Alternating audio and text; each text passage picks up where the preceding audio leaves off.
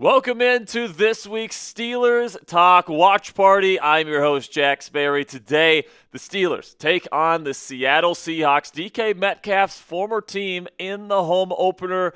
Today, it is Aaron Rodgers' home debut as the starting quarterback of the Pittsburgh Steelers. Lots of storylines that we're going to be covering throughout today's show. We got 90 minutes of pregame coverage, followed by live play-by-play and extensive postgame coverage. A big shout-out to all the real ones tuning in at the beginning of today's show. And today, we do have the Seattle Seahawks looking to avoid going 0-2 to start their 2025 campaign, and the Steelers looking to start their season 2-0 with the home opener here today versus the Seattle Seahawks. And with that, let's bring in our producer for today's show, Mr. Producer Ponzi. How we doing, Ponzi? Week 2, DK Metcalf revenge game. The early season revenge tour continues. Can't wait to watch this one with you today. I'm excited for another revenge tour appearance. You know, another stop in our 6-week journey or 5-week journey? 6 weeks, 5 games, 6 weeks. And I'm excited for another, I think DK Metcalf's going to have a huge day. Unfortunately, I am going against him in fantasy today. Yeah, that does suck for you. I took DK Metcalf in fantasy this year. Someone sniped him one pick before me, and I was very upset at that. Yeah, 100%. So I'm really excited to see what DK is going to do today, Ponzi, because last week they did a good job distributing the football, and I think last week the Steelers and Aaron Rodgers proved, we can get the ball to Calvin Austin. Yeah, we can throw the ball to Jonnu Smith and Pat Freiermuth and Jalen Warren out of the backfield. Like, we can do those things. So Seattle, they're not going to have Devon Witherspoon today, who's by far their best slot defender and their best secondary player just generally. Really good player, won't be on the field today. And Tyreek Woolen, somebody that has gone up against DK Metcalf a lot in practice there in Seattle when those two were teammates. It's going to be interesting to see that battle kind of play out, and I'm really interested to see two things in the passing game today, Ponzi. A, I'm excited to see how DK Metcalf goes up against Tyreek Woolen and how many big chunk plays he can get against him. And then also, how does Aaron Rodgers and Arthur Smith exploit that slot position? It's going to be Shaq Griffin that's going to be getting the start for Seattle today with Devon Witherspoon out of the lineup. And, you look at Tyreek Woolen, you look at Shaq Griffin, and then you look at Josh Jobe. I don't really see any of those guys as high-impact slot defenders from the slot. So, hopefully they can use Roman Wilson or Calvin Austin or even Jonnu Smith as a really nice slot weapon today and really exploit this Mike Macdonald defense that does do a lot of defensive rotations. You're going to see a lot of two-high safeties pre-snap. With this defense. You're going to see a lot of stunts in games and a bunch of different stuff on the defensive front. So, not an easy defense to go up against, but with Devon Witherspoon out of the lineup, I think DK is a better player than Tyreek Woolen is. I do like some of the matchups that the Steelers have today, Ponzi, and I think Aaron Rodgers is going to show that last week was no fluke, all right? I'm not saying he's going to throw 4 touchdowns today, but I do think he's going to have an impressive football game today, take care of the football, hopefully, do all the things that he needs to do to deliver a victory for the black and gold. And I will say, Tyreek Woolen, going against DK Metcalf, that is, certainly a matchup to watch. Not only that, because Tyreek Woolen has been getting some criticism recently for his performances. Last week did not have a good week against the 49ers, allowed the game-winning touchdown. And, I mean, if I'm Pittsburgh, I'm going to be exploiting that matchup pretty oftenly and constantly throughout the game. 100%. Feed DK the ball. That is a big key to victory in today's ball game. I want to show some love to the people that are tuning in 90 minutes before kickoff here. Type those real ones if you are here to kick off today's watch party. We got already 270 people watching live, only 42 likes. Can we get to our first 100 likes here within the first 5 minutes? I'd really appreciate it. But let's give some shout-outs here. We got Eric Gender, Richard. We got my lovely fiance Cassie Voth is here. Everyone say hi to Cassie. She'll be taking care of the bots for us today. We've got Gary Frank, Eugene Payne, Madden God, Robert Locke. We've got Cune. I hope I'm saying that. Kone? I have no idea how to say that. It's Kone. I think it's Kone. And then we got Gary Bandit. Czar Craig is here. Andrew Ringler. We got Black and Yellow Podcast. Collapse Throne, otherwise known as Fernando Martin. Got Gaming with Security. Morgan Hoover. Jason Evans. Michael Ryan, Javon, Roberto, Shadow Dragon, Tristan, Goose, Robert Maxwell, Colton, Pitt for Life, Shadow Dragon, Pizza is Goated, Colton, Jason, Pitt for Life, Goose, Javon, James, Colton, Andres, Tristan, Jonathan, Colton, Pizza is goated. Alexander Watson is here. Alex, good to see you, man.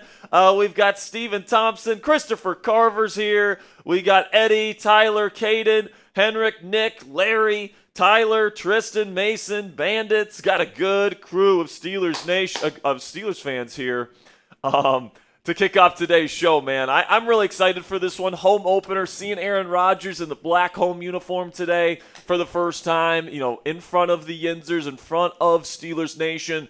It's going to hopefully be a celebration of this year's football team. Hopefully the defense plays a lot better today. Hopefully the offense can keep up what they've been able to do, and hopefully they can shut down Jackson Smith and Jigba, because if last week was any indication, if you shut down Jackson Smith and Jigba, the Seahawks don't have a passing game. Coop, what's up, man?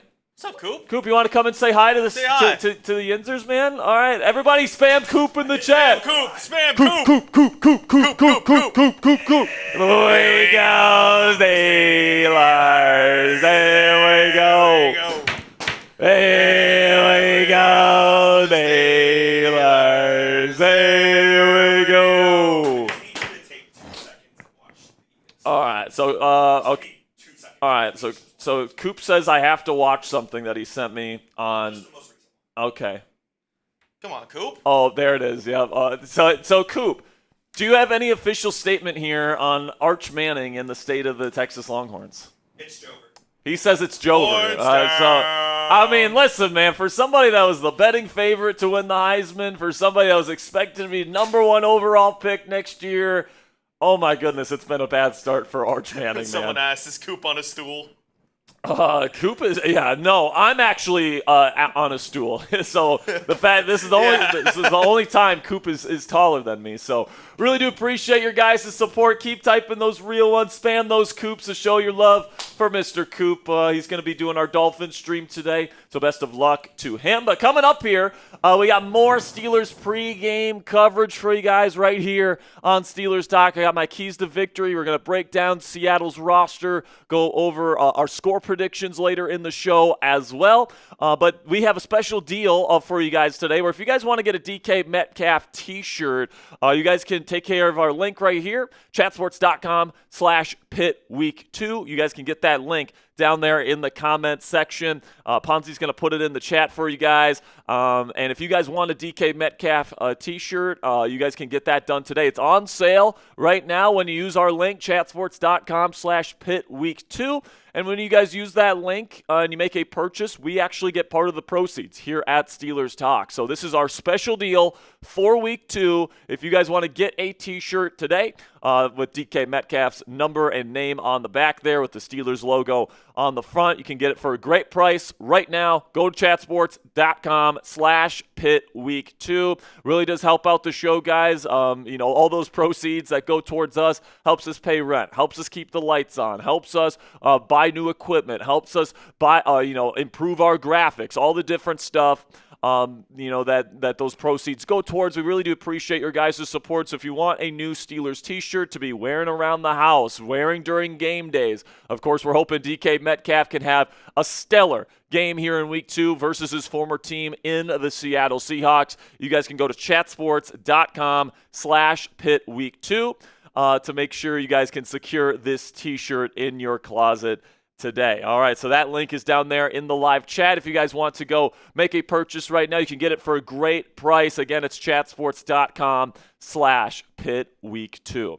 All right, man. So today's raffle item is going to be a DK Metcalf Steelers jersey. All right. So today it's DK Metcalf's turn to get his revenge versus his former team. Last week it was Aaron Rodgers versus the New York Jets. This week it is DK Metcalf. So our raffle item today is going to be a DK Metcalf Steelers jersey. Okay, guys, and or if you want to say Aaron Rodgers sucks during the game after he throws an interception, hopefully that doesn't happen. Or if you want to say he's awesome after he throws a touchdown. If you guys got anything that you want to get on the show and put up right next to me here on screen, you guys can super chat. You guys can go down there and press that symbol down there that looks like a dollar bill. It's going to give you guys a menu of how much money you guys want to send in, and then you guys can press send. We greatly appreciate any donations that come in. And if you guys want to enter today's DK Metcalf Steelers jersey raffle, it is $10 to enter the raffle.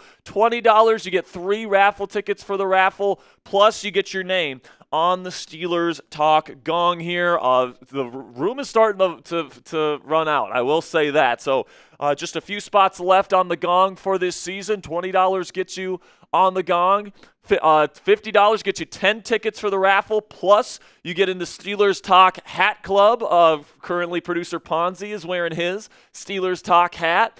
You guys have seen me wear the Steelers Talk hat quite a bit on our live shows this year, all that stuff. We'll send you a Steelers Talk hat. I think there's only like 15 left, guys, before we run out of this specific shipment that we have right now. So if you guys want a hat, $50 can get you into Hat Club. It's a lifetime membership, obviously, because you got proof that you're a part of Steelers Talk Hat Club. Every $100 that we make on today's show, we are doing pickle juice shots as well. And then every $250 we make on today's show, we are hitting the Steelers Talk gong. But like I said, guys, Hat Club, any donation that comes in $50 or more, you'll be becoming a member of Steelers Talk Hat Club, which of course is a lifetime membership, guys. So if you're a member of Hat Club, let us know down there in the comments section. And then if you guys want to double your raffle tickets today, for the DK Metcalf jersey raffle, you guys can send your donations into Venmo or PayPal.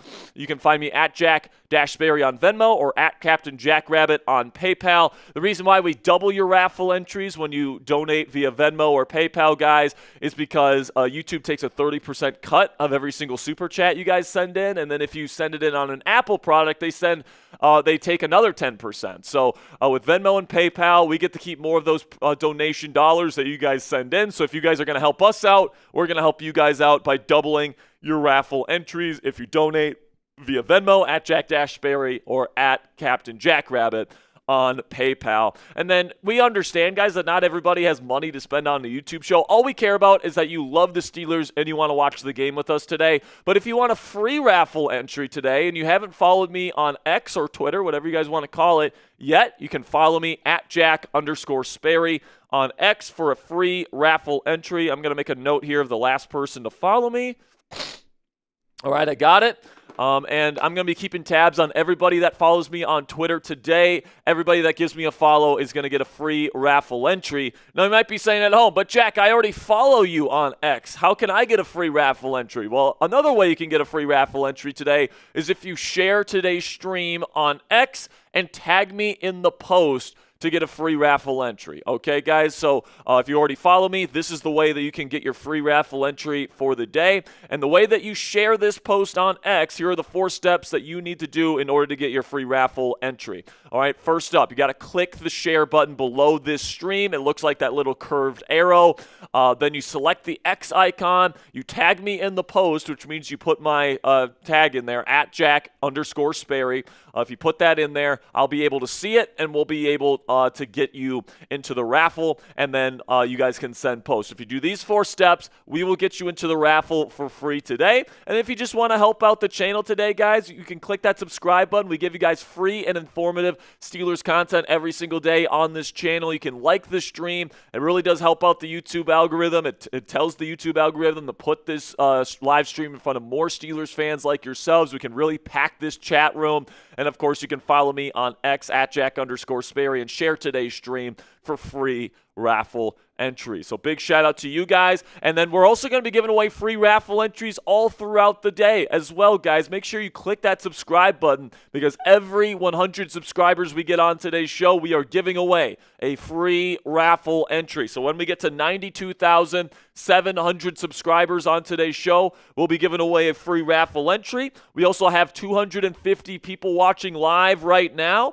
And once we get to 200 likes, we'll get to a free raffle entry as well. So right now we're up to 99 likes, so we're about halfway to our first free raffle entry. So if you haven't already, click that subscribe button. We're going to be here live for every single Steelers game this year. And also click that thumbs up icon to help out the Big O Steelers. Here we go.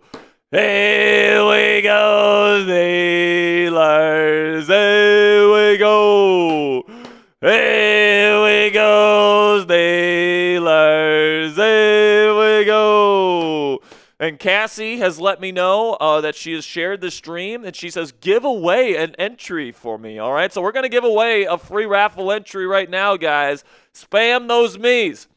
Spam those me's if you want a free raffle entry. Whoever spams me the most in the next 60 seconds is going to get a free raffle entry. Let's go. We got Pat Lepla, Nicholas, Gary, Beat Boy, Roberto, Eric, we got Ray, Cameron, Adam, Eric Gender. Come on. Keep spamming those me's. Let's go. By the way, as you're spamming those me's, Ponzi, if Aaron Rodgers throws 2 touchdown passes today, he passes Brett Favre on the all-time quarterback touchdown list.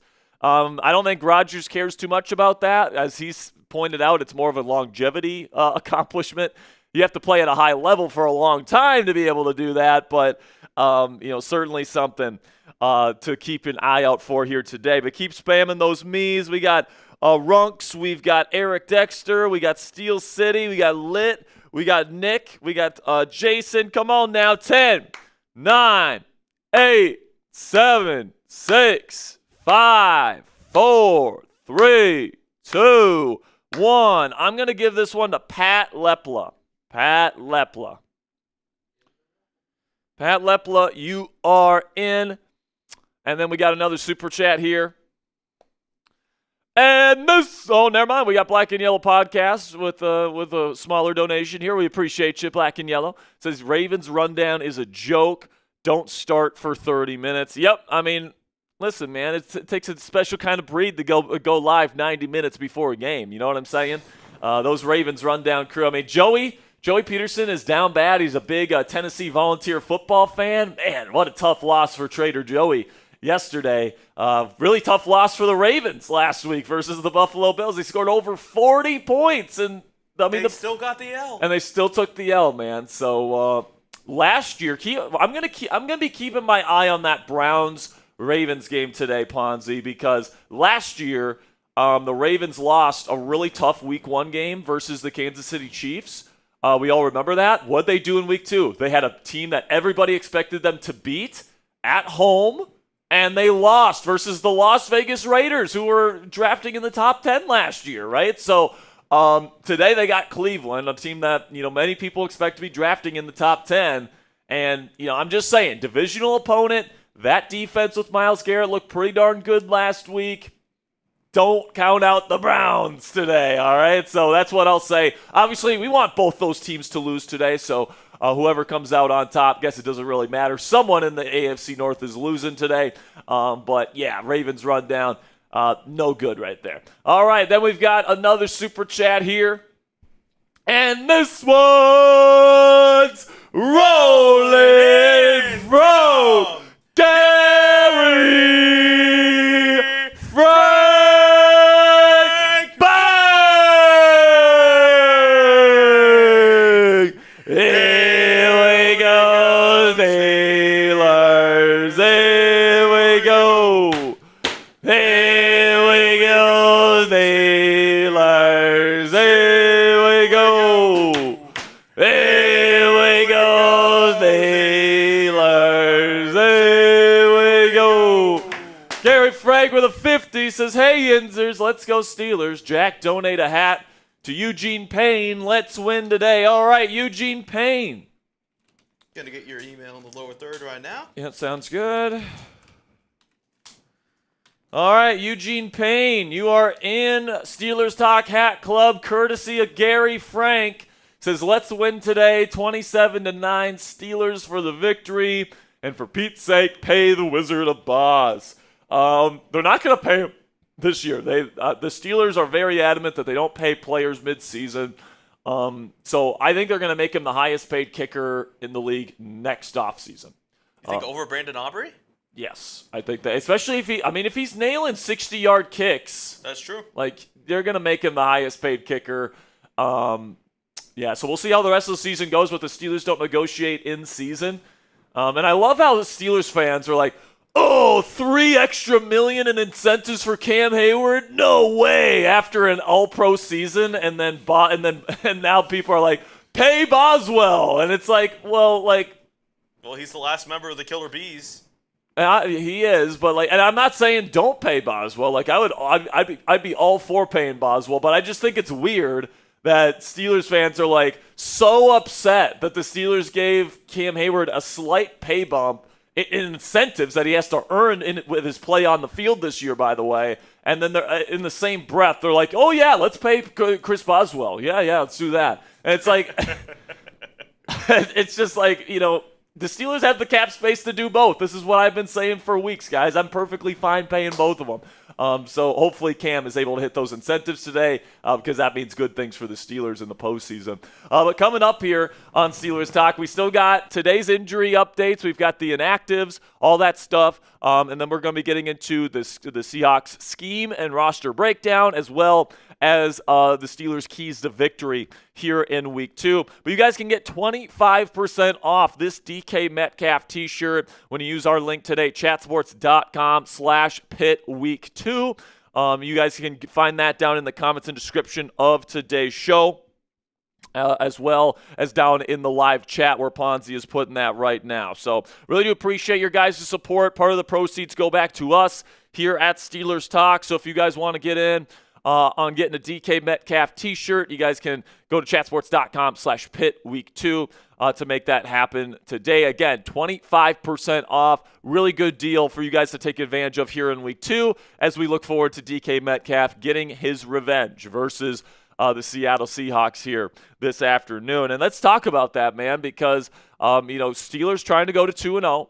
Seahawks trying to avoid 0-2. All right, so that's going to be, a very feisty team today because 0-2 is not a great start, and that's not how Seattle wants to start their season. So they're going to be scrapping today, and the Steelers are going to have to fend off that football team today here at home. Of course, it's Aaron Rodgers' home debut as the starting quarterback of the Pittsburgh Steelers after beating his former team on the road last week versus the Jets. DK Metcalf is playing against his former team, the team that said, you know what, we don't want to pay you the money that you think you're worth. We're going to trade you away for a second-round pick, and we're going to make Jackson Smith-Njigba our number one receiver moving forward. So DK has a lot to prove today. Aaron Rodgers has a lot to do today, making his first impression there with Steelers Nation.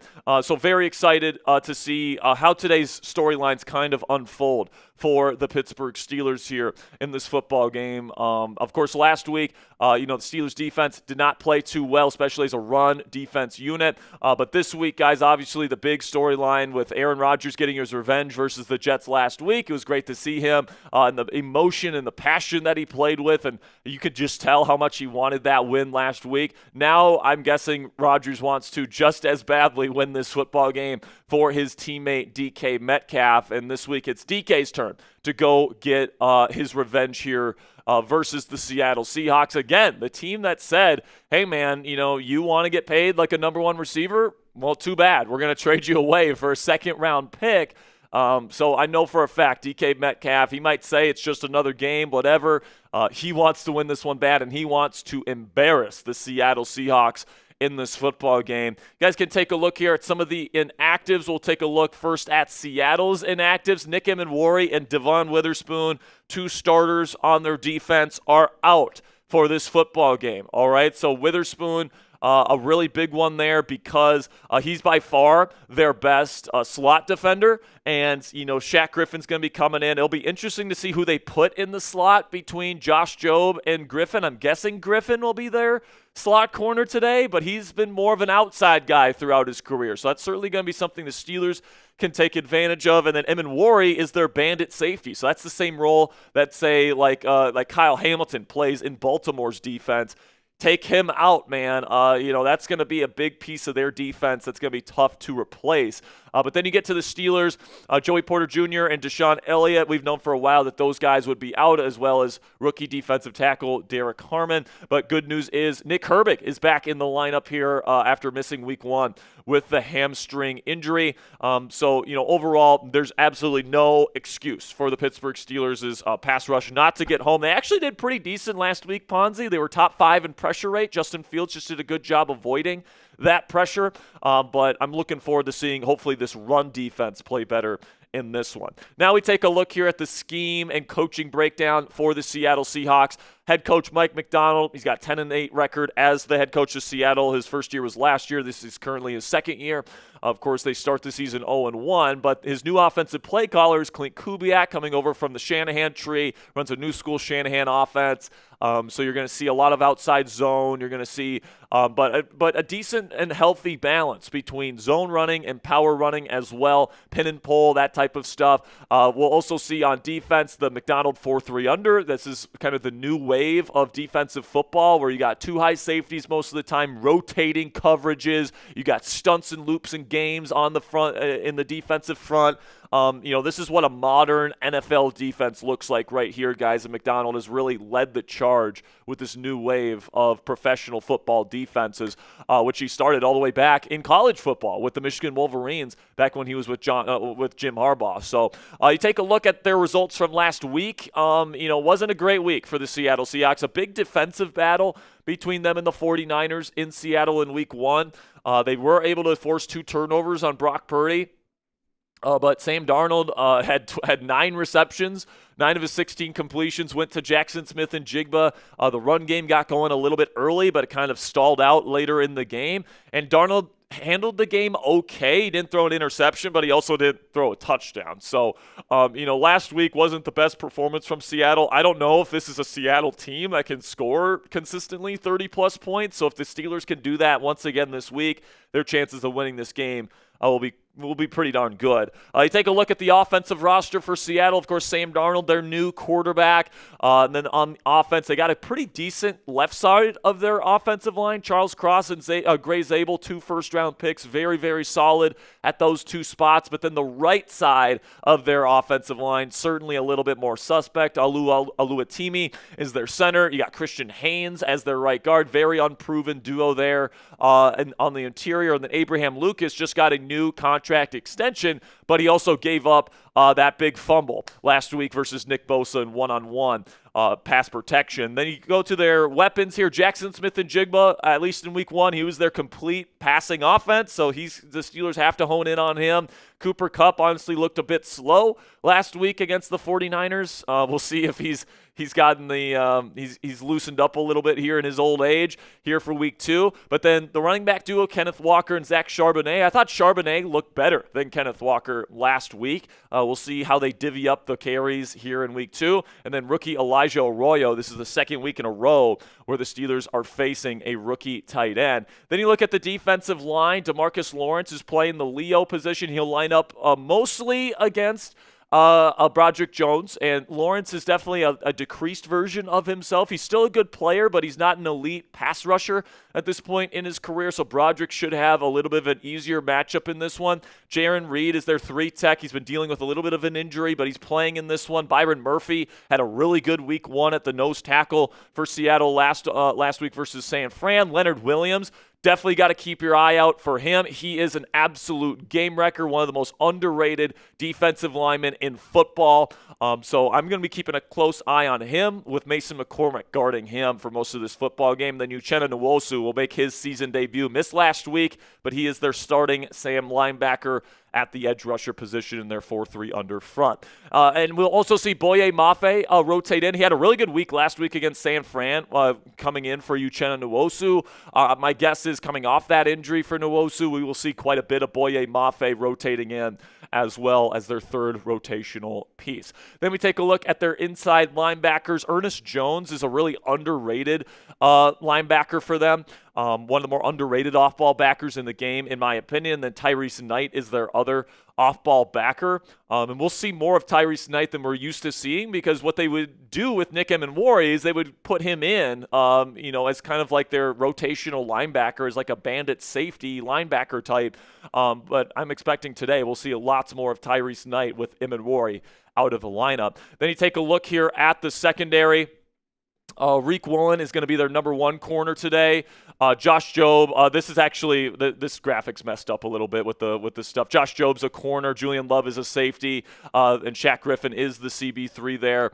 But Reek Woolen is going to be taking on DK Metcalf today, and then Josh Jobe and Shaq Griffin. It's going to be interesting to see which one of those guys takes the slot and which one takes the outside assignments here today. But neither of them are really known for their slot play. So losing Devon Witherspoon is a big deal for this Seattle secondary. We'll see how they adjust it here and how they approach this heading into this week's matchup.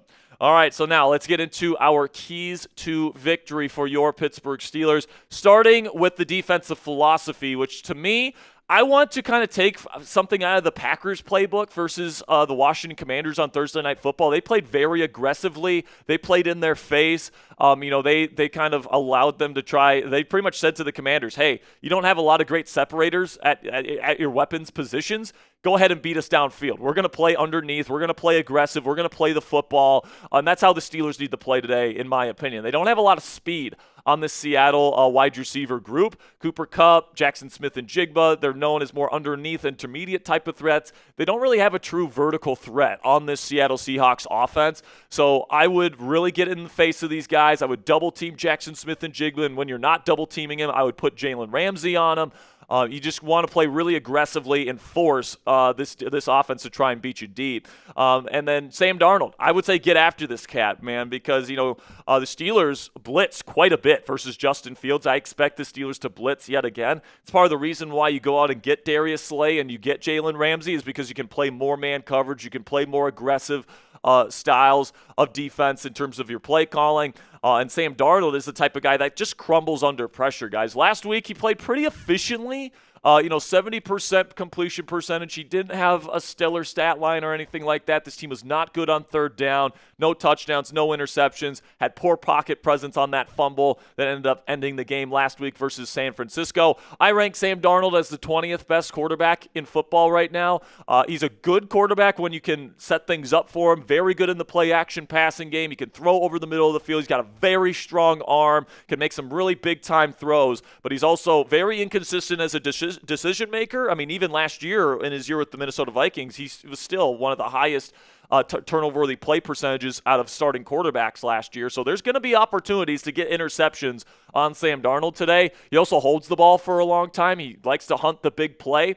His pocket presence isn't terrific, and his pressure management is not great whatsoever. So if the Steelers can get to him here today, I expect Sam Darnold to make some mistakes. And the person that really needs to eat and get home today, in my opinion, is TJ Watt. With the left side of Seattle's offensive line being as good as it is with those young guys in Cross and Gray Zabel, I think the matchup that you want to exploit today is Abraham Lucas, their right tackle. The San Francisco 49ers did that last week with Nick Bosa. Now I want TJ Watt to be able to eat. Last week, he got a lot of pressure. He looked explosive. He looked like the TJ Watt we know and love. He just wasn't able to get TJ Watt on the ground. He had 0 sacks on the day. So hopefully Watt can break through, get that first sack of the season, maybe even get a forced fumble on Sam Darnold, who doesn't have the best pocket presence in the world. And then when it comes to the passing game, don't let JSN beat you. He had 9 catches last week, had 83% of the receiving yards for Seattle. Okay, so you want somebody else other than JSN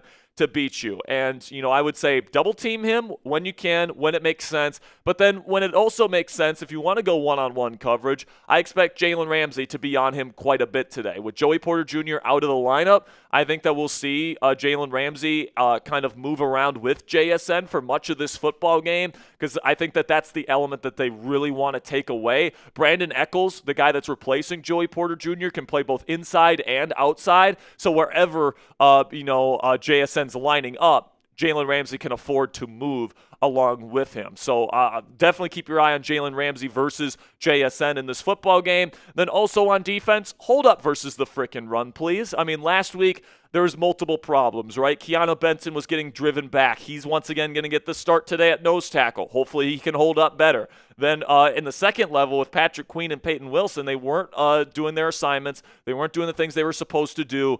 Specifically, Peyton Wilson was abandoning his run fit to try and make a bigger play. And I think that the message for this defense this week, guys, especially versus the run, is just do your job, all right? Fill your run fit. There's plenty of defense or plenty of talent on this defense. If everyone does their job, everything's going to be fine, all right? No need to try and be a hero. Then we get to the offensive side of the ball where I say feed DK Metcalf, all right? His matchup versus Reek Woolen today. Reek gave up multiple big-time plays in the fourth quarter versus San Francisco.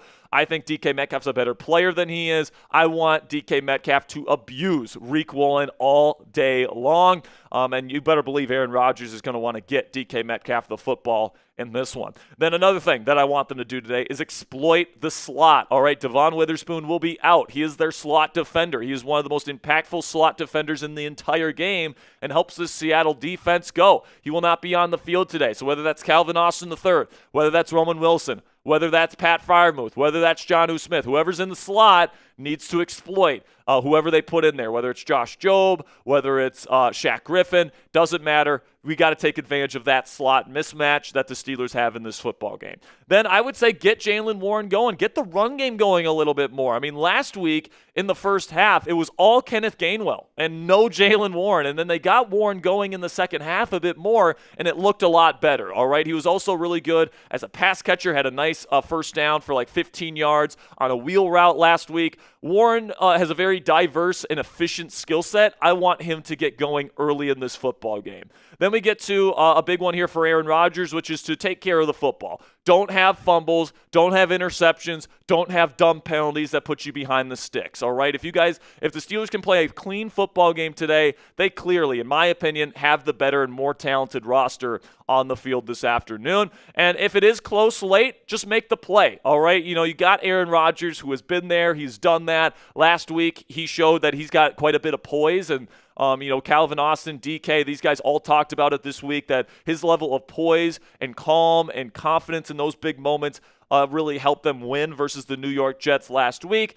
So if the game is close, I expect the Steelers crowd, the fans there at Acrisure Stadium, as well as the poise from Aaron Rodgers to help this team get it done. So still to come here on Steelers Talk, me and Ponzi make our score predictions for this Week 2 matchup, Steelers versus Seahawks. But I want to, once again, let you guys know that you guys can get a DK Metcalf t-shirt from our friends on our Chat Sports website right now when you go chatsports.com/pitweek2. That link is down in the comments and description of today's show, and Ponzi's going to be putting it down there in the chat right now. Got that black t-shirt with the Steelers logo in front with Metcalf's number and name on the back of it. It's a perfect shirt to be just lounging around the house, supporting the new number one receiver here in Pittsburgh. It's also one that you can wear for a while because Metcalf is under contract for this season as well as the next 4 seasons, all right? So he's going to be here for a while, guys. If you love DK Metcalf, you want to support him, and you want to support the show, 25% off right now when you use our link, chatsports.com/pitweek2. So really do appreciate your guys' support. All right, let's get to some super chats here. Rad Doctor with a $20 super chat. Rad, you are on the gong. And he says, you are amazing. No, Rad Doctor, you are amazing, my friend. So that is 10 raffle entries, or 3 raffle entries, rather, for Rad Doctor. Appreciate your support there, my friend. And then we've got, oh, baby, this one's rolling in from Gary Frank Bank. Here we go, Steelers. Here we go. Here we go, Steelers. Here we go. Here we go, Steelers. Here we go. Gary Frank with his second 50 of the day. Says Pat Lepla needs a hat too. Here you go, Pat. Welcome to the club. Platinum 666 was great to make a donation for me. Just paying it forward as well. Welcome to the club. So Pat, make sure you send me an email at Jack or at Sperry at chatsports.com. Ponzi's going to put my, there it is, my emails right on the bottom of your screen, Pat. And if there's anyone that deserves a Steelers Talk Hat Club membership, it would be Pat Lepla. She has been, it's been one of the most real ones here at the channel for a very, very long time. So big shout out to Pat Lepla. Thank you so much for supporting the show. And big shout out to Gary for donating that Hat Club membership. Then we got from Kone, I hope I'm saying that right, my friend, says, curious to see Jabril play, and the run defense needs to do better, and the run game. Hopefully we can get it done. Yeah, man, those were some of the struggles that this team had in week 1. Now, what I will say about those two things, okay, number one, you got to give the Jets credit on both of those things, okay? Like, in my opinion, that offensive line there in New York is the real deal. I think Tanner Engstrand, their new offensive coordinator, he's the real deal, okay? Even without Elijah Vera Tucker, they were very fundamentally sound. They knew what they were supposed to do in every single run that they run. And then Breece Hall, legit, dude. Like, he's got really great quickness, great vision.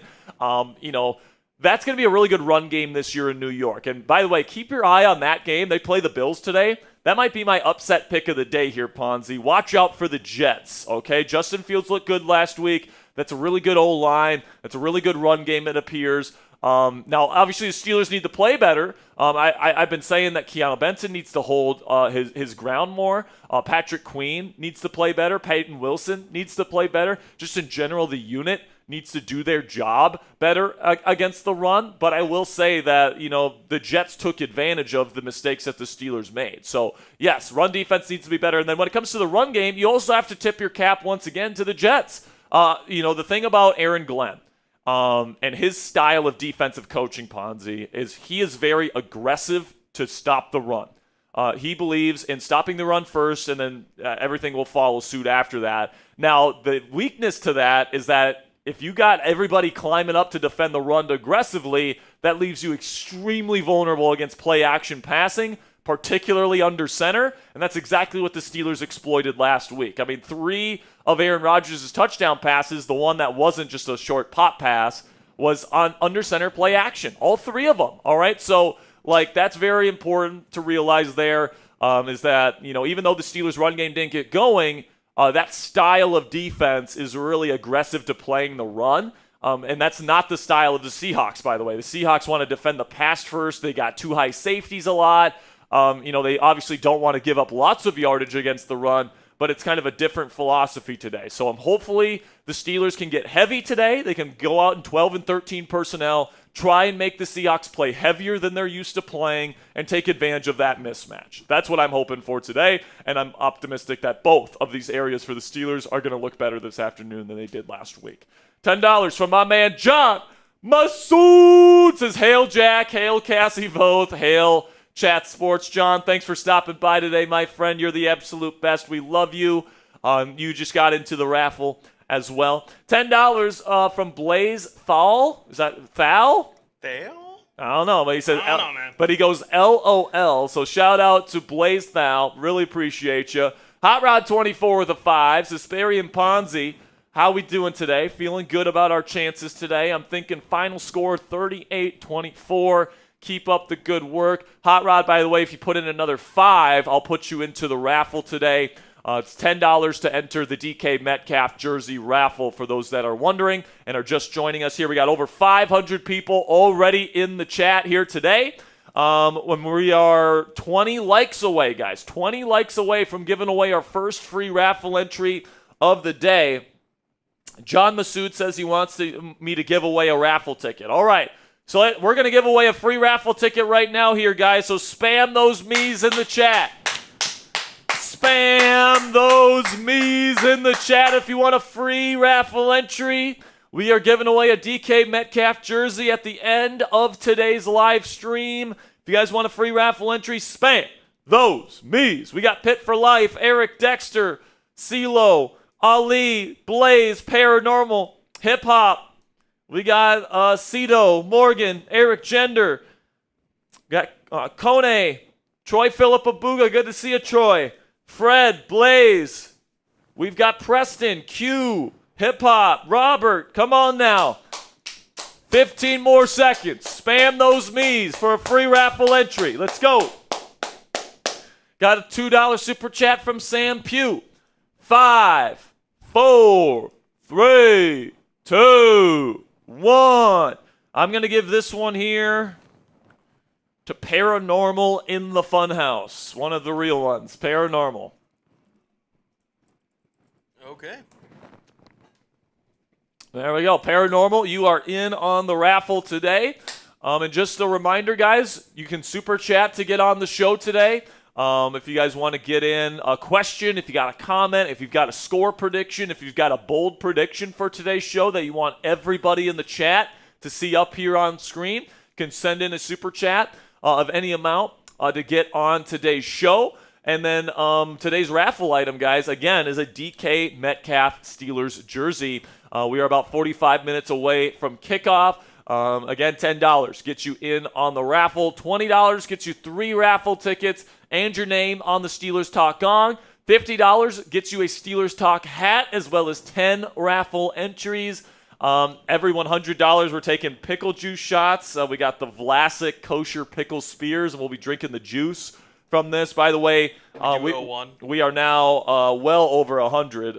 So we're about $20 away from another one, but I'm gonna do one right now. All right. First pickle shot of the evening or of the day. We're a $20 super chat away from another one, by the way.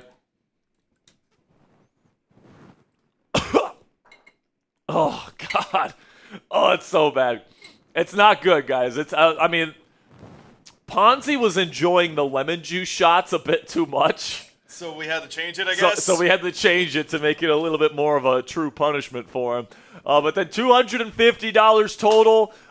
If we get every $250 that we get on the show today, we're hitting the gong. My goal, guys, is I would love to hit the gong before kickoff, at least once. Last week, we were able to hit it twice and get to $500 before kickoff. We got about 40 minutes to kick off at Acrisure Stadium.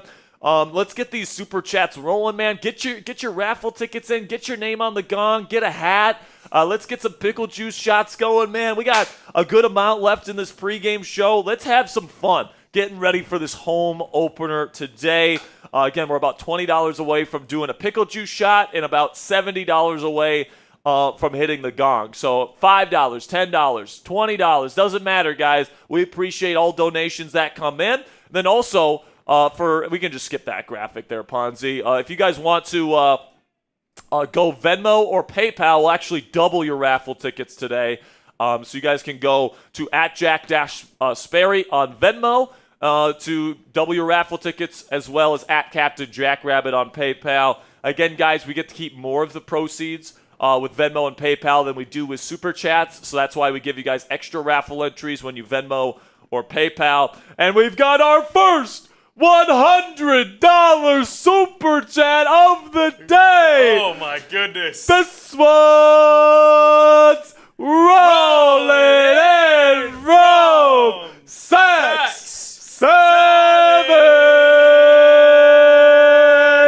Bang! Here we go, Steelers. Here we go. Here we go, Steelers. Here we go.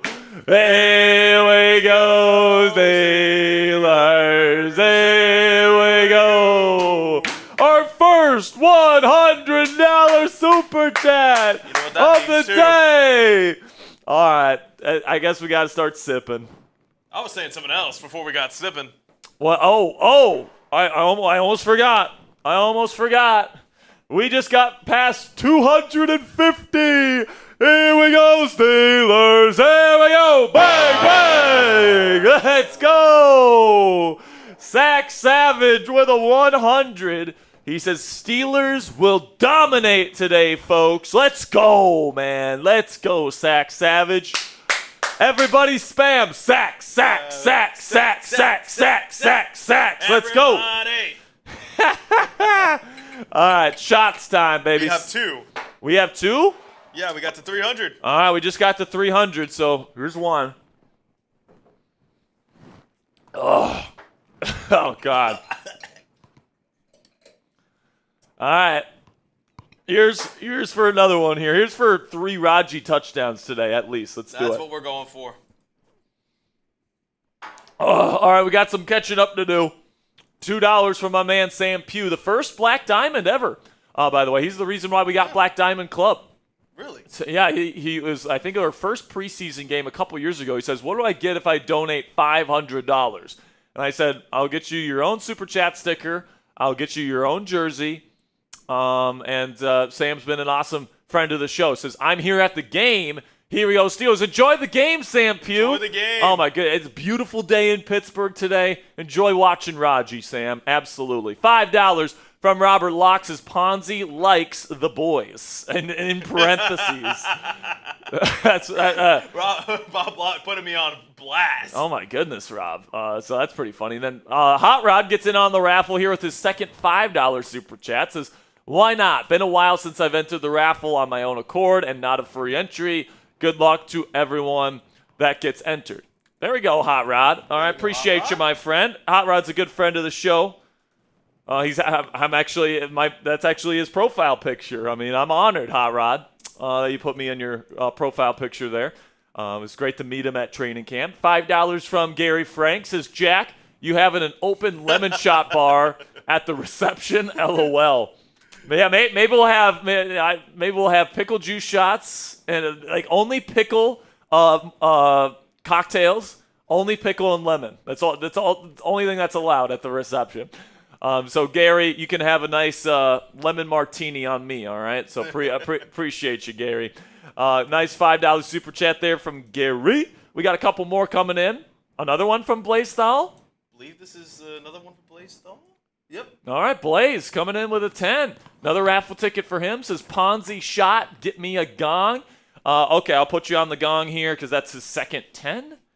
So Blaze, you are going on the gong, my friend.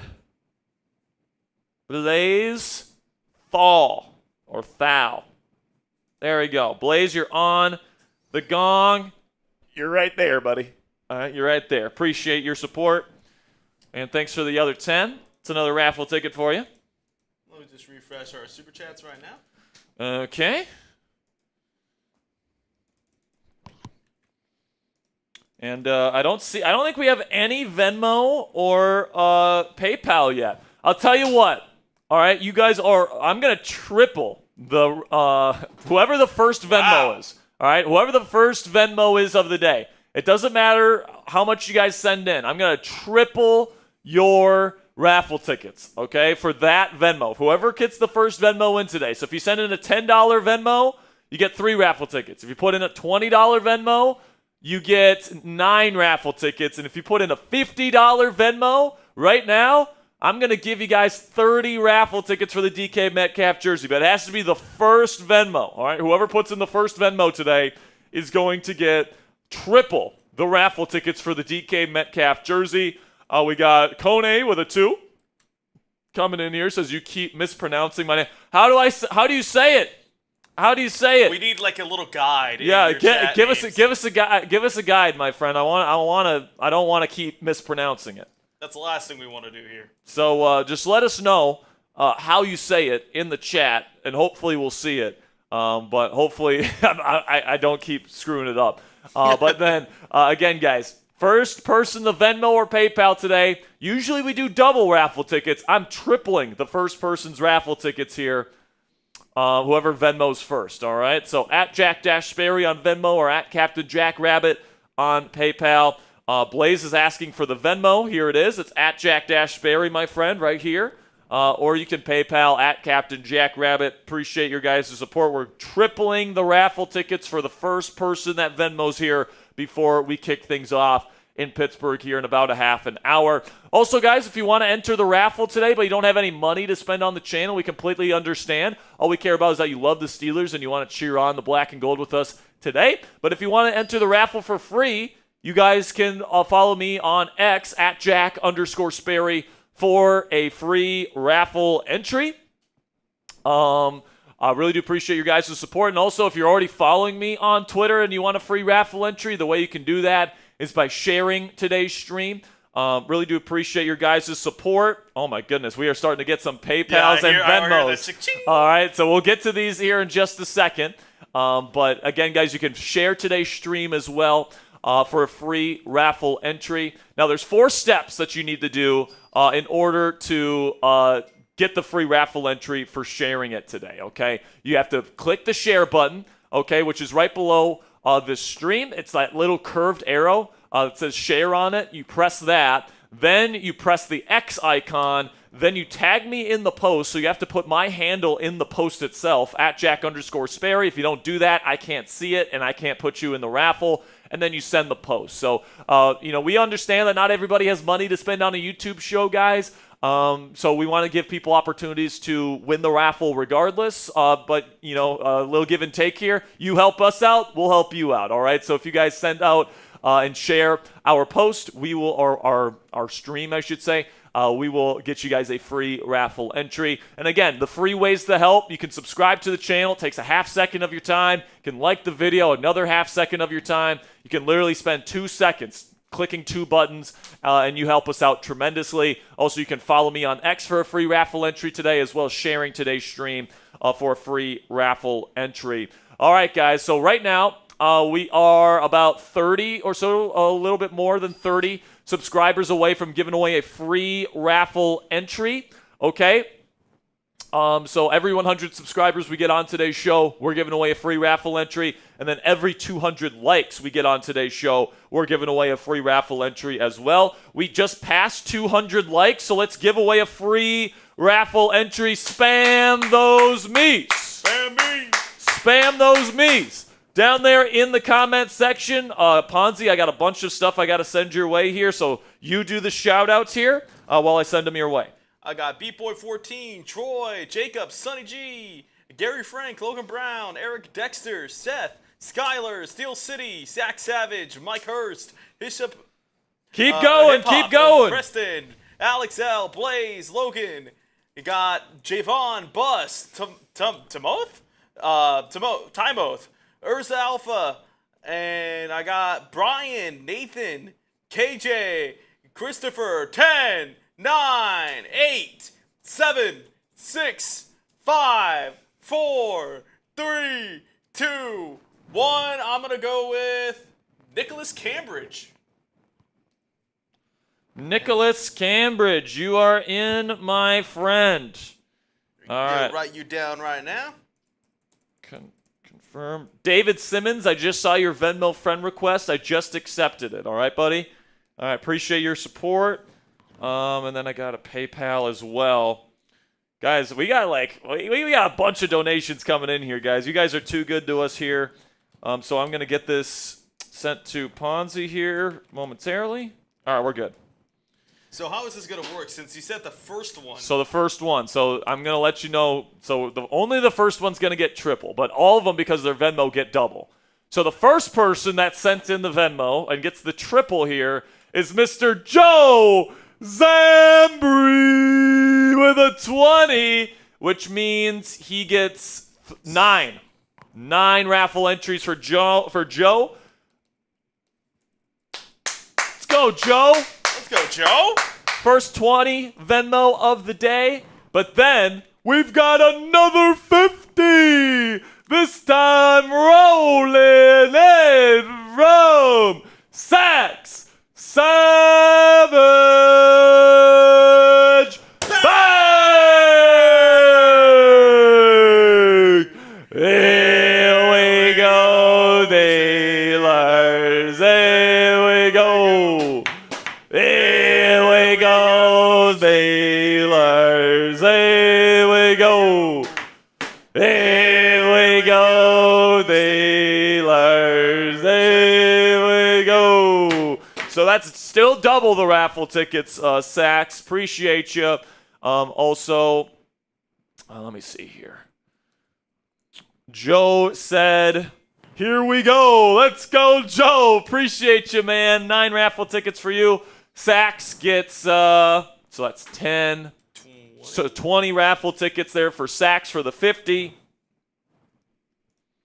So right now, guys, keep in mind, Chuck Clark is currently working with the first-team defense at strong safety. So it appears Jabril Peppers isn't all the way ready to start for the Steelers this week. Maybe we'll see him in certain packages, but I think we're going to see a pretty good amount of Chuck Clark. So just so you guys know that, about half an hour away from kickoff in Pittsburgh, okay? Then we got $10 here from Robert Locke. Let's go, Robert. And he says, much love. Appreciate you, Robert. That's 2 raffle tickets for you right there, Mr. Rob. Best of luck to you. Absolutely fantastic stuff. Steelers fan 4 says, hashtag we want Peppers.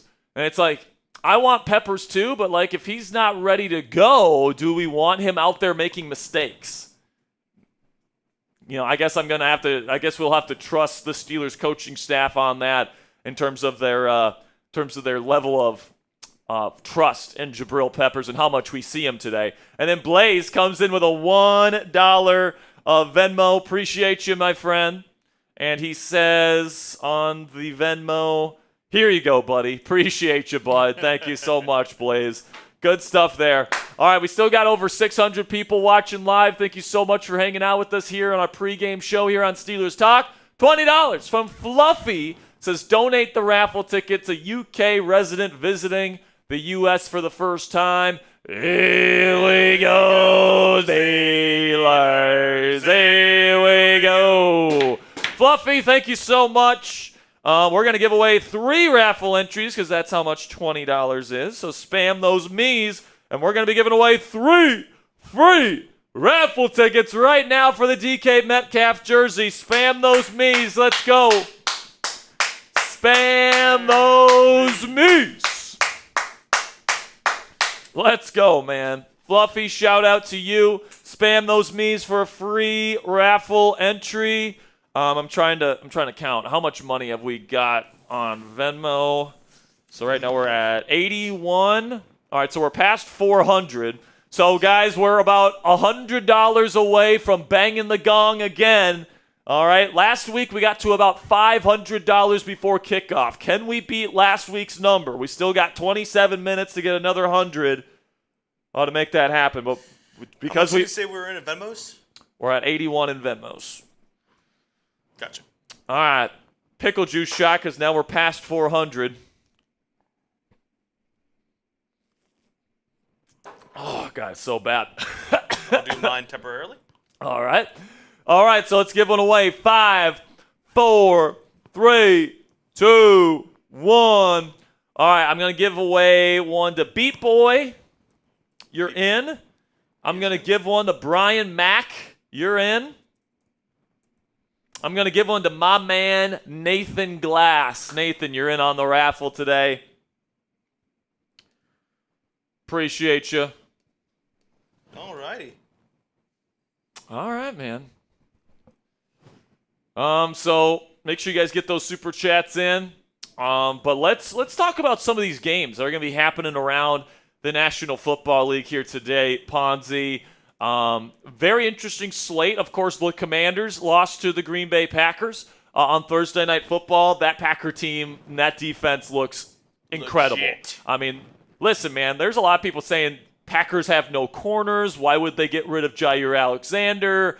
All this stuff. Keyshawn Nixon and Ballantyne, man, their 2 outside guys looked unbelievable versus Washington. Now maybe it's because Terry's cooked. Maybe it's because Debo and Noah Brown can't separate, and Zach Ertz is a dinosaur. Maybe it's just that they can't separate, and it made the Packers defense look really good. But man, they played really, really well on Thursday. And I gotta say this, man, the Commanders need to get Jaden Daniels some separators because, like, you watch that film. Nobody was getting open for the Commanders. And especially after, the report today, I think it was MCL?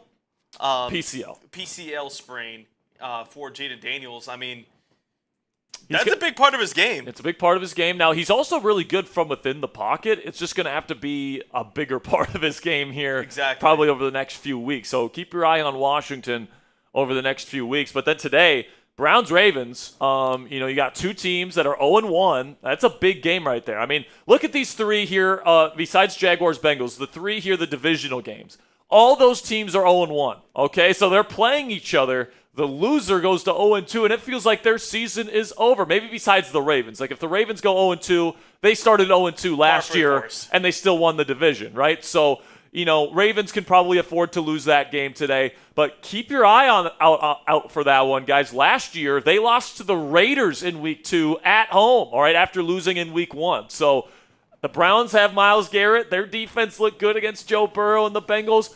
Don't count out Cleveland today, all right? So hopefully the Brownies can take care of it versus the Ratbirds today, and they can start 0-2. But then Giants-Cowboys, another interesting game. Is this Russell Wilson's last gasp? Because there's been a lot of chatter among Giants fans. They already have turned on him after last week's 17 for, I think, 37 performance. Like, he had 20 completions. He had an under 50% completion percentage. He was the leading rusher. He was the leading rusher for them, but that's not saying much. And the Cowboys looked pretty decent versus the Eagles in the opener. They're home today. I think most people probably expect the Cowboys to win. But if the Cowboys lose that game, the season feels over for Dallas. Yeah. So big game for Dallas. Any thoughts on that, Ponzi? I know you know that team well. Dak Prescott is 12-0 against the Giants in the past, ever since his rookie year. Yeah. So, I think, honestly, the Giants, their season might have been over before the season started. Yeah, they're just not going to be competitive. Because, honestly, at what point, and I got to ask you this, at what point do you turn to Jackson Dart? When you feel like he's ready.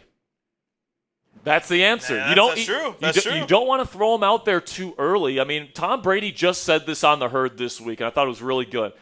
These guys don't have any time or ability or any opportunity to just sit and learn anymore. These young quarterbacks get brought in, and the second the veteran quarterback starts not playing great, everyone is demanding that they start, and then they go out there and they have to play a super dumbed down version of the offense because they haven't learned it all yet, and their knowledge of the game is not what it probably should be for a starting quarterback, and then they struggle, they lose their confidence, and then by the end of year 2, they have no confidence left, and they suck, and people wonder why, what happened. It's like you threw them out there too early. And the Giants' offensive line, man, that's not a situation you want your young, hopefully future franchise quarterback to go out to. Honestly, I would rather start Jameis over Jackson Dart right now. Yeah, that's fair. I would want Jackson to get every opportunity because he played well in the preseason. He's got that confidence built up based on his play from the preseason. What was the W? That's step one. But preseason football is preseason football. That's vanilla coverages. That's playing against backups, all right?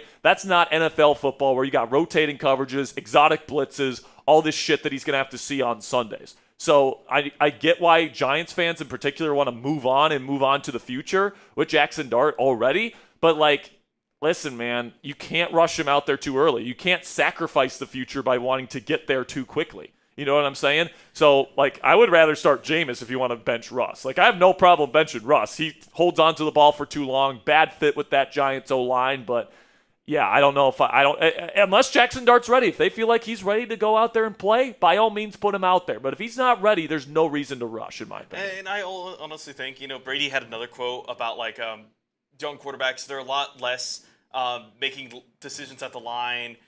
They're more relying on their athleticism nowadays, and that's what teams draft for, thinking that they can get the intangibles mentally there. But, you said it exactly, Anthony Richardson, prime example of Trey Lance rushed in too early. I feel like, not saying Trey Lance never got a shot or Anthony Richardson, but when their shots were, it was just against in an offense they didn't really know still. Yeah, so they were just relying on their athleticism. But then there's also guys that were raw in college, and then they figure it out in the league. Deshaun Watson, Patrick Mahomes, Josh Allen, Justin Herbert, Lamar Jackson. Literally all of the league's top quarterbacks, maybe outside of Joe Burrow, were seen as a raw quarterback prospect. And they developed with the teams that they were drafted to. So when it comes to drafting quarterbacks, guys, really, it is a crapshoot. And this is why I don't necessarily blame the Colts for taking a swing on Anthony Richardson. People want to say in hindsight, oh, what were they thinking? They drafted a bust. They're terrible at evaluating quarterbacks. But it's what was really the difference between Josh Allen and Anthony Richardson coming out? They were both extremely inaccurate. They both had really low completion percentages coming in. They were both dynamic rushing threats. They both had incredible physical talent. One developed and one didn't, all right? And sometimes you can get that in the interview process based on someone's mental acuity. all that different stuff that we don't have access to as fans.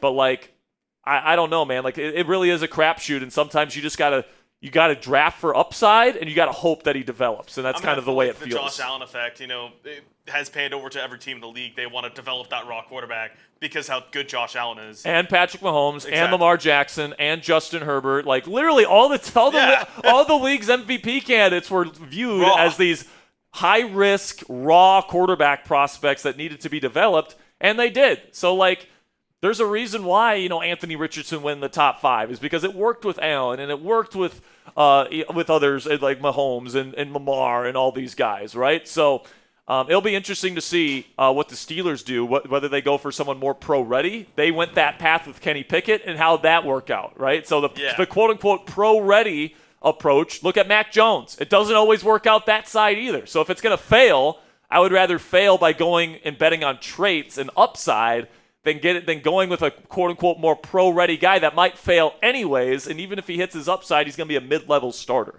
Because that's a one-way ticket to NFL purgatory right there, right? If you draft a Tua or if you draft, Ponzi, a Dak Prescott. The whole thing, with Dak and with quarterbacks like Jared Goff, Tua, is that you kind of know what you get with them, and that's not a bad thing. Not a bad thing at all. But we saw it with the Lions. I mean, Jared Goff was not good last week. Yep. Take away his offensive line, he will be bad. Exactly. And the whole thing is that Caleb Williams, number 1 overall pick, looking at this Bears-Lions matchup, he's one of those guys who had a lot of upside. I wasn't as high as on him as a lot of people thought. Obviously he was going to go number 1. But I think with the difference between, these 2 former number 1 overall picks is that Jared Goff was in that era of we're drafting pro-ready quarterbacks. And Caleb Williams is all right, high athleticism. So, we're kind of really seeing and Goff was not pro-ready. No. Goff, I think Goff was seen as a cannon arm, talented pocket passer. I think, he was a little bit of a hybrid, where he's more of like back in that day, a high-end pocket passer was exactly. that was a premium, right? Exactly. So he did not come in league ready. I don't think Jared Goff was seen necessarily as a pro-ready guy. And he wasn't. When he went into the Rams that first season, he was awful, right? Yeah, it was terrible, right? So I'm looking at that Bears-Lions matchup. I'm going to go with the Lions in that one, Ponzi, but I'm not confident in that. Because I'm not confident either. I just feel like that Lions team has taken a pretty big step backwards this year with Ben Johnson and now Tanner Engstrand out of the lineup as well, or out of the coaching staff. And I really think they were going to promote Engstrand, and they wanted to keep him. But he decided to go elsewhere? I don't know. I think if they wanted Engstrand, he would have stayed. I think so too, but also I think in terms of who they kept over, I don't know if they really considered Engstrand as much as they should have. Yeah. And now they're wanting him back. I agree with that. Jaguars, Bengals. Hopefully Jags win. They won last week. It was a very easy opponent though against Carolina. Trevor Lawrence was very up and down in that game, so Bengals defense looked better than in years past, but that was against the terrible Browns offense. Honestly, they didn't even look good against the Browns last week. If the Browns had a confident kicker, they won that game. So the Bengals are home. Hopefully the Jags can win, so the Bengals can go to 1-1. So hopefully that's the case here. Some other games that are going on around the league here today. Patriots versus Dolphins. It feels like another divisional game that's a must-win for these guys. Whoever loses that game, it feels like the season is over. And both teams, I think, are pretty bad based on the way they played last week. Then you get Bills-Jets. This might be my upset pick of the week here, Ponzi, because I watched that Jets film, and it wasn't just the Steelers' defense playing bad. It wasn't whatever. That was a well-coached offense in particular, with a really good run game, really good offensive line. And that Bills team surrendered so much rushing yards to Derrick Henry last week. Now, maybe Josh Allen just does his Josh Allen thing and scores 30-plus points and they win that game today on the road. But, I think the Jets are feeling confident right now. They're home. It's a divisional matchup. They know each other well. Keep an eye on that Bills-Jets game today, all right? Then 49ers-Saints. Mac Jones makes his 49ers debut. It just seems like he was destined to play for the 49ers, right, Ponzi? Everyone was saying that he should have been drafted 3rd overall that one year. And I do think Mac is a really good fit for that 49ers offense. I agree too. So, in that Saints defense, stinks. All right, so my prediction is 49ers win today pretty convincingly, and people are going to be hyping up Mac Jones. And then he plays again next week versus that Rams pass rush and completely crumbles. That's my prediction. Of course, we got Seahawks Steelers here coming up in about 15 minutes. But then later today, Rams versus Titans. I think we all expect the Rams and that pass rush to get home on Cam Ward. Brian Callahan is a fucking joke. Then you get to Broncos Colts. Very interesting matchup there. Because Daniel Jones faces a legitimate defensive test there, Ponzi. That defense there in Denver, legitimate test. Miami's defense, not so much. They are home, so that should help them out a little bit. But Daniel Jones looked pretty darn good last week. Some people on NFL Game Day morning, I was overhearing. I think Rich Eisen and these guys were saying he was the best quarterback in Week 1. Apparently, that's kind of bold. I don't know, Jim. I want to see it versus the Broncos, so we'll see how that game plays out. Panthers Cardinals. I think Cardinals at home probably very much expected to win that game. Eagles Chiefs, America's Game of the Week, I believe that one is. I'm taking the Eagles, man. The Chiefs, with all their injuries, all that stuff, I just don't see the Chiefs pulling it out, unfortunately for them. Then Monday Night Football this week, you got Texans and Buccaneers. Interesting matchup there. Buccaneers kind of underperformed. How could I forget about Sunday Night Football, man? We got Vikings versus Falcons tonight. J.J. McCarthy. Ponzi, do you think J.J. McCarthy is the real deal? Or was the fourth quarter just the Bears shitting the bed? I mean, I kind of think it's a combination of both. I think J.J. McCarthy kind of settled in. I think, obviously, with a Minnesota Vikings offense that's not really asking him to, be the star piece rather than just distribute the ball, be the game manager. And I think he did that great in the fourth quarter. The first 3 quarters were absolute dog shit. But, I mean, McCarthy, I don't know. I'm leaning towards real deal, but also the Bears are the Bears. And honestly, it was a tale of two halves, but Caleb Williams, man, he looked really bad in that game. Yes, he did. And tough J.J. defense McCarthy to go up against, but it was not pretty. Rose to the occasion. And, you could say that he did, he didn't really do anything special. The Bears defense collapsed, but still, I mean, those are throws you need to make, and he made them. So, I mean, you can't discredit them. Now the question is he going to be able to do it for 4 quarters against a defense there in Atlanta that played pretty well against a good Buccaneers offense in Baker Mayfield last week? So, and another thing is and then National Penix. Championship rematch. Yeah, National Championship rematch, McCarthy versus Penix. Definitely an interesting matchup. Maybe not like a high-flying, like elite team matchup, but it's a very interesting matchup between young quarterbacks, I think is the right way to look at that game. I saw some more people on Twitter going this matchup's going to be snooze fest. And it's like, if you don't like young quarterbacks, why are you even watching the NFL? It's very interesting, for sure. But then you got Tampa Bay, Houston. I think Tampa probably the favorite in that one. Houston did not look good offensively. No. That offensive line is absolute garbage, plain and simply. And then you've got Raiders versus, who do they play? Chargers as well. Yeah. Watch out for the Raiders in that game, by the way. Divisional opponent, Geno Smith. I'm a Geno Pill guy. I am too. I'm a big fan of Geno. I'm still going to take the Chargers to win. They're home. They have the better defense. I think that they'll end up winning this game. And Justin Herbert's Justin Herbert. But I think it'll be a high. I think it'll be a high-scoring game. Watch out for that second game on Monday Night Football. All right, so now we're about 10 minutes away from kickoff. So let's get into our Week 2 score predictions here, guys. We got over 1,100 people in the chat room right now, getting ready to watch Steelers versus Seahawks. I'm going to go with the Steelers to win this game, Ponzi, but a little bit closer than maybe some people would expect. 27-20 Steelers win. I think that the Steelers offense will have some hiccups here and there, but I think DK Metcalf will have a huge day. I think that Seattle, they'll get their run game going a little bit. I don't think the run defense will be perfect today for Pittsburgh.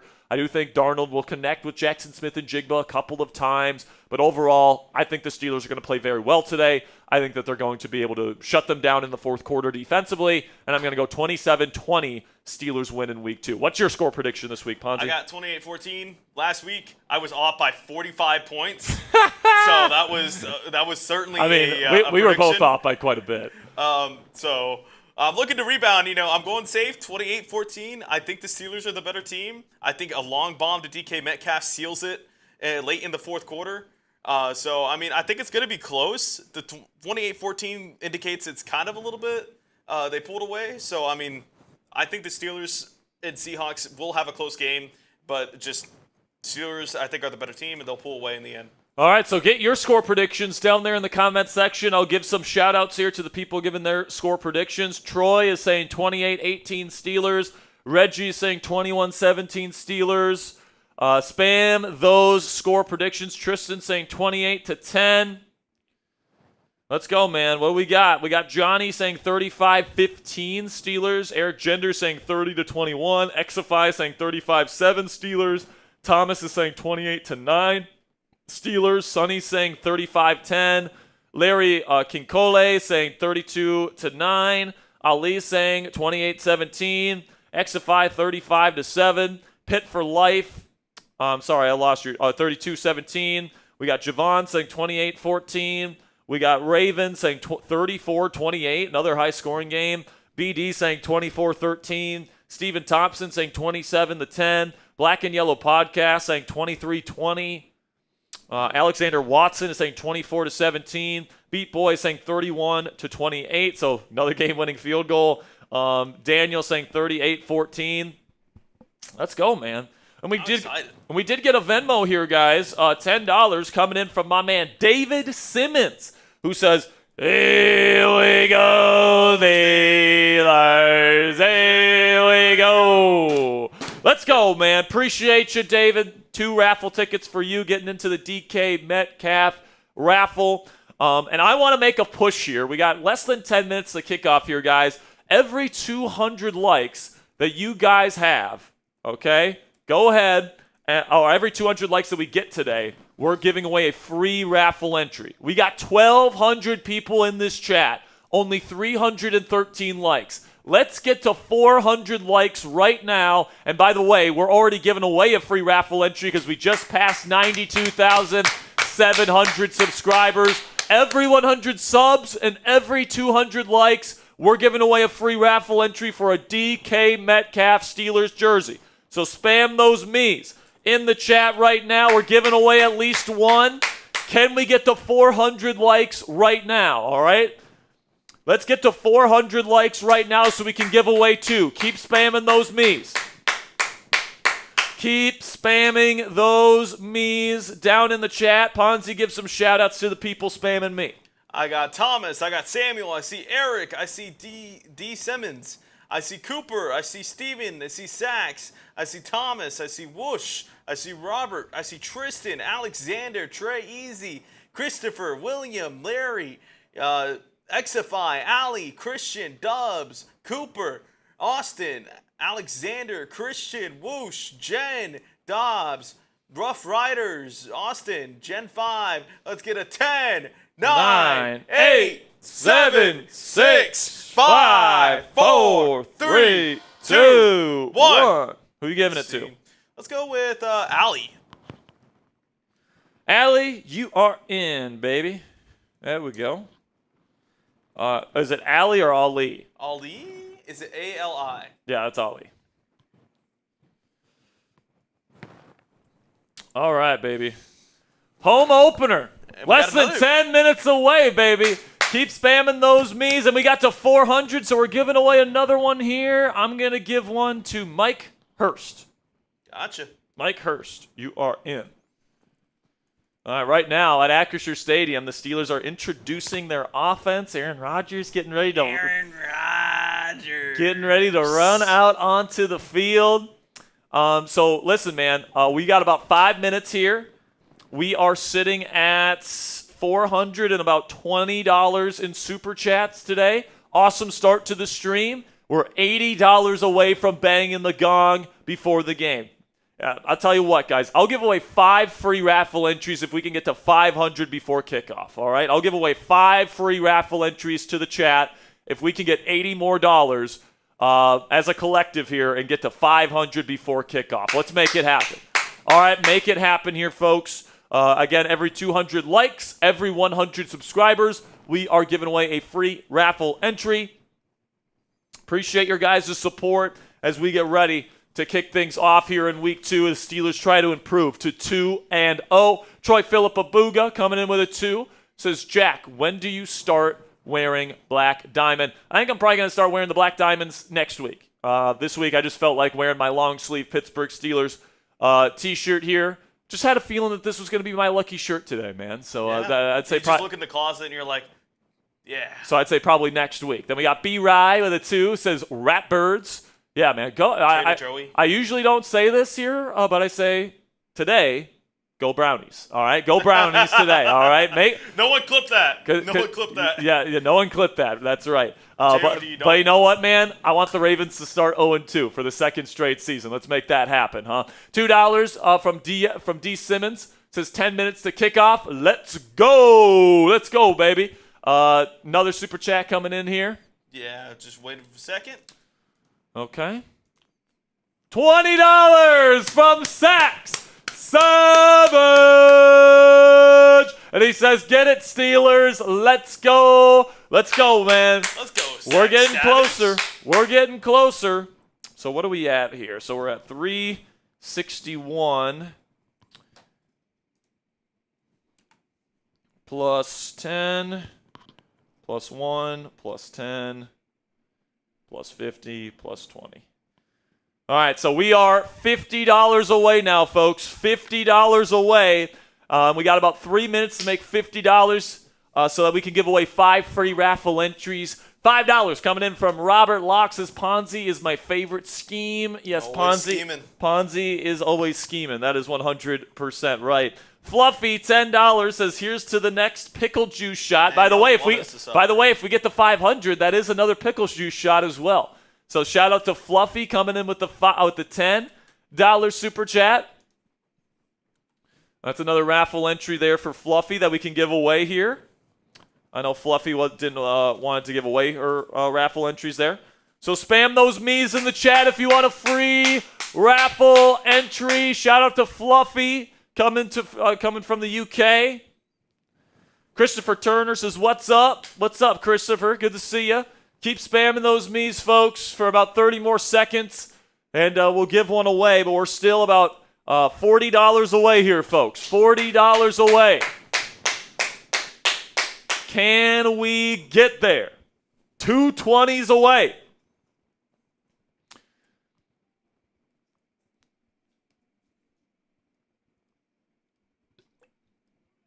Oh, yeah. I got to watch this. Aaron Rodgers coming out of the tunnel here. Oh, yeah. Acrisure going crazy for Raji. Gotta love it. Did you see that report today? I think you were talking about it earlier about, I can't remember who it was, said that Aaron Rodgers was the MVP favorite. Yeah, Steve Mariucci from NFL Game Day Morning predicts that Aaron Rodgers will win his 5th NFL MVP this year at 41 years old. He'd be the oldest MVP to ever win it. Who was the second oldest? Tom Brady is currently the oldest. I think he was 40 when he won his last MVP. That's true, yeah. With the Patriots when he lost to the Eagles in the Super Bowl at US Bank. I believe that was the year that he won it. All right, people. We're getting close. We're still $40 away, though, man. Let's get it. Let's get it. Can we hit the gong? I'm going to load up my next pickle juice shot here for you guys, all right? I'm going to load up my next pickle juice shot for you. Come on. I want to hit the gong. I want to hit the gong before we start the game. Let's go. Did you give away the raffle entry? Yes. No, I didn't. I'm going to give this one here to Unknown. Unknown, you are in on the raffle. We got a minute, folks. Can we get 220s or 150 or 140? Can we get there? Let's go. Larry, I believe, so Larry comes in with a 2, says put 50 on the Steelers. Larry, hoping that they win today for you, pal. I've got the gong right here waiting, folks. Reloading it. I got the gong waiting and ready. Ready to go. 30 more seconds here, and then we're going to be kicking things off here soon. Let's go. We got almost 2,000 people in the chat. Everybody spam PIT if you want the Steelers to win this football game. Oh! Glenn Brandt with a $50 Venmo. Bang! Why am I off screen, Ponzi? I don't know.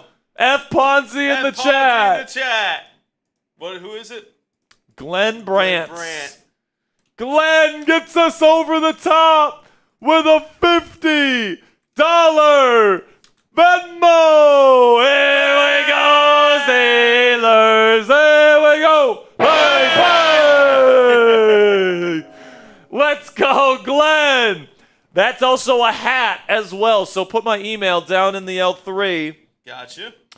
Shout out to Glenn Brandt. Glenn, you are getting a Steelers Talk hat for your $50 donation. Everybody spam Glenn in the chat. Everybody spam Glenn in the chat. A real one. So the Steelers have won the toss for the second straight week, and they will defer. There is a loud USA chant going on right now at Acrisure Stadium. USA, USA, USA. Everybody spam. USA, USA, USA, USA. Let's go, man.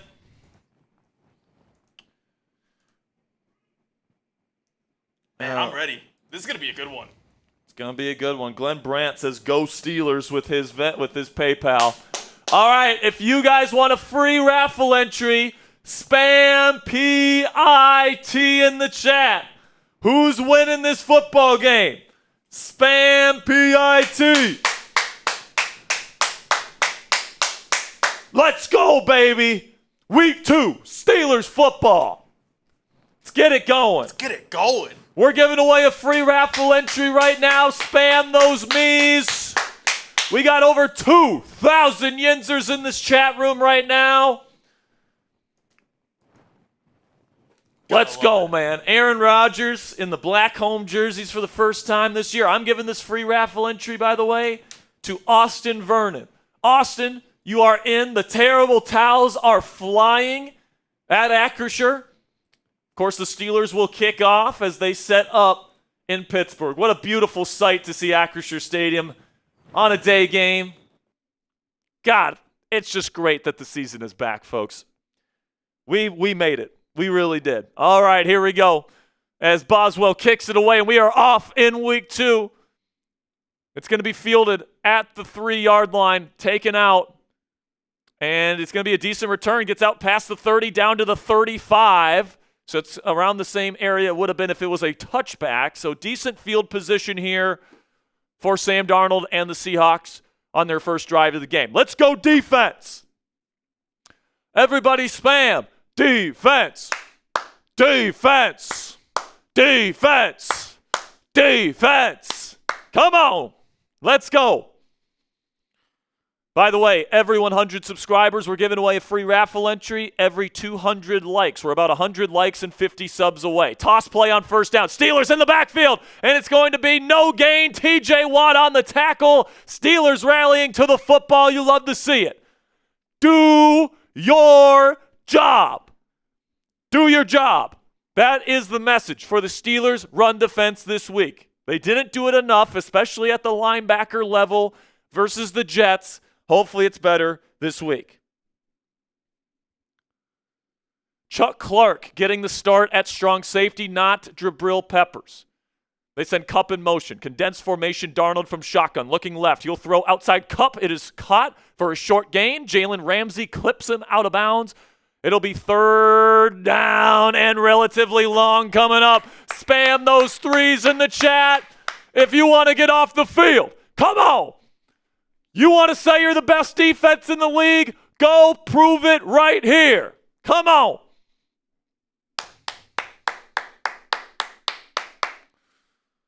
All right, Steelers go out there.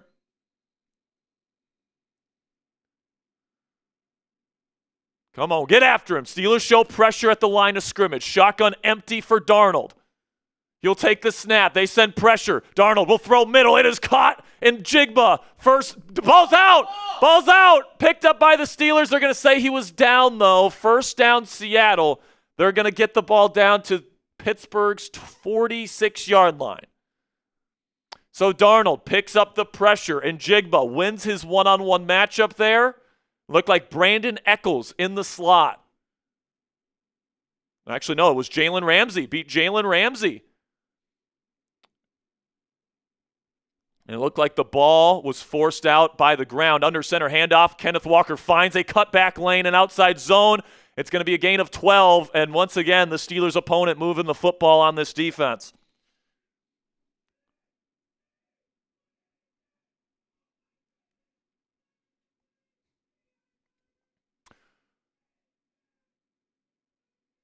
Steelers out in base formation right now. They got Y.A. Black, Keanu Benson at the nose, and then Isaiah Loudermilk at the 5-tech.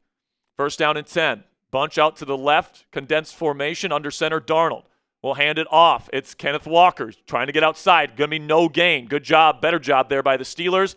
That was Alex Highsmith and Y.A. Black combining for a nice stop for Pittsburgh. Seattle now definitely in field goal range to start this football game. Sub 4 Steelers dubs. If you want Steelers live coverage for every single game this year, we'll be live for every single Steelers football game this year. So make sure you click that subscribe button. We also go live twice during the week, and we have videos every single day on the black and gold. It's a toss play to Zach Charbonnet on second down. This is going to be a TFL for Patrick Queen. Run defense already looking a lot better. But we got to get off the field here on third down. This would be a great time for a sack. This would be a great time for TJ Watt to get his first sack. Good rally to the football from Patrick Queen, bringing down Zach Charbonnet.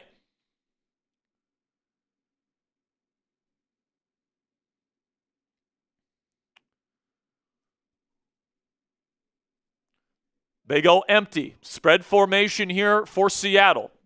Steelers out there, looks like cover one. They're going to send a dog blitz. Throws Jigba again over the middle. First down. It's a second, third, and long of the game that the Seattle Seahawks have completed and have converted on this drive. Reminds you a little bit here, Ponzi, of the first drive the Steelers had last week against the Jets. Multiple third and longs. And once again, Jalen Ramsey in coverage on Jackson Smith and Jigba. They're playing cover one, and Sam Darnold just finds that little crease between the middle defender in cover one and Jalen Ramsey, who's playing outside leverage in man coverage. So now back with a new set of downs here at the 21-yard line in Pittsburgh Steelers territory. Under center, play action. Darnold, he's got a clean pocket. He's going to get hit as he throws down the field wide open. Touchdown, Seattle. That is Torrey Horton, the rookie out of Colorado State, and Seattle drives right down the field on the Steelers defense for the first score of the game. No Joey Porter Jr., no Jabril Peppers, no Deshaun Elliott. And after converting on 2 third and longs, they set up a play action crosser there, and Jalen Ramsey for the third straight deep passing shot here for Seattle. He gets beat. Steelers pass rush got home. Sam Darnold just stood in there and delivered. It was wide open.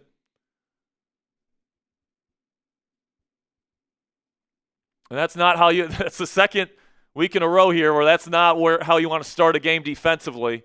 Seattle drives right down the field for a touchdown. Jalen Ramsey getting beaten man coverage 3 different times. That's not what you want to see from supposedly your best player in your secondary. But now we will see Aaron Rodgers and the Steelers come out here next. Hopefully they can answer, Ponzi. Not a great start. Not a great start. Make sure you guys hit this great deal that we have going on right now on our website, chatsports.com/Pitt Week 2. That link is down in the comments and description of today's show. It's also going to be down in the comment section there in the live chat. All you have to do is click the link, make a purchase, and you guys can get this DK Metcalf t-shirt with the Steelers logo in front, Metcalf's number and name on the back. Hopefully Metcalf gets his revenge against the Seahawks this afternoon. If you guys want to get a Metcalf t-shirt today, 25% off when you use our link, chatsports.com/Pitt Week 2. So obviously, Ponzi, not the best start to the football game for the Pittsburgh Steelers. Now listen, run defense looks better. It's just you couldn't get them off the field on third down, and then on a first down and 10 with a prolonged drive, they dial up a play action crosser concept, and Jalen just couldn't keep up with Torrey Horton of all people. I mean, getting them to 3 or 2 third downs and 6 and 10, and got to get off the field there. You got to get off the field there. I mean, Jackson Smith-Njigba, once again proving our suspicions right of being the only Seahawks wide receiver, basically. I mean, but Horton got open, though. Horton got open there on that crosser. Listen, man, I think that even though they gave up a touchdown, and I know that the defense gave up 30-plus points last week, that's not the way you want to start the following week, especially at home. I kind of have a feeling they're not going to get much more after that. Yeah, I kind of feel the same. Because they weren't really getting anything on the ground. I don't think they're going to. I don't think that kind of drive for them is going to be sustainable, where they're converting on 3rd and long multiple times. Maybe I'm wrong. Drive. Maybe the Steelers just suck in pass-only situations and they can't defend the pass. But last week they were better defending the pass and they weren't good against the run. It was the exact opposite on that first drive. So maybe the Steelers were very much honed in on stopping the run, and as a result, they left things open to the pass a little bit. But let's see how the offense can respond here back in Pittsburgh. The kick is away. It's going to be a perfect kick fielded at the goal line. Caleb Johnson, hang on to the football, please, is going to only get to around the 24. And that's where Aaron Rodgers, in the black home uniform, will take the field for the first time as a Steeler. Last week, 4 touchdown passes. He's only 1 touchdown pass behind his former Packer teammate and predecessor, Brett Favre, who had 508 career touchdown passes. And the Steelers will start under, well, will they start under center here? Nope, they're in the shotgun, condensed formation. Multiple tight ends, 13 personnel here. It's going to be a dump off to Jalen Warren. They got blockers in front. Jalen's going to make a cut, make a man miss, picks up 11 yards. First down, Steelers. That's what I'm talking about, Ponzi. And this is why 13 personnel can be such an advantage for the Steelers. You get those 3 tight ends out on a bunch. You get Jalen Warren, a dynamic playmaker, out in space, the football with blockers in front of him. Let him go make a move, and he picks up a first down. Really like that drive starter from Arthur Smith. Really like what I'm seeing there. By the way, we will be giving away a free raffle entry. Next commercial break. Keep clicking that subscribe button and that like button. We're going to be giving away free raffle entries all throughout the day. It's going to be a handoff to Jalen. He's going to find a cutback lane spin, and he's going to pick up 3 yards on the first down carry. Let's go, man. We're going to be live for every single Steelers game this year. We got Steelers videos on this channel every day, weekly game previews, injury updates, trade rumors, the whole 9 yards. Sub for Steelers dubs. Don't jinx it, folks. Click that subscribe button. Help the Steelers win today. 2nd down and 6 from their own 39.5. Pony formation here. 2 running backs on either side of Rodgers and shotgun. Rodgers, hard count, takes the snap, hands it to Kenneth Gainwell, who will get no gain. Why do they keep giving it to Gainwell, bro? He had 1 11-yard gain last week, and then every other run he's had so far this season has been 0 or 1 or 2 yards. So now we got 3rd down and 6. Got to move the chains here. Got to move the chains. Let's go.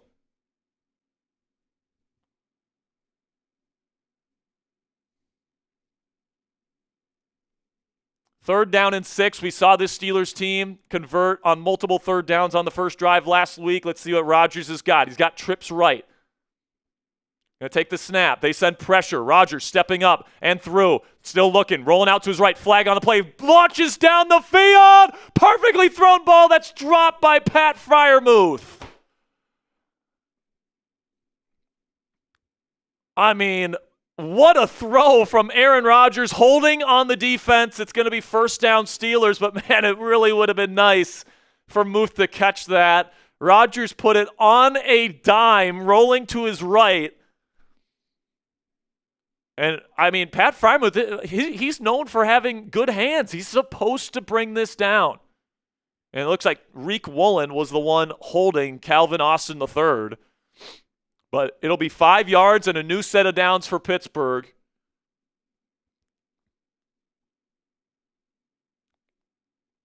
They go empty here on 1st. Will they bring Warren back in? Or Gainwell, who's in the slot? Rodgers Takes his snap, looking left, nothing there. Now he's trying to step up and through. Now he's throwing on the run. Caught. It's going to be Pat Freiermuth for a gain of 7.5. Rodgers maneuvering the pocket well to start this game. Good job by Rodgers. Still got that great pocket presence, guys. He's not a mobile quarterback, but he's always had that great feel to maneuver pressure. Finds Muth for a nice gain. And it'll be second down and manageable here. Do you take a shot? Second down and 3. Wouldn't be surprised with a shot play here. It's a very heavy, condensed formation here, though. It's going to be handoff to Jalen Warren. He'll go up the middle. He will get a yard. It'll be third down and 2. Not much push on the offensive line there. Be third down and 2.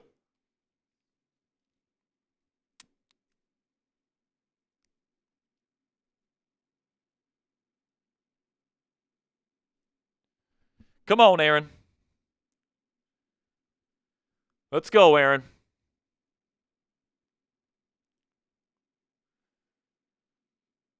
Eleven personnel here. Muth, the tight end. Roman Wilson out there now forming a bunch out to the left. Condensed out to the left side. Shotgun Rodgers. He will take the snap. Handoff. Warren up the middle. First down and more. He's going to fight forward for a gain of around 8 or 9. And this is the Jalen Warren that we know, guys. He fights for every single yard. Doing a great job right here. Doing a great job to start this game is 30. Great start for 30 here. New set of downs for the Steelers. Another third down conversion. Now looks like they got pony personnel out there again. Gainwell and Warren next to Rodgers in the shotgun. Rodgers will send New in motion. He'll hand it to Gainwell. Again, gets nothing. When are we going to figure out that play doesn't fucking work? Maybe Kenneth Gainwell isn't an early down running back that you give early down carries to. I mean, what are we doing here? Jalen Warren is fighting for extra yards every time he gets the football, but we're going to give it to Kenneth Gainwell, who goes down on first contact every play. I mean, come on, Arthur Smith. You're better than that, man. Second down and 9 from Seattle's 38. Shotgun here. Takes the snap. Rodgers looking. He's going to throw quickly to Warren. It's caught. He's going to hurdle a man. He's going to keep going. Gets about 5 or 6 yards. I mean, Jalen Warren showing out here in the first quarter. It'll be another third down and manageable for the Steelers offense. Definitely in Chris Boswell field goal range at this point. The focus needs to be on no turnovers and no sacks. By the way, we passed 600 likes as well, so we'll be giving away a free raffle entry. Two free raffle entries next commercial break. Make sure you sub, make sure you like, do all the things. Third down and 2. They go empty with Rodgers. Darnell Washington out there now. Takes the snap. Rodgers looking. Nothing there. Now he's throwing outside. It's going to be incomplete to Kenneth Gainwell. Pressure got to Rodgers quickly. Fourth down and 2. I think Rodgers wants to go for it, and they're not going to. They're going to kick the field goal here, take the points. What do you think about this, Ponzi? Do you go for this? I go for it. Third down to 2 or fourth down to 2. I mean, come on. Rodgers letting them know that he wanted to go for it there. And now the Steelers going to take the points here. Fourth down and 2. It's going to be a 48-yard attempt. Bad snap. Kick is up, but it is good. Good recovery from Corliss Waitman. It's a little bit of a low snap. And Rodgers a little frustrated there with the way that they ended the drive. So not the best start to the game for the Pittsburgh Steelers. You can see the wheels turning on both sides of the ball, Ponzi. They were able to stop the run for the most part in that first drive on defense. And then on offense, you were moving the football. Rodgers is maneuvering the pocket well. As I just think it's just so dumb to give Kenneth Gainwell early down carries. I really don't get it. I mean, just give Jalen Warren the rock. You saw what he did? He literally hurdled a man trying to get that first down. I mean, you got to get the effort to Jalen Warren there. You extended him. You believe in him. Give him the rock. Like, what are we doing?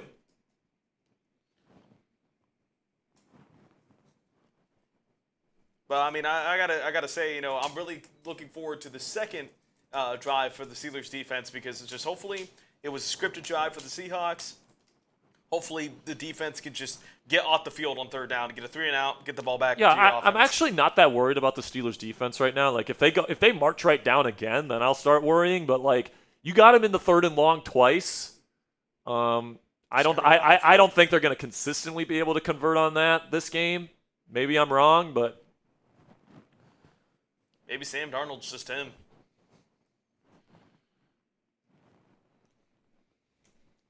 About 64 likes away from giving away another raffle entry.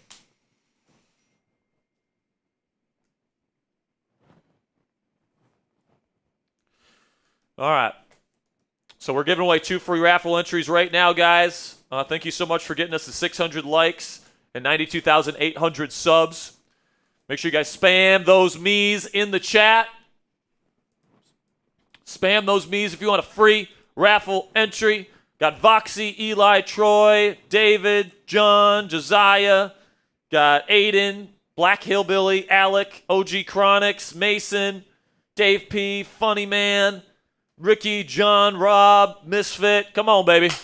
5, 4, 3, 2, 1. I'm going to give one to Troy Phillip Abuga. I'm going to give another one to Voxy. Thank you guys so much.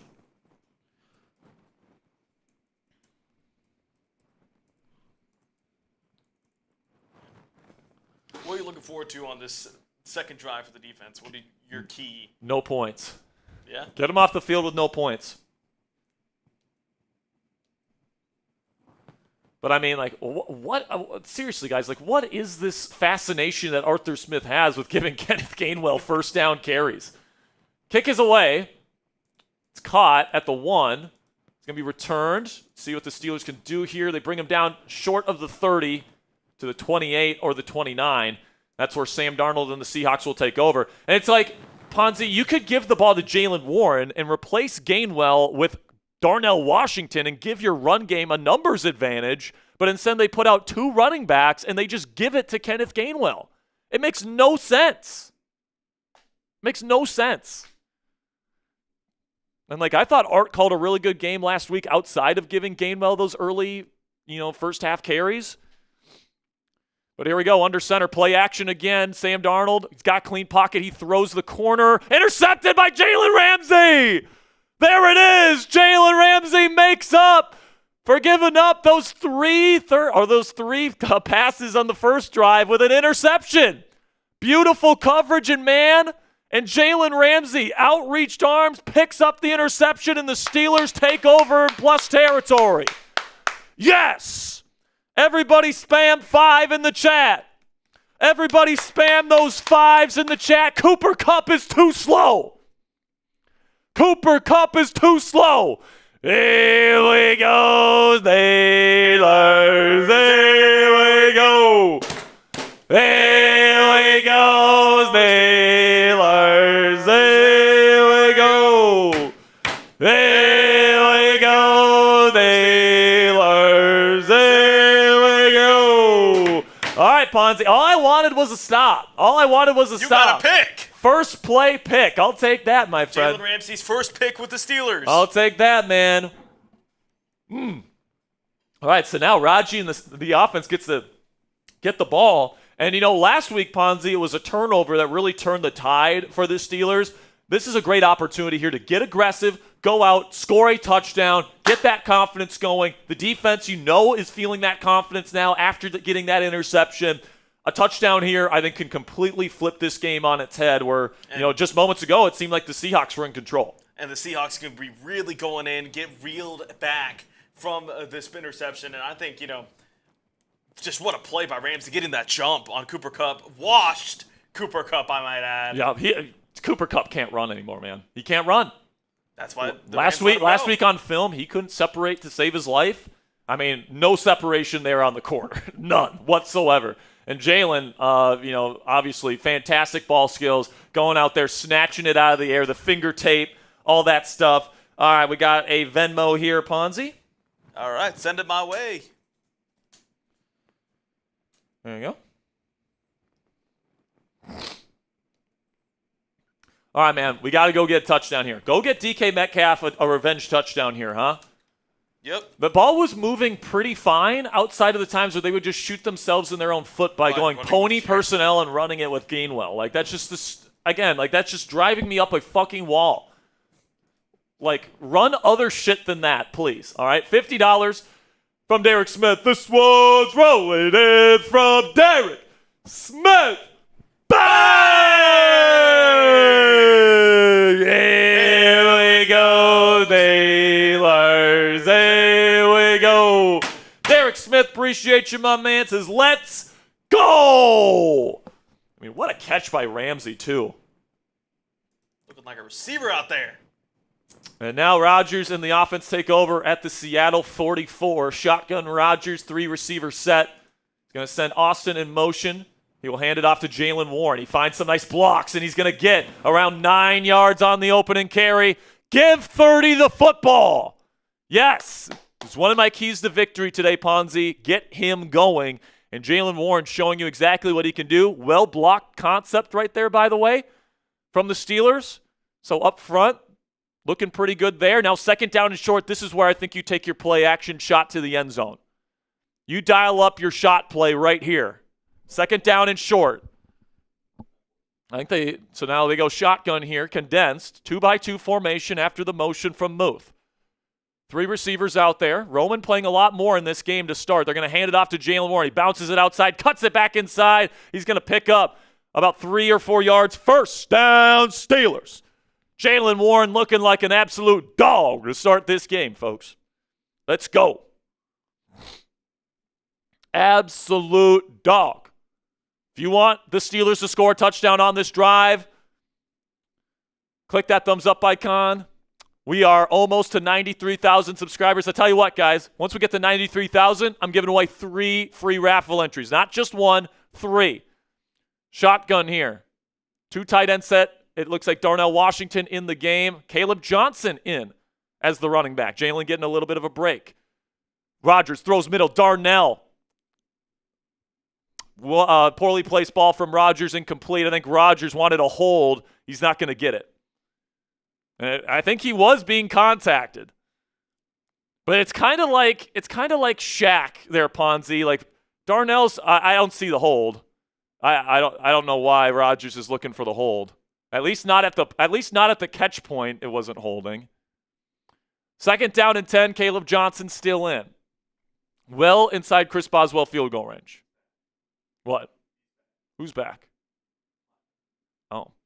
Under center here, Caleb. He's going to pick up 1 on the second down carry, and it's going to be third down and long here for Pittsburgh. It would be pretty disheartening here if you settle for another field goal. Oh! He's back! This one's rolling in from Platinum! 666! Bang! Third down and 9. We'll put you up on screen here, Platinum, in just a second. Ken Rodgers moved the chains, takes the snap, stepping back. He's going to throw. He's going to throw sideline. He was being dragged by his collar as he was throwing it, so it's off target. It's going to have to be field goal here. So that's disappointing, man. That's disappointing right there. Pressure getting to Rodgers pretty quickly, and they're throwing him down by his horse collar. How is this not a horse collar tackle? He's being dragged down by his horse collar. Boo! Field goes up from Boz, and it is good. Another 48-yarder makes it a 1-point game. But, man, Platinum, we appreciate you, man. Thanks for showing up today. Everybody spam those 666s in the chat. Let's go, Platinum. Ponzi, do you have a special deal that you would like to present for Platinum today for a 500? Shoot. I mean, so you've got that. Do a pickle. So will you chug the rest of that pickle juice? For 5? Yeah. For 500? I'll do it. All right. I'll tell you what, Platinum. For every 500 you send in. I'm just like the liquid drinker now. I tell you what, man. For every 500 you send in today, Platinum, Ponzi's chugging some pickle juice for you, all right? And you know what? I think we'll alternate, all right?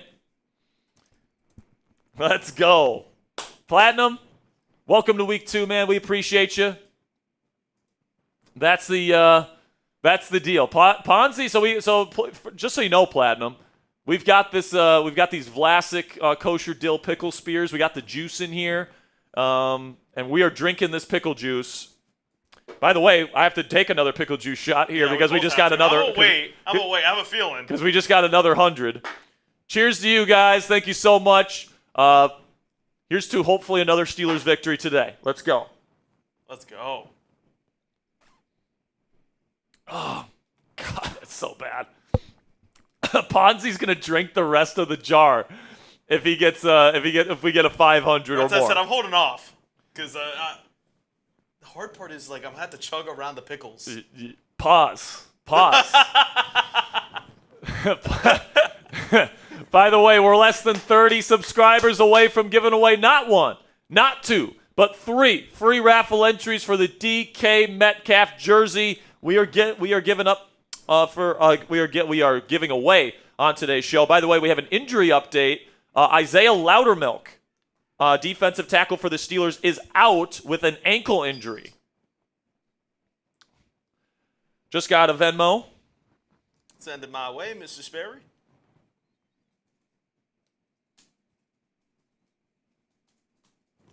So does that mean YA is going to be starting? Yeah, I mean, it looked like he was out there quite a bit to start this game regardless.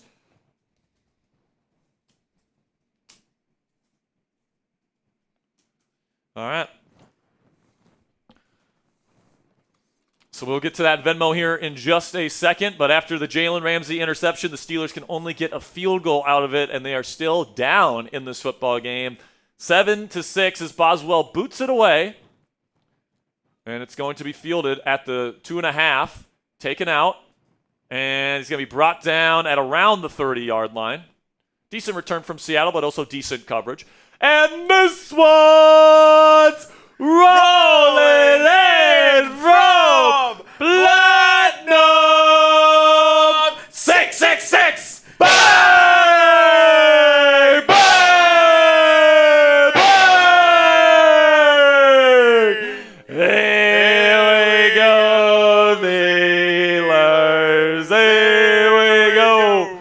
All right, we're back here under center, I formation. Darnold. He's going to take the snap, hand it off, Charbonnet, and once again the Steelers rally for a TFL. That is Patrick Queen in the backfield. Let's go. We're only 4 subs away. 4 subs away. Next commercial break, Ponzi's chugging his pickle juice. Pause. I got to do a lot of pickle shots. Cheers to you, Platinum. We're giving away a black diamond. Hey, 93K. Thank you guys so much. Shotgun Darnold takes the snap. He's looking. He's going to throw. It's caught. And that one's Cooper Kupp. He's going to get a nice gain out of it. Maybe a 20-yard gain close to midfield. First down, Seattle. Yep, we got to give away a black diamond at some point, so we're going to give it to somebody that's worthy of it. Shout out to Platinum 666, who, by the way, is responsible for a large majority of our Black Diamond Club. He's going to give away yet another Black Diamond today, so shout out to Platinum. Under center, fake toss. Going to throw it out to number 18 on the outside. No one's even covering him to the 40, down to around the Steelers' 30-yard line, and Seattle's moving again. That's Christian Arroyo, the tight end out of Miami, the rookie. And the message that Platinum sent was, drink that jar. Well, Platinum, we've got multiple jars, just so you know. We've got multiple jars in reserve. So as many jars as you want Ponzi to drink, he's going to do it. He's going to do it. 20 seconds left in the first quarter. They go empty here. on first down from the Steelers 30. Darnold takes a snap, flag on the play. It's thrown behind Cooper Kupp, incomplete. Ramsey thought he should have had an interception. Flag on the play, though. I think it's going to be on Seattle. I think it's going to be a legal formation. Offside on the offense. Somebody lined up in the neutral zone, I guess, and that'll park him back a little bit.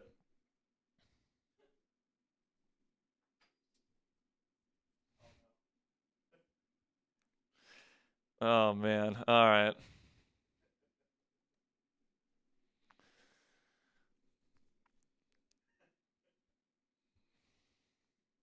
Shotgun here. Takes the snap. Hands off Charbonnet. Can't go anywhere. This run defense for Pittsburgh came to play today, ladies and gentlemen. Maybe a gain of 1. And that's going to end the first quarter.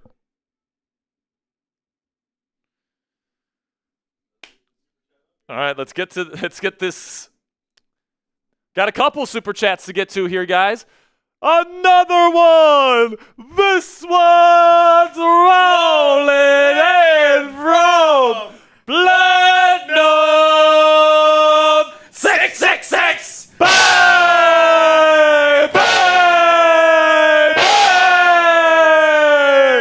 Here we go, Steelers. Here we go.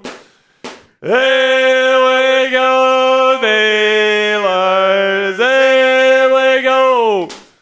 Here we go, Steelers. Here we go. Platinum 666 in his message, Ponzi.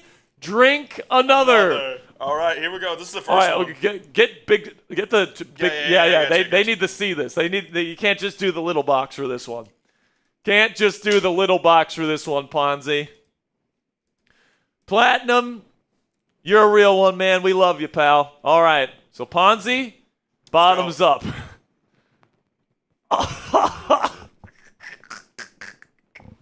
Oh my God! I don't know how he's doing this. I can barely handle shots of the pickle juice. God, I'm gonna throw up, dude. Oh my goodness. Mostly seats at the bottom. Ponzi.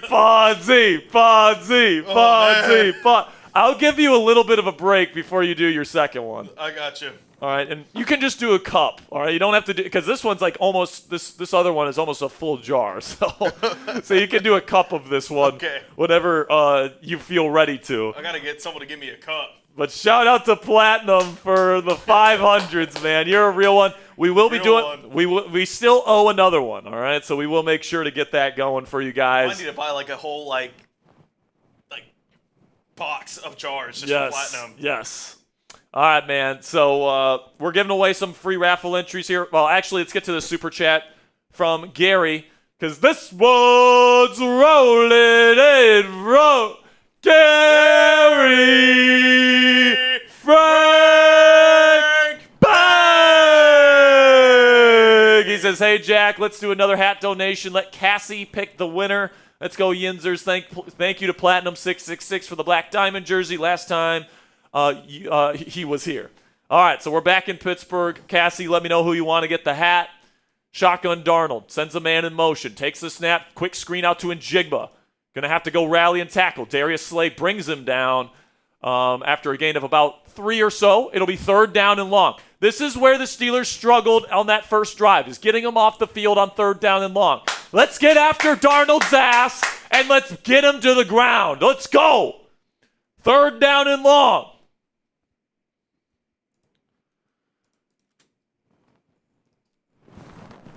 Come on.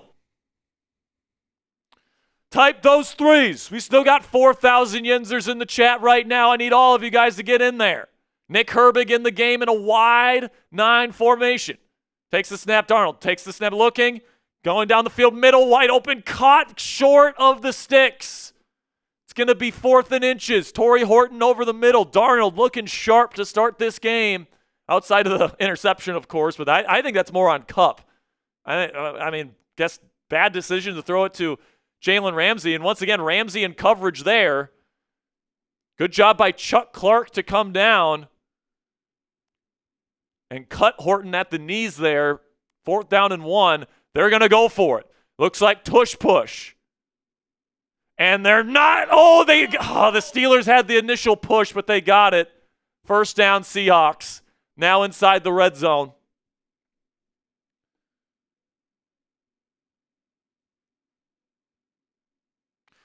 Nicole Kotz. That's who Cassie wants to give the hat to. If you want to put my email down in the L3 there, Ponzi. Nicole, if you're watching, send me your shipping address to Sperry@chatsports.com, and I will send you a Steelers Talk hat.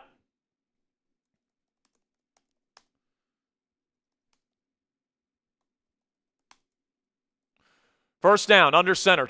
2 receivers set for Seattle. Takes the snap. He's looking. Throwing the out route, and it's dropped by Elijah Arroyo. There's Jalen Ramsey laying the wood again. Ponzi takes. Thank you to Penny for bringing an extra bottle of pickle juice here. So 2nd down and 10 coming up here.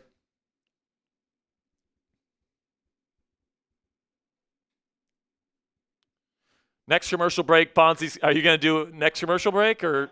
Okay, cool. He says, yeah, he's doing more pickle juice. Hand off here to Charbonnet, and he's only going to get about 2 yards. It'll be 3rd down and long again for Seattle. The Steelers having a tough time getting Seattle off the field on 3rd down today.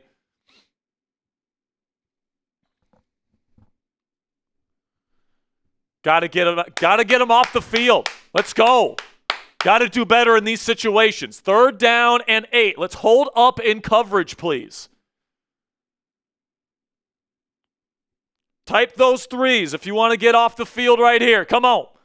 From the Steelers, 17.5. Well within field goal range. Takes the snap, Darnold from shotgun. He's looking. He has to step up. He's going to look to scramble. He's going to throw out of bounds, incomplete. Don't hit him. Oh, now nope. Okay. 4th down and 8. Seattle will be forced to kick the field goal,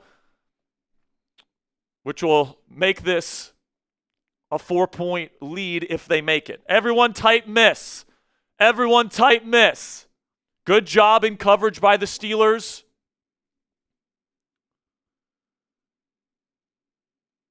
And I got to say, man, even though, I think Seattle moving the football in this game, Ponzi, is more about good Seattle than bad Steelers. I really do believe that. They're doing a much better job against the run in this game.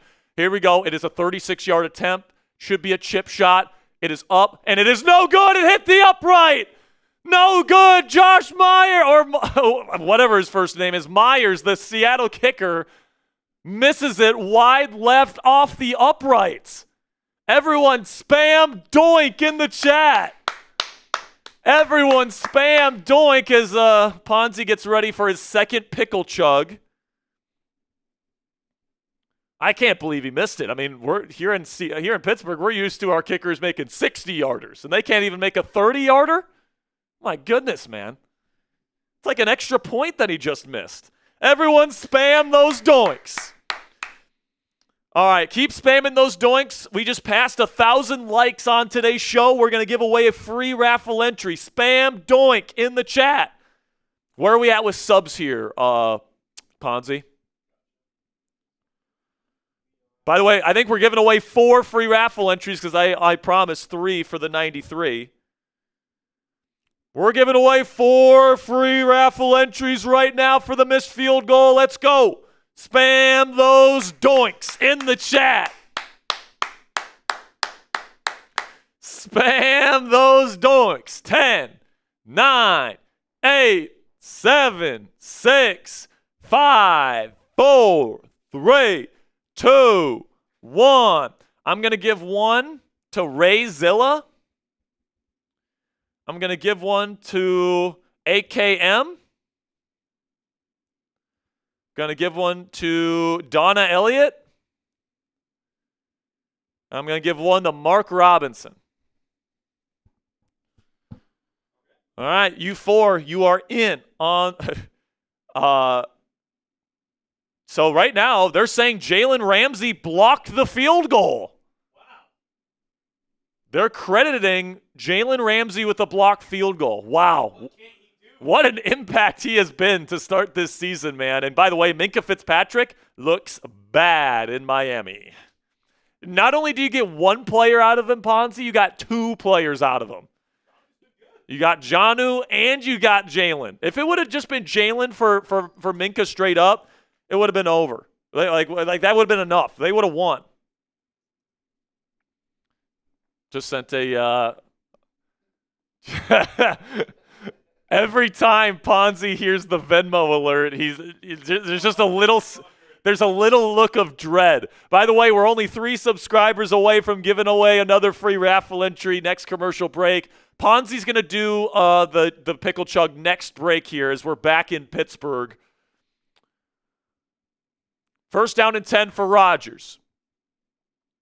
3 receivers. Jonnu the tight end, Gainwell the back. Rodgers takes the snap, looks for the quick slant for DK, and he drops it. Looked like Rodgers tried to lead him. Metcalf tried to settle down. He just needs to keep running. Rodgers is trying to perfectly lead him so he can keep running, and it just looked like he was trying to settle down and go to the ground to catch the ball. And now it's second down and 10 after an unsuccessful first down play. There's been too many of those here these first 2 weeks. Shotgun Rodgers, condensed formation, 2 tight ends, 2 receivers. Warren the back now. They're going to hand it to him up the middle. He's going to chug forward for about 3, but it'll be third down and a tough down and distance here. Little frustrating here in the first half for the Pittsburgh Steelers offense. Come on, got to pick it up. Got to pick it up. Let's go. Let's pick up a first here. DK Metcalf currently with no catches on the day, 1 target. Got to do more to get him the football here. They line him up in the slot. Got to think that's where they're going here. Shotgun Rodgers, they send Warren out in motion, scanning the field. He's got time in the pocket, steps up. He's going to get hit, and he is going to go down. That is a sack, and that will be a 3 and out for the Steelers offense.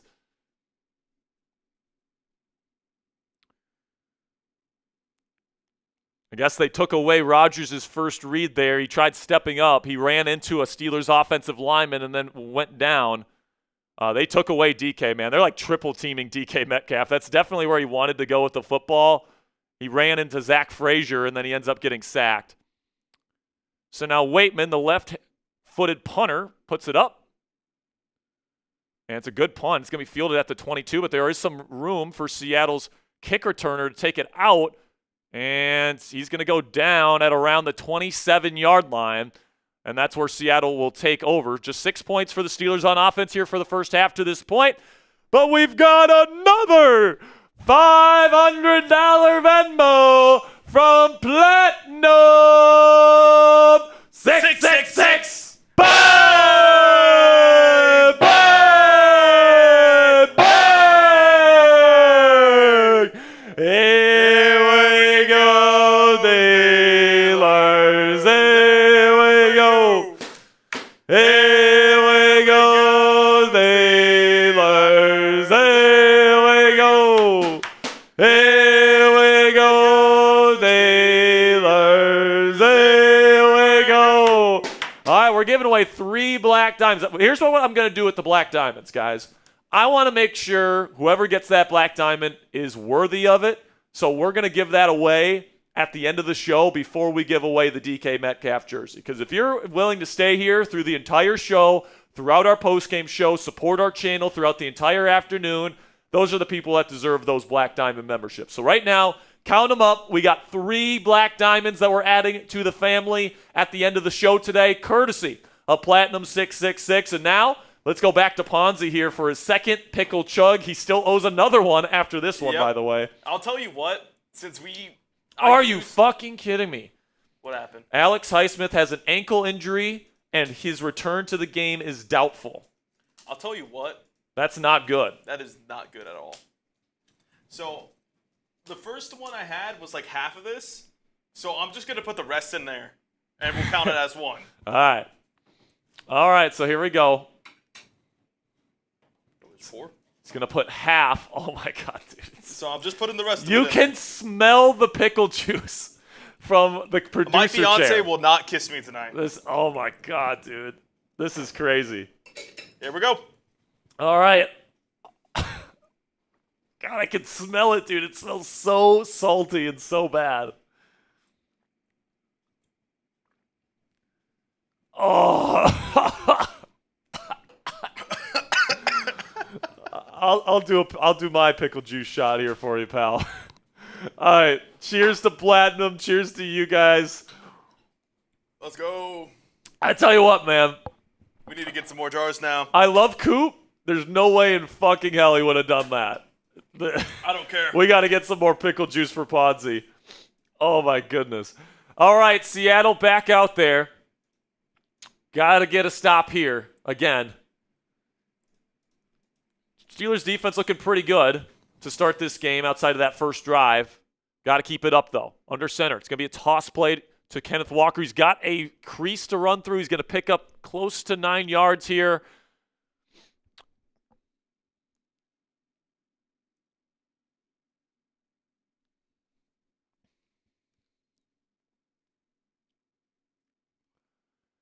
Now, Jack Sawyer. Expect to see a lot of Jack Sawyer in this ball game now with Alex Highsmith doubtful to return with an ankle injury. It's already 2 defensive linemen already out, or most likely out for this game. Isaiah Loudermilk also left with an injury. Under center again is Darnold on 2nd down and 1. This might be a shot play. No, they're going to hand it off, and he is going to break a tackle, and he is going to continue forward for about 4 yards.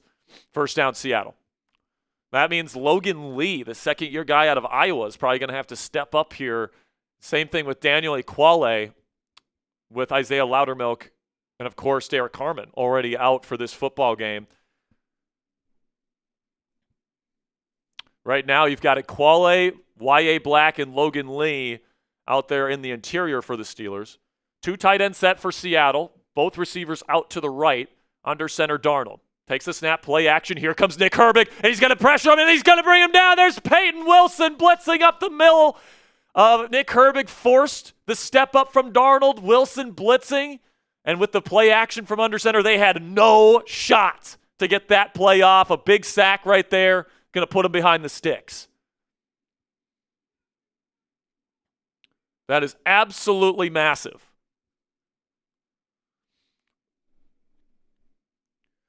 That's the Herbo special right there, folks. That's the Herb special. We are less than 20 likes away from getting to our next free raffle entry here, guys. We're less than 50 subs away as well. Shotgun Darnold here on 2nd down and 18. Takes the snap, looking for something quick. He will throw it to Njigba. He's going to try and put some moves on. He's moving backwards. And now, is that Jack Sawyer on the ground holding his hamstring? Hopefully he's okay.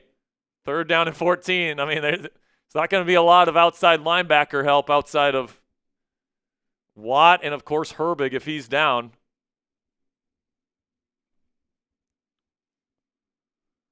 Third down and 14. Got to get him off the field here, folks. Give our offense a chance to take the lead before half. Going to go 4-0 in a mega bunch formation out to the left. Shotgun for Darnold takes the snap. He's looking. He's got a clean pocket. Now he's stepping outside. Now he has to just dump it off to his check down. Just got to go get a tackle. Tackle him, Holcomb. What are we doing? It's a big gain, 12 yards, 2 yards away from the sticks. I think they're going to go for it now. Holcomb can't play scared like that. He's moving. He's like backpedaling. They're taking Darnold off the field, so I think they're punting here. I mean, if I'm Seattle, I'm going for this. But they're going to send out the punter here, and they're going to punt. By the way, we haven't even mentioned it today. Our Seattle Seahawks channel today challenged us to a sub battle, and we are beating them by almost $2,000. Kicks away and fair caught inside the Steelers 20. Steelers still have plenty of time. They're just down 1. Go take a lead here, folks. All right, so next commercial break. We just passed 1,200 likes, so let's give away a free raffle entry. We also have a 50 or 20 here from Platinum 666. Says, everyone, please send 10 to the supporters to support the channel. Yeah, man. It can't just be Platinum, man. Platinum's awesome. We love Platinum. But, like, but listen, man, one of the things that I absolutely love about this channel, Ponzi, is the wide array of super chatters that we have. You know, what I love is that everybody contributes what they can. $5, $10. Get into the raffle. All right, like $10 to get into a raffle to win a jersey that's well over $100. Help support the channel. We greatly appreciate your guys' support. All right. And then this one from Gary Frank. And then Gary, he says, what the hell, Jack? Donate another hat. Platinum666 says he will match it. Cassie, pick a worthy winner. So Cassie, pick another hat winner here. Then we got another one from Platinum. And then we got another Platinum. Is it a 50? Yes. And then Platinum comes in with a 50 to give away another hat. So it says, everyone, please give $10 to the channel. We love you, Platinum. We love you, Platinum. We really do, man. You're the best. We love you, dude. I don't think my fiance really likes you right now. I told her pre-show. I was like, hey, we have this guy called Platinum, and basically I've been chugging either lemon juice, pickle juice, for donations. She's like, you think you're gonna get there? And I was like, you never know what this guy. I'm gonna give a free raffle entry here to Terza. That's Tirzah. Terza. It's not in the chat. It's just T Bullware, but we know her as Terza. Terza's a real one. She's been here for a long time. Okay. So Terza gets into the raffle. So Cassie, if you want to choose 2 worthy winners of Steelers Talk Hat Club and send those to me, babe, I will let those people know. All right, so we are getting close here, guys. Our goal by the end of the show, guys, is to get to 94,000 subscribers. I think we can do it today, guys. Pace. We're definitely on pace. If you guys can click that subscribe button, we will greatly appreciate your guys' support. We do these watch parties every single week for Steelers games. So if you want a place to hang out with your fellow Yinzers, there's over 4,500 people in the chat right now.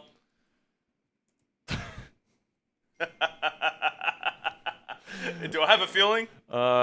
Yes, you do. Might have to change it to something else for now. Yeah. Because we ran out. We ran out of pickle juice? Yeah, we're out. I drink it all. Maybe you'll have to do boots. Or maybe do beer. Oh, I can't. Oh, you can't do beer. I'm an idiot. Toss play here on first down to Jalen Warren. He's only going to get maybe a yard. Do Coke Zero. That's bad. That's terrible. Dude, you're going to have to burp so bad. Well, we'll find. I think we still got some lemon juice around here, too. So maybe we can do a couple lemon juice shots after pickle shots. Oh, my God. Under center here, 2nd down and 9. 2 receivers set for Pittsburgh. Play action, roll out to the right. Rodgers looking. He's going to throw cross body and dropped by Metcalf. Decent coverage by Seattle. It's going to be 3rd down and 9.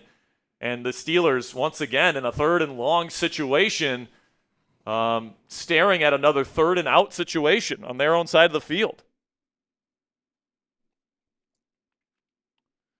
Good coverage by Julian Love to get his hand in there.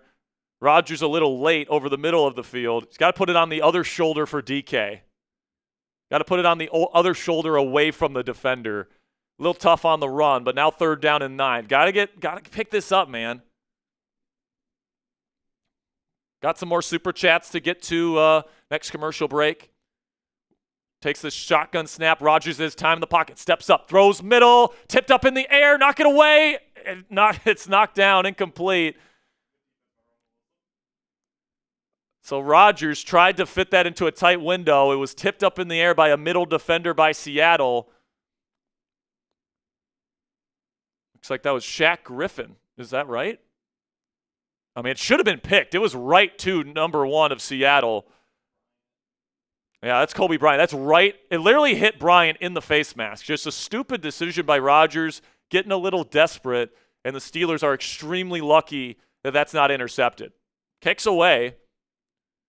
It's a good punt. It's going to be bobbled at the 27, and now he's got some room to run. He gets to the 40, and he's going to get to the 48-yard line. Good field position for Seattle with over 6 minutes to go. Rodgers off to a slow start here in week 2. Couple super chats. D. Simmons, $10. Listening to Platinum 666 with the 10 says, let's go Yinzers. Just got another Venmo, by the way. There you go. Okay. I'll get that in. And now Patrick Queen is in the medical tent. Golly. Under center.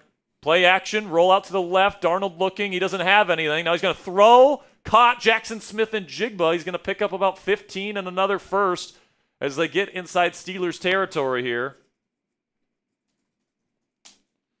So Steelers defense taking a lot of injuries here to start this game. Loudermilk and Highsmith are already doubtful or out to come back into the game. And Patrick Queen is currently in the medical tent. So Cole Holcomb is currently out there for the Steelers. We'll keep you updated on his status. 2 wide receivers set here, 2 tight ends for Seattle, shotgun Darnold. He will take the snap. They will hand it off to Charbonnet up the middle, and he will pick up a decent gain here, about 5, and it'll be 2nd down and 5 coming up. By the way, next commercial break, we are giving away at least 1 free raffle entry for passing 93,200 subscribers, and we are about 100 likes away from giving away another one as well. So now as we get to around 5 minutes to go in the first half, Seattle's driving once again down to Pittsburgh's 34 now. Under center is Darnold. 2 tight ends again. Toss play to Charbonnet, and they're going to meet him in the backfield. Can they get him down? They do, and it's going to be a loss of 2. Jack Sawyer getting into the backfield, doing a good job. I haven't seen TJ Watt all that much. Is he okay? Like, what is up with TJ? I haven't seen TJ out there too much. Yeah, it's been... Well, he's out right now. All right, now he's back out there. Okay. I guess they're just a different package. They're just rotating. I guess they're trying to keep him fresh, I think, for 3rd downs here. So here we go, 3rd downs. Steelers doing a decent job. Seattle's only 2 of 5 on 3rd down today. 3rd down and long. 3rd down and 7 for Seattle. They're under center. They'll send a Jigba in motion. They're Steelers showing pressure. They're going to hand it off to Charbonnet up the middle. He's going to be close. It's going to be 1 yard short, it appears. But a 6-yard gain for Charbonnet. Will they try and go up by 4, or are they going to try and go for this with just 1 yard to go? I mean, with that previous miss with Jalen Ramsey getting in there.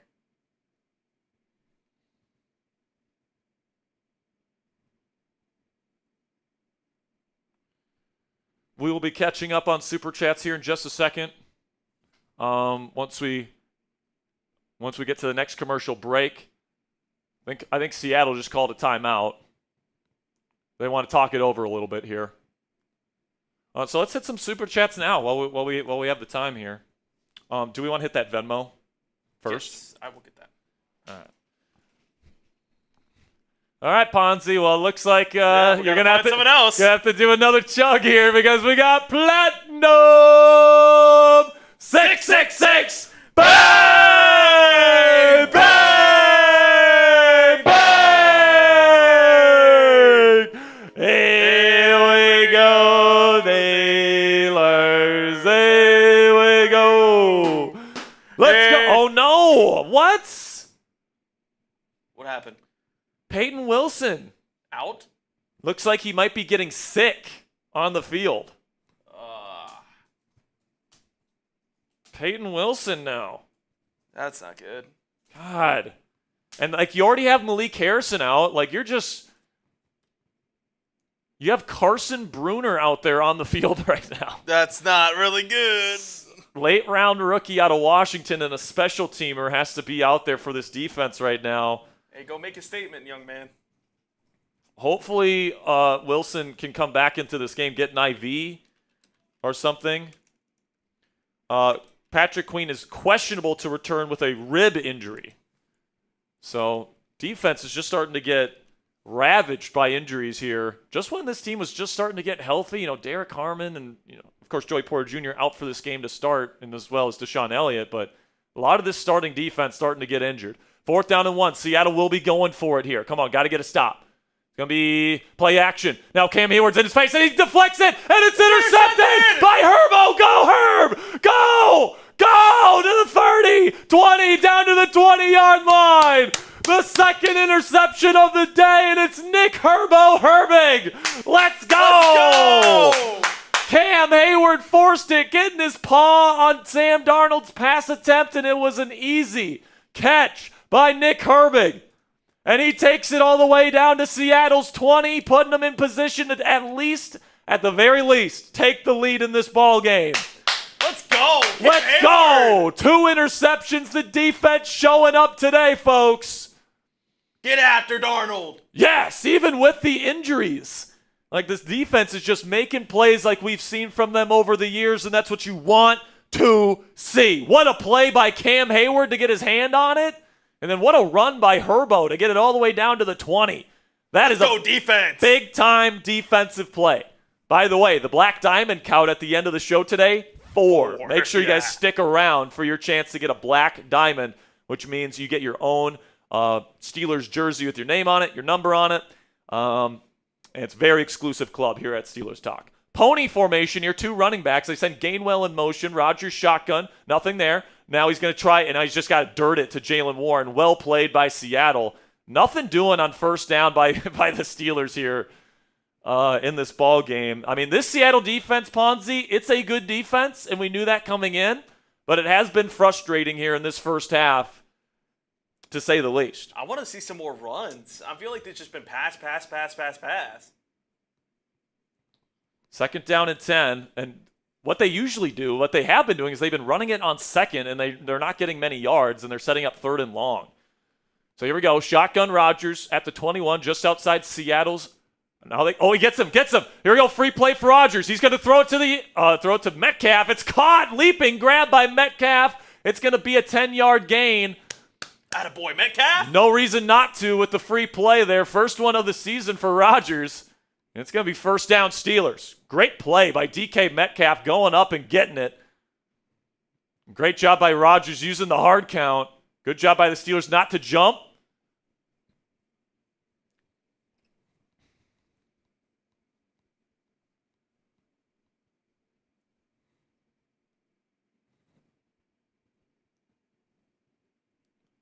Wait a second. They're saying it's 3rd down and 1. They're probably marking him a little short on that jump. I guess so. Yeah, they declined the penalty. So it's 3rd down and 1. Under center. Heavy formation with multiple tight ends. He's going to hand it off to Warren. He will pick up the first down. He is like a freaking missile. Unafraid. Get the ball to Warren. Lower the shoulder. Let's go. First down and goal for Pittsburgh. This has got to be the drive we break through, folks. This has got to be the drive we break through. Come on, you can feel the energy. You can feel the energy here, folks. Let's go. Platinum asking in the chat for me to chug. Wait. We'll decide at commercial break of what you want. Yes. We do have some lemon juice, so we can do that. Under center. Handoff Warren. Good blocking up front. It's pushing the pile down to the 3-yard line. Now there's some pushing and shoving. Don't get a penalty, please. Roderick in the middle of that. Second down and goal coming up. Wow, I just took a peek at Joe Burrow being carried to the locker room. Yeah, also Cowboys down 13-3. Wow. Joe Burrow couldn't put any weight on his, I think it was his right leg. Oh, my goodness. Hopefully he's okay. He's had a tough time staying healthy. Football is better when your best players are out there, even though they're our rivals and we hate those pussycats. Hoping he's okay. Hoping Burrow's okay, man. Football's better with him out there. He really is. Okay, so I'm trying to get my bearings here. Where are we at with subs? We don't have to give away anything?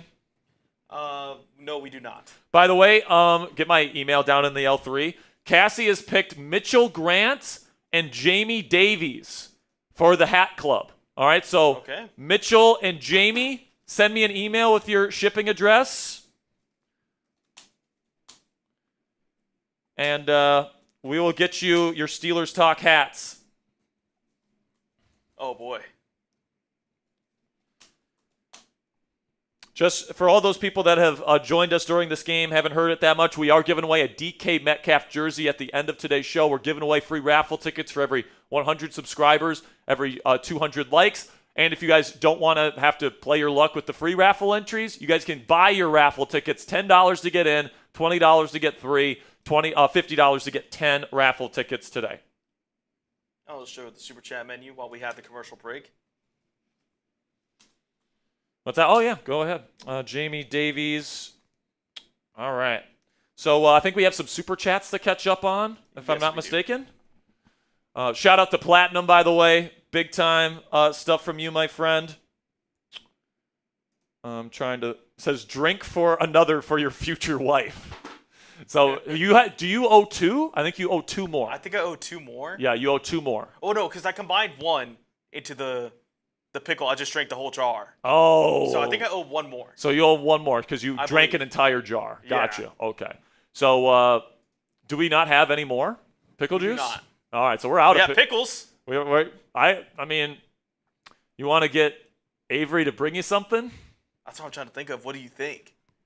Or just tell her to find something. We got Coke Zero. I think we have lemon juice. Yeah, I think we got lemon juice. Maybe tell her to go get the lemon juice for you. Let's see. I have no idea where it's at, though. So here we go. Steelers have the football in the low red. Ball is placed at the 4-yard line. It'll be 2nd down and goal. Can Rodgers get him in, take this lead before half? By the way, we just got the 2-minute warning. Shotgun here. Rodgers, 2 receivers, 2 tight ends. Darnell is in the game. They're going to hand it to Warren. Goes behind big Darnell. He's only going to get a yard, though. 2nd down. Now it'll be 3rd down and goal. Got to get in on this play. After a lot of frustrations in the first half, it's not going to feel right. Even though you take the lead, if you don't get a touchdown here, it's not going to feel good. By the way, the Steelers will have the football to start the second half. They won the toss and chose to defer. So, even if you do get a field goal here, you can get the ball to start the second half, score a touchdown, you're up 2 scores, and that's huge. So my inclination is here that they'll take the points if they don't get this. Shotgun Rodgers, 3 receivers out there, takes the snap, he's looking. He throws, end zone, Metcalf catches it, combat catch, he wins it, touchdown Steelers! DK, DK, DK, DK, he got him his revenge touchdown right there, and the Steelers are going to go for 2. Steelers are going to go for 2. Go up by 2 touchdowns here. Let's go. And let's celebrate that one because this one's rolling in Rome. Platinum 666. Bang! F the Raiders. F the Raiders. F the Raiders. Let's go. And by the way, that touchdown, Ponzi, ties Aaron Rodgers' touchdown career mark with his predecessor in Green Bay, Brett Favre. All right, so here we go. They go empty. Trying to go up by 7 points before the half. Rodgers makes a switch at the line of scrimmage. 1 second on the play clock. Takes the snap. He's going to throw it up for Darnell, and he got it. It's good. And that is a 2-point conversion, and that play is just unfair. Darnell Washington. Rodgers putting it up for his 2 big boys in the red zone, DK and DW. And the Steelers are up 14-7. Let's go. By the way, we are 4 subs away from giving away a free raffle entry. We just passed 1,400 likes, so we're already giving one away. Spam those me's. Actually, no. How about this? Spam TD in the chat. Spam those TDs in the chat if you want a free raffle entry. Let's go, Steelers Nation. Let's go. It's what we needed. We got Platinum, Mr. Chosen, Next Rider, Celery Stick, Kristen, Mike, Robert, Shane. Spam those TDs. Let's get those TDs. If you want a free raffle entry, Jake Wilson, Mike Hurst, 5'10" and poor. We got super chats rolling in. We'll get to those here in just a moment. 10, 9, 8, 7, 6, 5, 4, 3, 2, 1. I'm gonna give one to the Rizzler. Excellent name. If that's the real Rizzler, shout out to you, man. And then I'm gonna give one to EJR. EJR, you're in the raffle as well. Alrighty. Shout out to you guys, man. Every 200 likes, every 100 subscribers we get on today's stream, we're giving away free raffle entries. Okay, guys? Sperry, don't we have a gong hit? Or gong hit? Yeah. For what? The platinum? Did we? Well, that was a 200. Well, we got to another 50 after that. Oh yeah. Okay, yeah. So that's another 250. So here we go, Steelers. Here we go. Let's go. Shout out to Platinum. Shout out to everyone super chatting. We got to catch up on some supers here, Ponzi. So let's do that. Ponzi's gonna do his next chug at halftime, guys. Okay. Avery is finding me something. All right. So Avery. Shout out to Avery. She's finding something for Ponzi to chug at halftime because we ran out of pickle juice. $20 from Darth Sean. 10 raffle tickets for him. Says, I just got out of the hospital. Sorry, I am late. I had to wait for my phone to get charged. Let's go Steelers. Darth, whatever you're in the hospital for, I hope you're doing okay, man. With you going home, it sounds like it's at least stable. So thank you so much for watching the show, Darth. And we are back underway in Seattle. Kick is returning from the 4.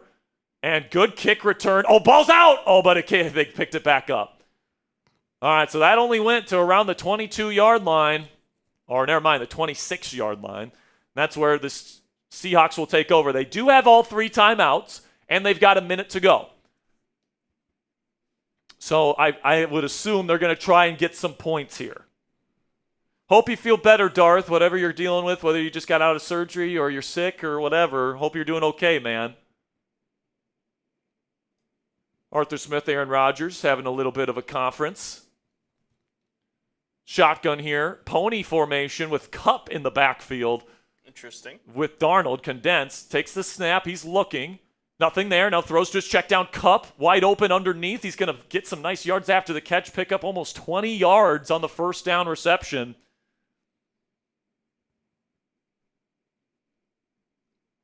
Clock continues to tick. Seattle's not using a timeout. They still got plenty of time. Shotgun for Darnold. Takes the snap. He's looking. He's going to throw middle. A good job. Good pursuit by Darius Slay to blow up the spot route. Incomplete. 30 seconds left. By the way, Patrick Queen and Peyton Wilson are both back out there for this drive. Good to see.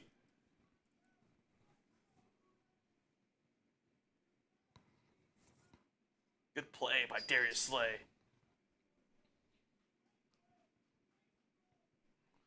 I think we have a Venmo that we still haven't gotten to as well, yes. Ponzi.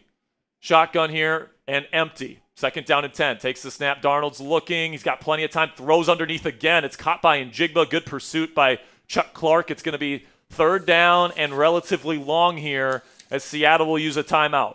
Njigba slipping, slight limp back to the huddle.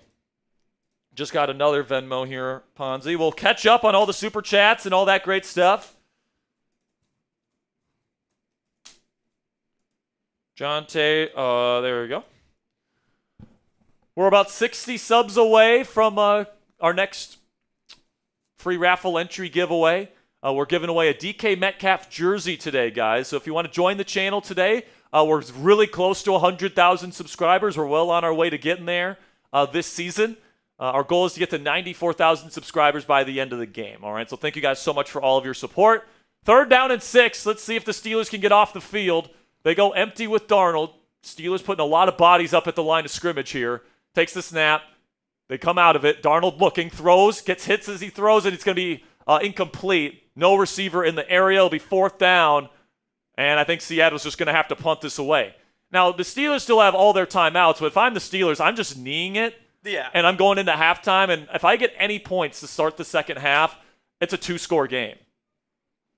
So what did I say, Ponzi, after that first drive? I said, yeah, they scored there, but I'm not sure if they're going to get much else after that because I thought that the defense looked a lot better all throughout the half.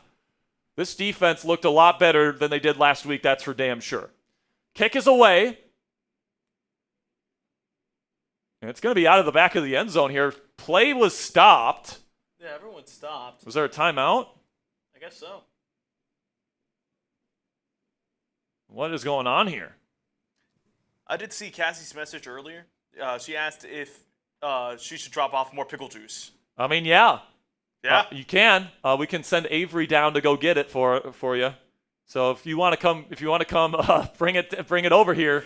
Because make my suffering more. Thank you, Cassie. So here we go. So they're gonna have to re-kick it here. It's kicked away. Just catch it. Just don't muff it. And it's out of the back of the end zone. Touchback. 20 seconds to go. It's a long time for Rodgers, though. We'll see if the Steelers try and do something. But if I'm them, I'm kneeing this. I'm going into halftime happy with the 7-point lead, and I'm trying to make this a 2-score game. Did we hit this in the second quarter? All right, so if you guys want to get a DK Metcalf kind of like jersey T-shirt sort of deal here, it's on sale. When you use our link, chatsports.com/Pitt Week 2, it's 25% off. DK Metcalf just got his first touchdown as a Pittsburgh Steeler against his former team. If you guys want to celebrate that and you guys want to help out the channel while also getting a DK Metcalf Steelers T-shirt, again, guys, the link to that is chatsports.com/Pitt Week 2. That is down in the live chat room as well as in the comments and description of today's show. All right, so let's see what the Steelers are going to do here. Going to catch up on some super chats, and we're going to recap what's going on around the league at halftime here. But Steelers are in shotgun. See what they do. Takes the snap. Rodgers looking. He's going to step up, and he's going to take a sack. And that's fine. And he knows that that's fine.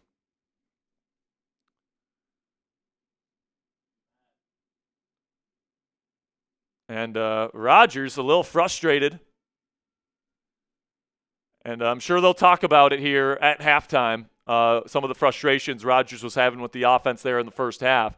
Because right now, the Steelers only have 75 yards of offense, and if you don't have the 2 turnovers forced by the defense, you probably only have 3 points right now.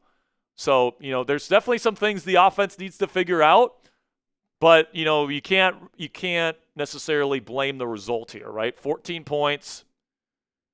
You have a 7-point lead. You have the ball to start the second half.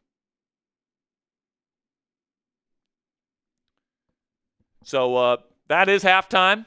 We'll catch up on some super chats here, guys. Well, before we check up around the rest of the league, $10 from What the Yanko says, here we go, Steelers. Let's fry these sea chickens. Absolutely. Thank you for the 10. That gets you into the raffle. Amanda Hodges with a nice sticker there of the hippopotamus running really fast. $5 from Amanda. Thank you for the 5 there, Ms. Hodges. $10 from Nicole Cott, our newest member of Hat Club because of Cassie. Shout out to Nicole for the 10. By the way, Nicole, I did get your email, so we will get that sent out to you. $10 from Kyle L.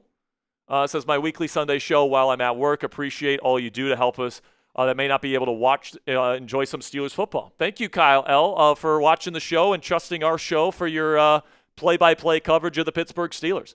$10 from James Merrill. You're in the raffle, James. Says, love this channel. We love you too, James. Thank you so much for the support. Get you into the raffle, my friend. Brent Cromer with a 5 says, DK has had more drops than catches so far this season, or no? $150 million for what? It might have been before the touchdown, but I don't think he's had more drops than touchdowns. Has he? Or than the receptions? I don't think so. He had 4 last week. I don't think he had like 5 drops already. But Darth says 5, says thank you for the get well wishes, all you beautiful Yinzers. Now let's go, Steelers. You're in our prayers there, Darth. We appreciate you. Oh, man, James Cook with a nice play against the Jets. Oh, my goodness, and Jets are losing 20-3. Maybe that upset pick wasn't so good. $5 from Bill Roberts. Appreciate you, Bill, for the 5. You're a real one. Shout out to Bill. By the way, anyone that's putting in these 5s, if you put in another 5, we'll get you into the raffle for the DK Metcalf jersey. And I have been keeping track because there's a couple people. Okay, Ponzi's keeping track of that. So if you already put in a 5 and you put in another one, we'll put you into the raffle. Brandon Nicholson with a 5 says, here we go. Appreciate you, Brandon. One of the real ones right there. C with a $10 super chat says, give away some Boswell jerseys too. Maybe we'll give away a Boswell. Well, here's the thing, C. Whenever we give away a Steelers jersey, if you already have like that jersey, last week we gave away an Aaron Rodgers jersey. If someone really didn't want an Aaron Rodgers jersey and they won the raffle, if you want a different player, we'll get you a different player. We're just kind of doing using the specific player because it's their revenge game. Yeah. So if you don't want a DK Metcalf jersey, you want a Chris Boswell jersey instead, we can make that happen. All right. So you're in the raffle with that $10 super chat. We appreciate you. $2 from Jagger says, what the F is wrong with the D-line? I understand injuries. I think the D-line's been playing a lot better this week. I'll say that right now. All right. They're pressuring Sam Darnold a decent amount. And then they're also stopping the run quite well as well. So, listen, 7 points given up in a half speaks for itself. I think that's a pretty darn good start. So I think pretty good start for the Steelers defense. $2 from Darth again says, let's go Steelers once again. Then we have a couple Venmos to get to here. Just about to be done with these super chats. Beaker Addison with a 10 says, I work weekends, so I can never watch it on TV, but I can listen to you guys on my headphones. Thank you for doing this for us and making it fun. Steelers Nation for life. A couple heart emojis. Thank you, Beaker, for the kind words there. You're also in our raffle, so make sure you stick around for your chance to win. Kyle L. with another 10 says, here we go, ladies and gents. That's another raffle ticket. Appreciate you, Kyle L., for your support. $2 from Nicole again. Nicole, you're a real one. $5 from Darth.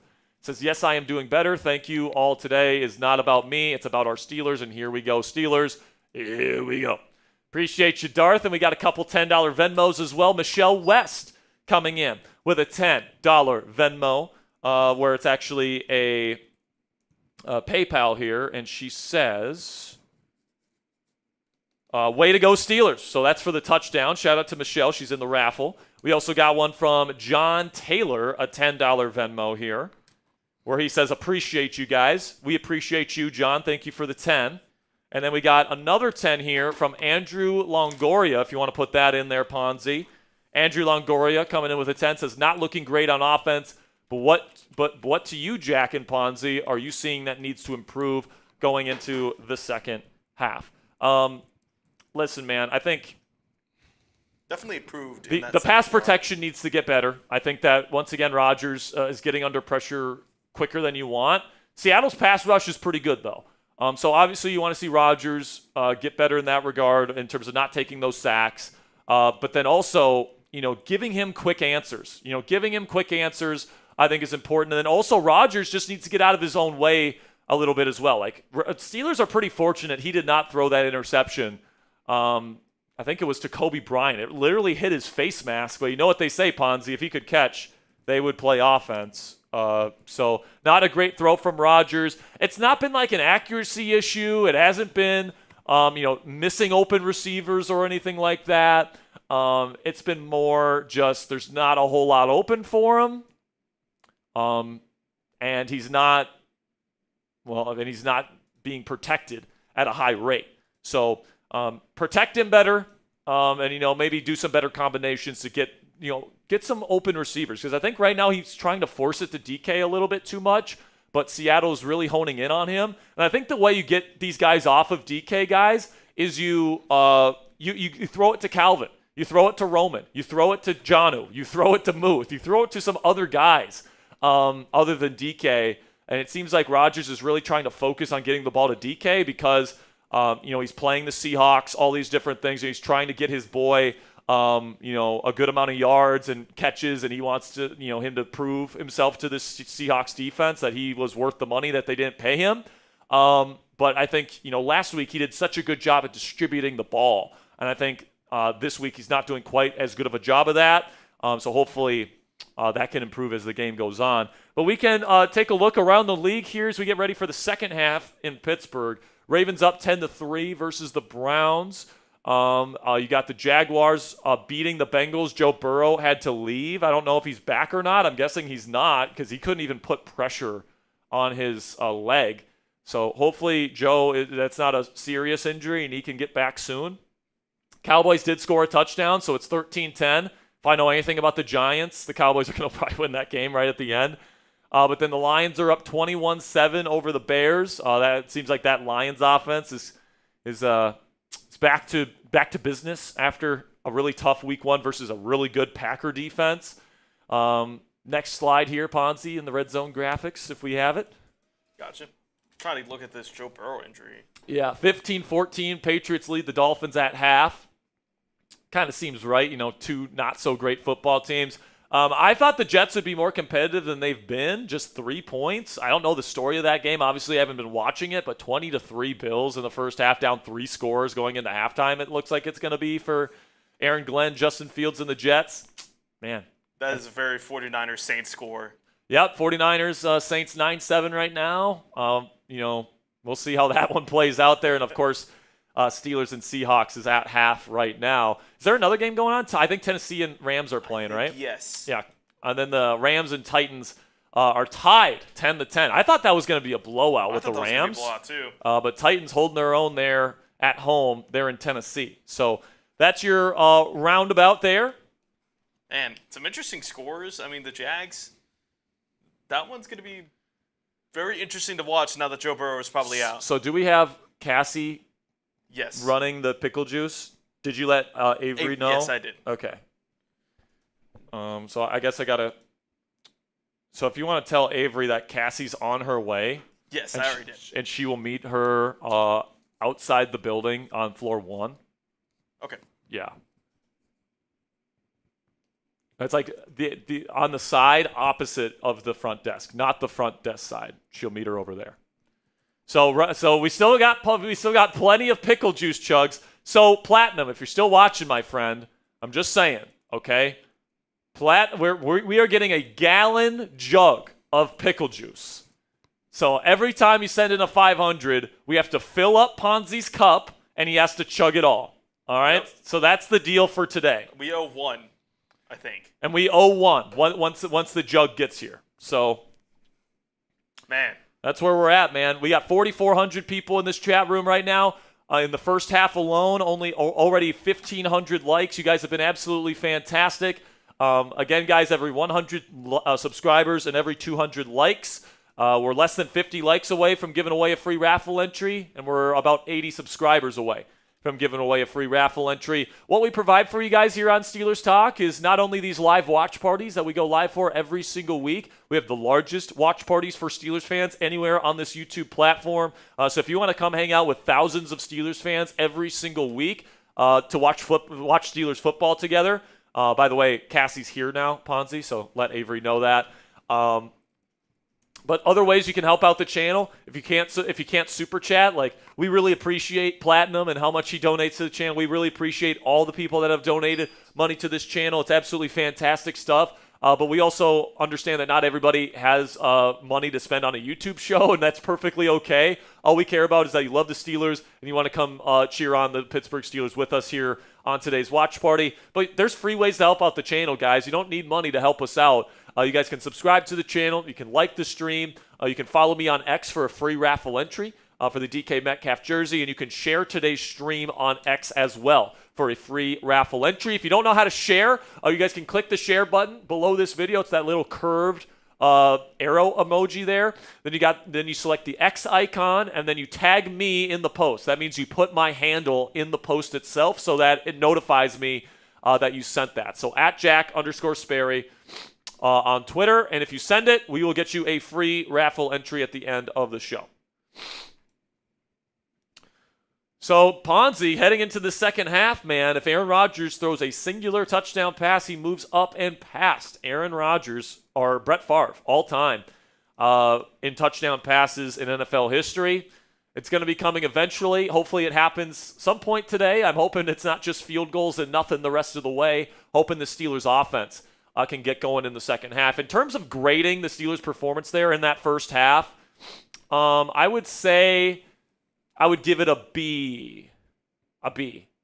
I think I would give it a B-, just because you got turnovers, but you didn't really get a lot. But you earned those turnovers. Exactly. That's the whole thing. It's just the offense has been. If we were grading the defense, honestly, I'd give them an A. Yeah, the defense I'd probably give an A-, B+. They've had some lapses today, but they've certainly made up for those lapses for the most part. Offense, I would give it a C+. Was last week just an outlier? I don't know. I don't know, man. I just think that, today, Jalen Warren is looking a lot better. Like, it's almost like the exact opposite of last week's game. Yeah, that's what I'm saying. Like, the defense is out there making plays. It's the offense that's having trouble moving it. And you know what? Sometimes in the NFL, this is the way things go, Ponzi, right? Sometimes your defense is going to have to step up. Some weeks, your offense is going to have to step up. Usually, in years past, the Steelers have had to rely on their defense to step up every week, or they would just lose the game. But last week showed that, yes, the defense can have a rough outing, and they can get run over, for lack of a better term, for 4 quarters, and they can, show up big at the end, but then the offense can carry the day.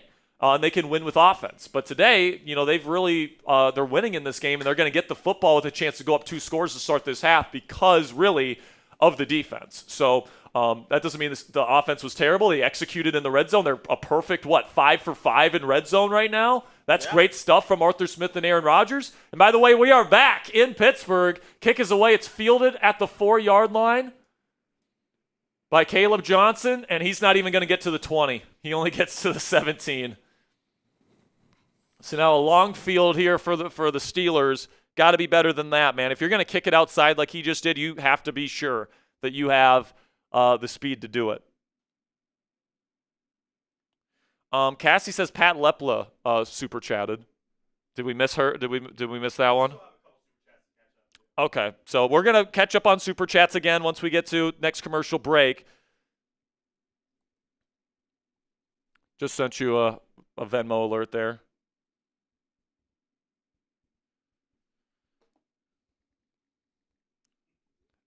You told Avery was on the garage side, right? Not the front desk side.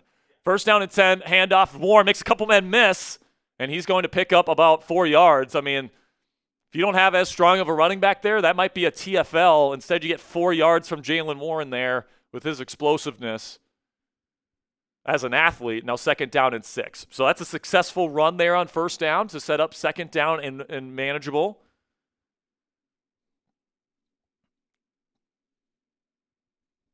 And then got to get within 3rd down and 3 to make it, or 1st down, for this to be a successful second. Under center is Rodgers, condensed formation. 2 tight ends. Big Darnell is in there. Guitar fake. Rodgers completely fooled him. Rolling out to his right. He's just going to dump it off here to Jonnu. Makes a man miss. Gets close to the sticks. It will be either a 1st down or it will be 3rd down in inches.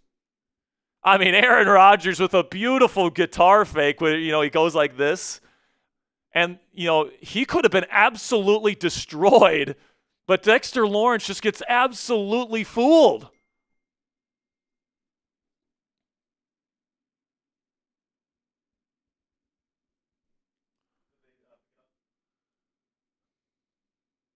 They did not get it, so it's 3rd down and 1 here.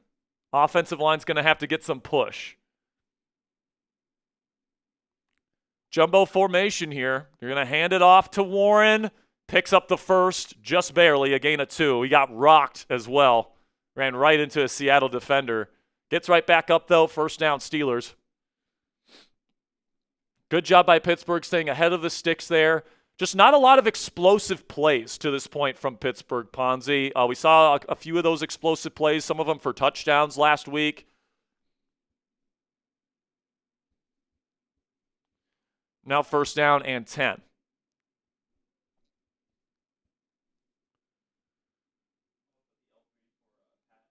Sounds good. Shotgun, Rodgers. Handoff, Warren. No, this is Gainwell, actually. He's going to pick up close to 5 yards. Getting Gainwell in there for a little bit of action.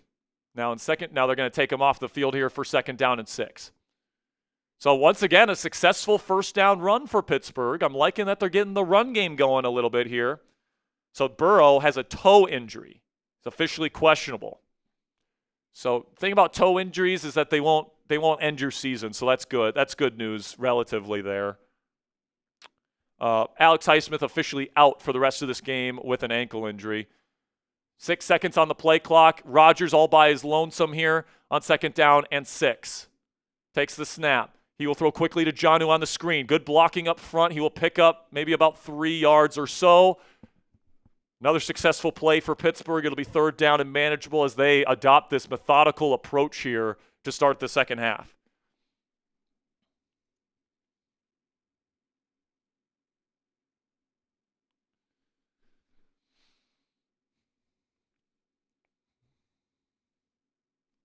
A lot of onus here on converting on third down and shorts. Third down and 2. Takes the snap from shotgun. Rodgers has time. Now he's running out of time. He spins out of a tackle. He's going to throw on the run, and it's underthrown, incomplete, flag on the play.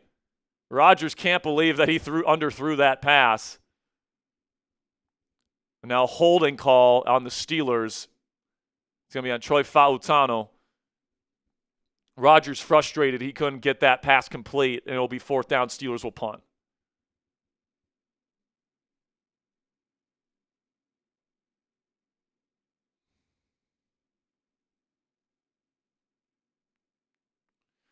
Rodgers trying to get that to Calvin Austin, just dirted it, unfortunately. Rolling out to his right. Hasn't been as good rolling out to his right in this game. He's had 2 pretty inaccurate throws throwing the ball down the field in this one. Kick is away, and it's not a good punt by Waitman. It goes into the back of the end zone, touchback. And that's where Seattle will take over at the 20-yard line. Let's catch up here. Our Super Chat software is bugging out a little bit on us here, guys, so bear with us. But we still got over 4,800 Yinzers in this chat room right now. Thank you so much to all the Steelers fans watching along and hanging out with us here on week 2 of the NFL. Make sure you guys click that thumbs up icon. Make sure you click that subscribe button. Every 200 likes, every 100 subs, we are giving away free raffle entries. Still bugging here, Ponzi? All right. Pat, $2. F. Ponzi in the chat for missing that one earlier, but we appreciate your support, Pat. One of the real ones has been there for a while. Pat, I'll be watching out for that email, by the way. Cassie sent me that message. $10 from Jeff Moore. Appreciate you, Jeff. You're in the raffle for the DK Metcalf jersey today. Tom Pellegrino with a 10 says, here we go, Steelers. Here we go. With a 10. Tom, you're in the raffle today. Tink McGathy. What a name. $10 says, there's 2 things I love. Heavy metal and the Steelers. Here we go. I love it, Tink. Thank you so much for watching the show today. Caleb Bonkelders? I'm probably butchering that pronunciation, Caleb, but we appreciate the 2. Thank you so much. $5 from Darth. Says, Darth Yinzer, please don't jinx it. Let's go Steelers. Then we got Lance Struthers with a 10. He's in on the raffle. Says, all we have to do is not turn the ball over, and we'll be okay. I genuinely agree with that, Lance. Now, you got to stop him on defense, too. But, already winning the turnover battle is a good thing. And we just got another one here, folks. It's been a little while since we've gotten an update, but we got another one here. This one's rolling in from Platinum 666. Burn! Burn! Burn! Here we go, Steelers. Here we go. Here we go, Steelers. Here we go.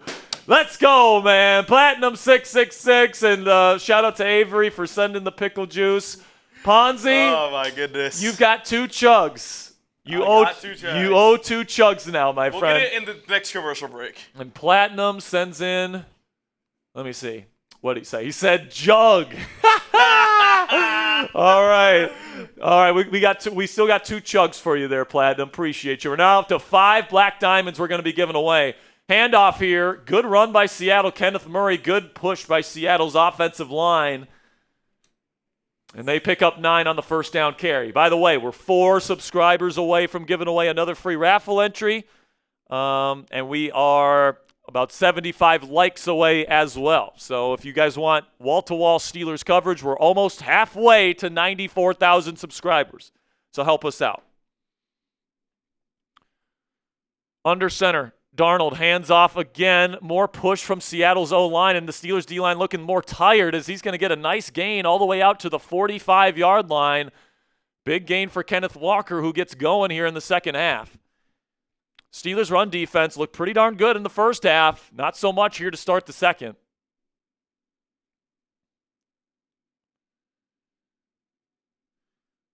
Platinum is a beast, by the way. Thank you so much for clicking that subscribe button, guys. We will be giving away a free raffle entry next commercial break, as well as Ponzi doing a pickle juice chug. It's going to be toss play to Charbonnet, and those toss plays have not gone anywhere today. Great job by the Steelers.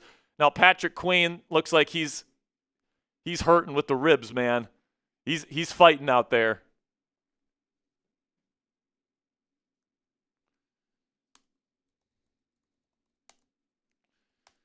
Hopefully he's going to be able to continue. He gets back to the huddle really slowly, but he's still out there. Second down and 11.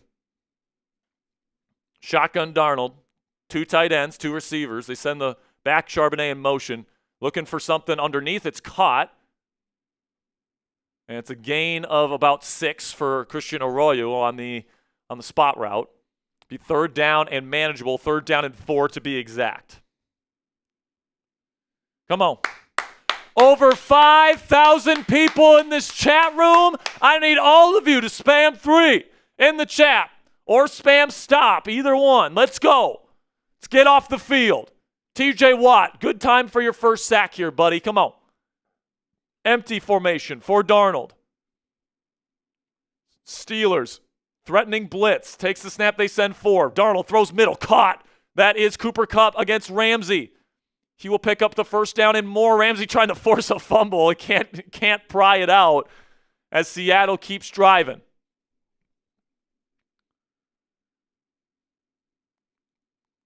Another 3rd down conversion where Ramsey is the man in coverage.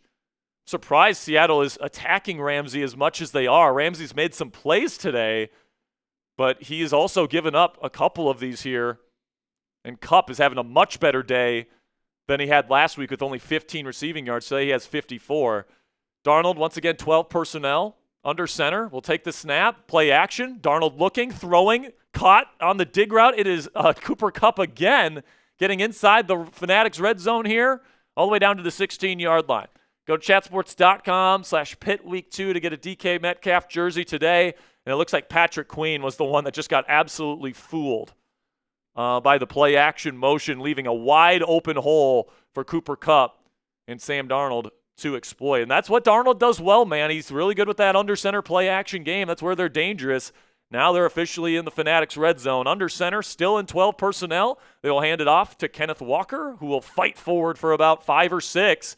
It's been a very efficient drive for Seattle to this point. I need you guys to type those stops in the chat if you want to rally behind this defense. Steelers only up by a touchdown. Seattle trying to tie it here in the second half. Steelers, one of the best red zone defenses in football a year ago. Under center is Darnold once again with 2 tight ends. And Jigba and Kupp, the 2 receivers. He's going to hand it off. Walker once again gets a decent chuck. 5 yards. First down, Seattle. Just can't stop them at this point. Seattle winning the line of scrimmage on both sides of the ball, at least this half, at least to start. And now it's first down and goal. First down and goal. Get a stop. Come on. Hold up here. I mean, with injuries, multiple injuries on the defensive line, people battling through injuries at linebacker, no Elliott, no JPJ. Under center is Darnold. Takes the snap. 5-step drop. Throws middle. Caught. Patrick Queen again, too slow. Touchdown, Seattle. That's Ballmer, the tight end, or A.J. Barner. I'm not joking, guys. You might have to think about taking Patrick Queen out of this game. They are attacking him. They know that he's injured right now, and he's just not fast enough to close the gap, dealing with whatever he's dealing with. And that's just too easy, man. It's just too easy. Touchdown, Seattle. It's going to be, pending an extra point, a tie football game in Pittsburgh.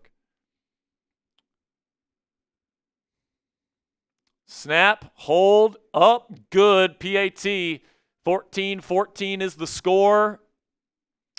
Seattle with a very convincing drive here, and they've got a lot of momentum now after that drive.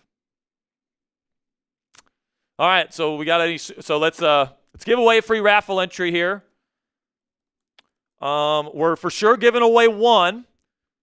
If we can get 22 more likes, we'll give away another one. Can we get there? Can we get 22 more likes? We got 5,200 people in this chat room right now, guys. I know not all of you guys are subscribed. I know not all of you guys have liked today's stream. We're 20 likes away from giving away another free raffle entry. I see Bradley in there, Brian Hagan, Rebecca, Jaden, Rodolfo, Josiah, Eric, Tyler, Rebecca, Mitchell, Hip Hop, Tyler, Rayshard, Luce, Tyler, Troy. Come on now. And we passed 1,800. Thank you guys so much. 10, 9, 8, 7, 6, 5, 4, 3, 2, 1. I'm going to give one to Alex Mannerful. And I'm going to give the other one to Brian Hagan. All right. I'll say this right now, Ponzi. I think Seattle's played the better game to this point. I think the Steelers have made, obviously, some big impact plays on defense that were huge, and the Steelers earned those, by the way. But generally, you just look at the total yardage for both of these teams, and Seattle has been moving it pretty consistently. They've had a couple turnovers, which has killed them. That's kind of the story of Sam Darnold, to be honest with you. But the Steelers don't even have 100 total yards of offense right now. Yeah, they only have 88 yards of offense. It's not looking good in terms of offense. And if you don't have those two turnovers, those two turnovers got you 11 points. Yeah. Right? If you don't have those turnovers, you have 3 points right now, and we're talking about the Steelers having one of the worst offensive performances of any team in the NFL this week. So you got to get it going, man. And really the best player today has been Jalen Warren. Yeah. Jalen Warren's been the best player on this offense today, bar none. Rodgers really not having a fantastic day today, being completely honest about that. Now, is it all his fault? No, but he's had a couple missed throws down the field on rollouts out to his right. There's been, he hasn't been getting the ball out on his first read consistently. Now, that's credit to Seattle for taking it away, but John Massoud with another never mind. Was that one from earlier? No, this was the right one. Oh, okay, so we'll give away another free raffle entry here. Next commercial break for my man John Massoud. It's fielded at the 10, not the best kick from Seattle. And it's going to be taken out to the 30-yard line. Decent field position for the Steelers. Time to get something going, man. Time to get something going. And by the way, we are now almost a game and 3 quarters into the season, and Roman Wilson still doesn't have a catch. And he's played a lot more in this game, man. He's just not getting open. He has. He's just not getting open. I think the most notable thing he was just swatting down that ball that was about to get picked by Bryant. So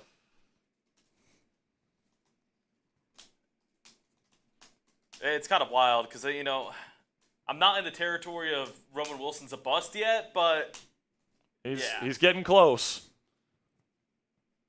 Shotgun here for Rodgers. Takes the snap, trips right, looking to get rid of it. Nothing there. Now he has to escape out to his left. He's going to throw. What a throw from Rodgers. A laser to Warren. Makes the man miss. He's still going. He breaks another tackle and another. To the 30. Go, Jalen, go. Oh, my goodness, go. He's all the way down to the 5-yard line.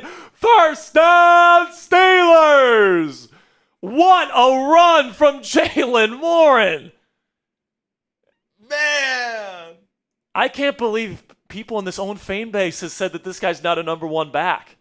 I mean, Rodgers rolling out to his left. I mean, what a job. Flipping the hips, throwing a beauty on the run, right in stride. Great hands catch from Warren. Makes men miss in 4 different ways. And then gets it all the way down to the 5. I mean, what a weapon Jalen Warren is for the Steelers offense, man. What a play. Now down to the 5-yard line. Exactly the jolt that this team needed. Play action. Rodgers will dirt it as he gets hit. Kind of a late hit. That's Hall, Derek Hall, rotational edge rusher that comes in and hits Rodgers after he dirts it. Is this Fautano? Oh, no. Connor Heyward. I mean, kind of a bad design. Connor Heyward's expected to get over and block on the motion. And he just not fast enough to get there. Nope. So it's pretty much he just came in free. Just a poorly designed play by Smith, poorly executed by Heyward. Shotgun here for Rodgers on 2nd down and goal. He'll take the snap. He will hand it off. This is Kenneth Gainwell, who will get nothing per usual. Status quo. I think he's had maybe 3 or 4 rushes in these first 2 games that are more than 1 yard. 3rd down, big play here. I mean, the Steelers have to stop giving the ball to Gainwell, man. Give it to Caleb Johnson in that scenario. Gainwell is not somebody that's going to move the pile. He's a 3rd down back. Like, if you want to give Jalen a break, that's fine. Get Caleb Johnson some run here. This is this type of situations where it makes sense. 3rd down and goal. Got to trust Rodgers here. 2-by-2 formation. Watch Jonnu and DK at the top of your screen if you're watching at home. Takes the snap. Rodgers looking, scrambling out to his left. He throws on the run to the end zone. Oh! Is it intercepted? It's intercepted. I think it's tipped by Calvin Austin. It's tipped close to the ground. Let's see if it hit the ground. But Kobe Bryant comes up with the football, and that would be a killer of an interception if that ends up being the case. I got to see this replay. Oh, he's trying to throw it to Muth, but Calvin is in the area. If Calvin doesn't put his hand there, it's probably a touchdown to Muth and a hell of a touchdown pass. But it's just, he didn't have enough spacing. 2 guys thought they were going to get the football. Man, that's tough. After that run from Jalen, man.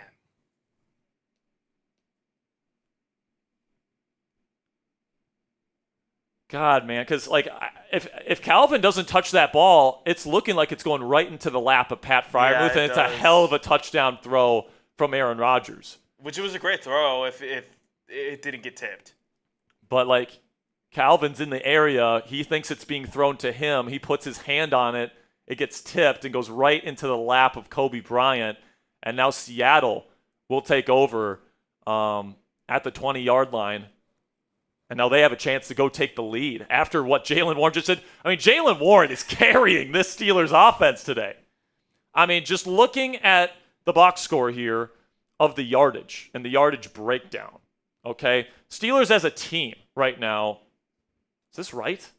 It's not right. There's no way that's right. 75 total yards of offense? That's not right. They just got a bunch. I don't think that's right. ESPN has been down, apparently. That would make sense. Apparently people on fantasy have been like, oh, well, I've gotten negative points for a touchdown. Okay, well, anyway, box score numbers are still right. Rodgers is 8 of 18 right now. That's tough. That's tough. He's got a rating of 60. Jalen Warren right now has 47 so he's your leading receiver by far with 84 yards, and he's your leading rusher by 40 yards. Jalen Warren has been the Steelers' offense today. And they got to figure it out, man. Roman Wilson, I don't even think has a target today. No, he has 1 target.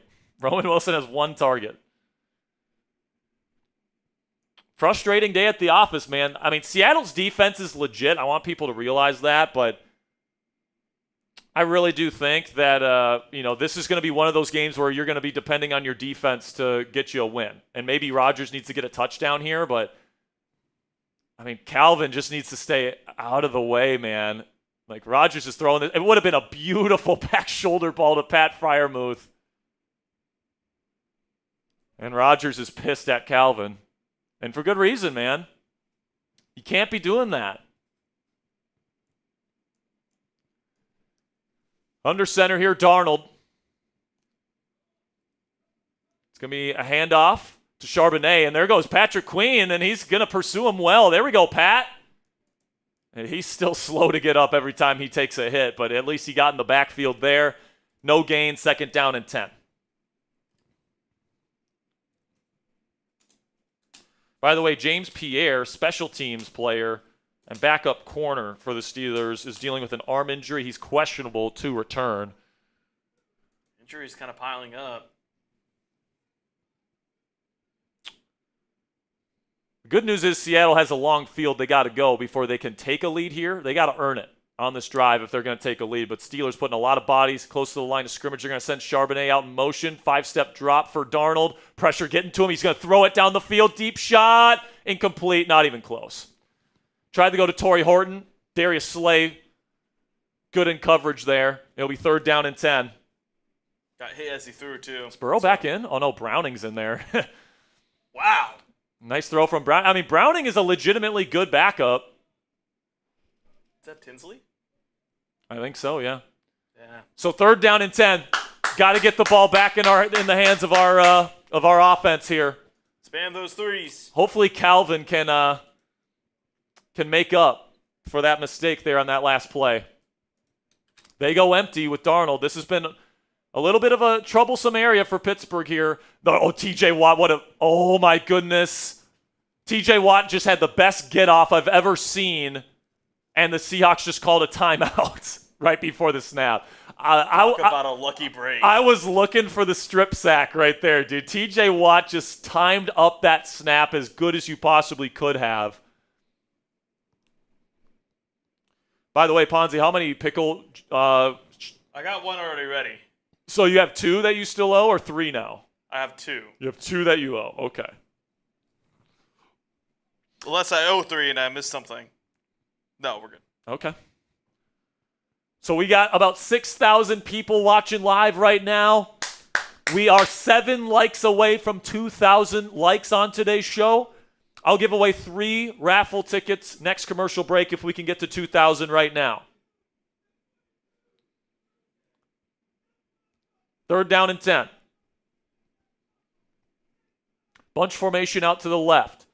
Steelers will send 5. They're going to get pressure on Darnold. Can't get him. Still scrambling out. He's going to try and flip it out there, and he's not going to get it. Incomplete. And that will be a 3-and-out for Seattle's offense. Good job by the Steelers' defense to hold up. Looked like Watt lining up on the left side that time. Peyton Wilson knifing through to get the pressure. And then Watt was the one that pancaked Darnold at the end.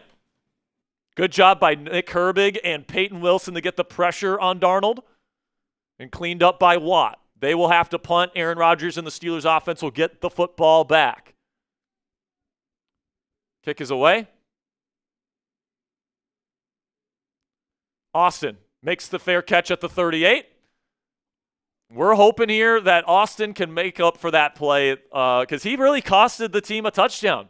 You know, I don't necessarily blame Austin. He's just trying to go out there, trying to go scramble drill, but he also has to understand the concept there, and he has to know that by turning that way, he's getting into the throwing lane to potentially go back shoulder to Freiermuth there at the end of the play.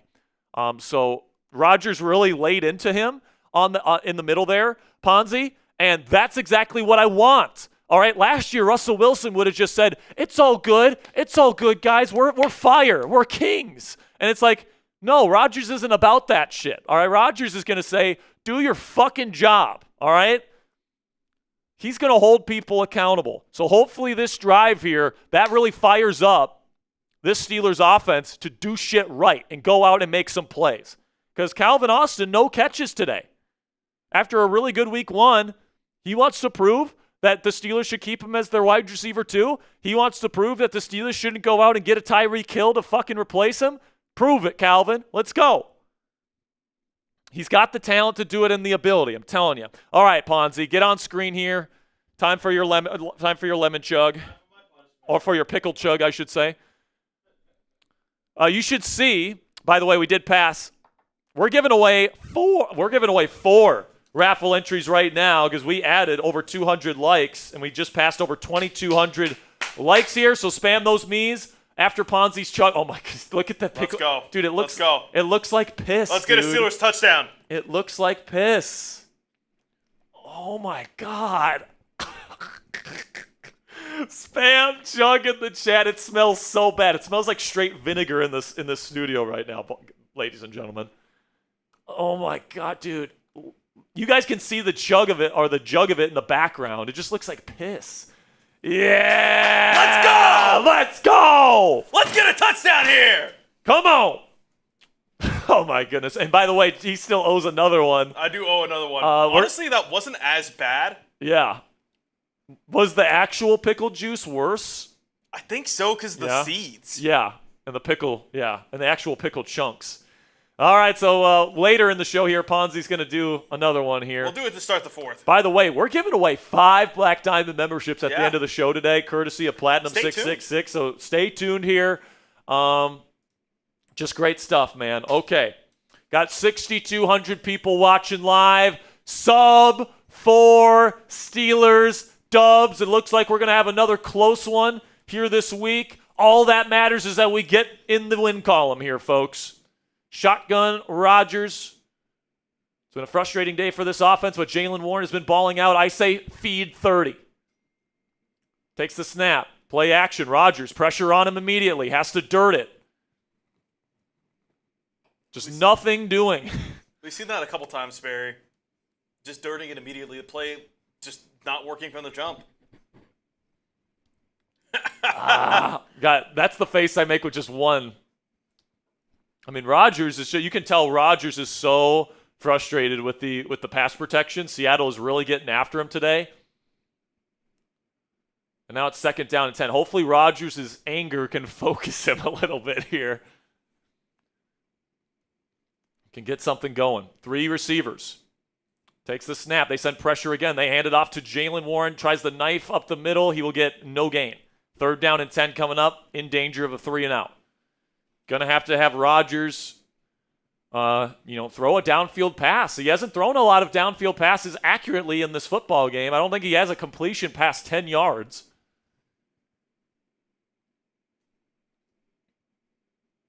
Was the Metcalf one past 10? No. I don't think so, no? Well, maybe. That might have been the only one. That was a free play. You could just throw it up there. That's what I'm saying. 3rd down and 10. Let's see if Rodgers can save the drive. Austin in the slot. Rodgers takes the snap, looking. Now he's going to go to his check down. This is Jonnu Smith trying to make some guys miss. He's going to get it about 9 yards. What do you do here, Sperry? The Steelers are in their territory, and I think Rodgers is going to want to go for it. It's 4th down and 1. And they're going to take him off the field, and they're going to punt. They're not going to, I mean, with the way the offense is playing, and with the way the defense is playing, I don't necessarily blame them for making this call. I think a lot of Steelers fans will want them to go for it here, but it's a defensive football game, and you do not want to give Seattle the ball in plus territory and just give them free points, especially with the fact that this offensive line just hasn't been able to get pushed for most of this game again. Kick is away. It is fielded and fair caught at the 9-yard line, and that's where Seattle will take over.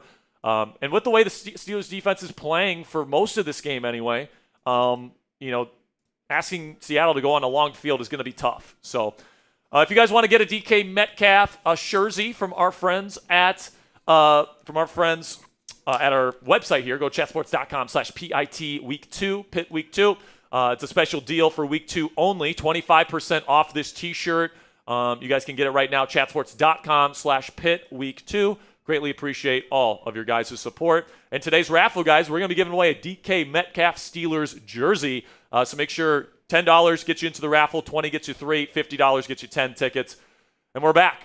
1st down here, offset I formation, 3-step drop, quick throw from Darnold, caught by Kupp, and you'll get about 7 on the spot route. And Cooper Kupp getting much more involved for the Seahawks offense this week compared to last week. He hasn't looked too bad out there. I mean, listen, man, we got to get this win for DK Metcalf now. Yeah. And for Jalen Warren. Jalen Warren has been playing his balls off today. It's been the only good offense. I mean, honestly, it looks like the Matt Canada days where Jalen Warren was the only good offensive player for you. Under center for Darnold. Handoff. Good push by the Steelers. Walker making some moves. He still picks up a first down. It's a gritty run. What a nifty run by Kenneth Walker picking up the first. Good push by the Steelers defensive front, though. Got to get him on the ground, though. Got to get him on the ground. All right, we're giving away 4 free raffle entries. I'm going to give one to Jim Cease. Going to give one away to William Goney. That's like gone with a Y at the end. Going to give one to play action here. Darnold is knocked down immediately. Pick it up, YA. YA picks it up, but it's going to be called incomplete. Be 2nd down and 10 coming up. Good pursuit here by the Steelers. I think Daniel Quale got to him and got his hand on the ball. Good job there by 96. I'm going to give one here to Yirza, 1 Alpha. And I'm going to give one to Loose Stool. What a name. What a name indeed. 2nd down and 10. And listen, man, we haven't seen TJ Watt. We haven't seen a signature, forced fumble, even a sack through these first 2 weeks. Hoping we see him get one here, but he's not on the field. It's Herbo, and it is Jack Sawyer out there right now. It's going to be a quick throw out to Njigba, screen, and he's going to get about 8, and it'll be 3rd down and manageable coming up. According to a tweet I saw, he's been getting triple teamed all day. DK? Yeah, TJ. Oh, okay. Because the Alex Highsmith.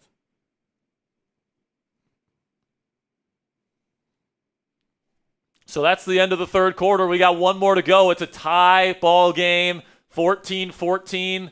And this is a classic Steelers game. Like last week, we saw that the Steelers can win a shootout in the right circumstances. And today, we're certainly seeing that, the offense, it certainly has the capability to have some stinkers at times. And when that happens, the defense can step up and get those turnovers and pick up the offense. So if the Steelers win today's game, guys, with a quarter left to go, in the first 2 weeks, they're showing you that they can win in a number of different ways. They can win with offense, they can win with special teams, they can win with defense, and that's the mark of a really great team. A really great team. It's not always going to be perfect every week. It's not always going to be easy sledding on both sides of the ball every week. All right, like the best teams in the league, if their offense is having an off day, their offense picks them up. If their offense is having an off day, the defense picks them up. Great teams have great special teams as well. The Steelers are 2 for 2 on field goals today.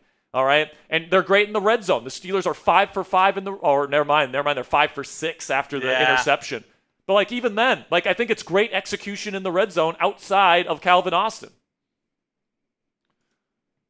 And hopefully that play doesn't ruin this game, because that would have been a touchdown. Steelers would be up 21-14, and you better believe heading into this 4th quarter, Renegade's going to be playing. All right, Renegade is going to be playing. It's going to be blaring. It's going to absolutely inspire this Steelers football team.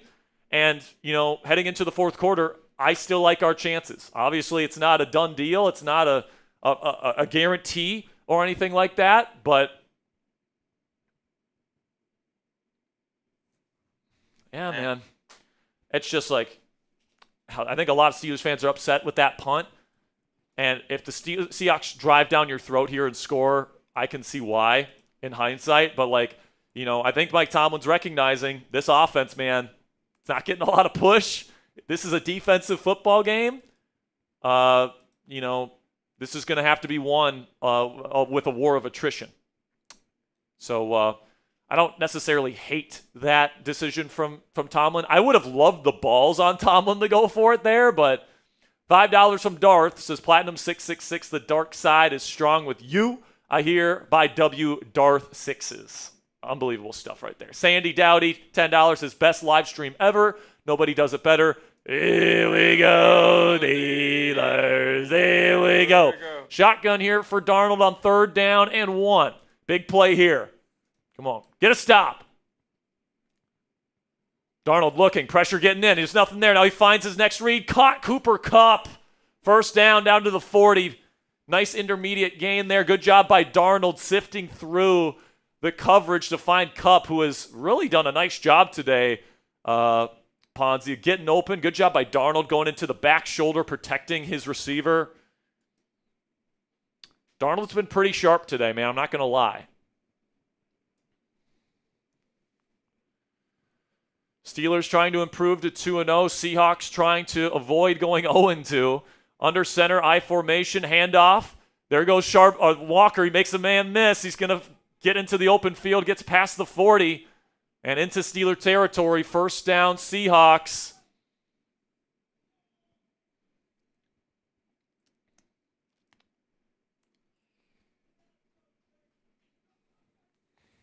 And Patrick Queen, again, too slow.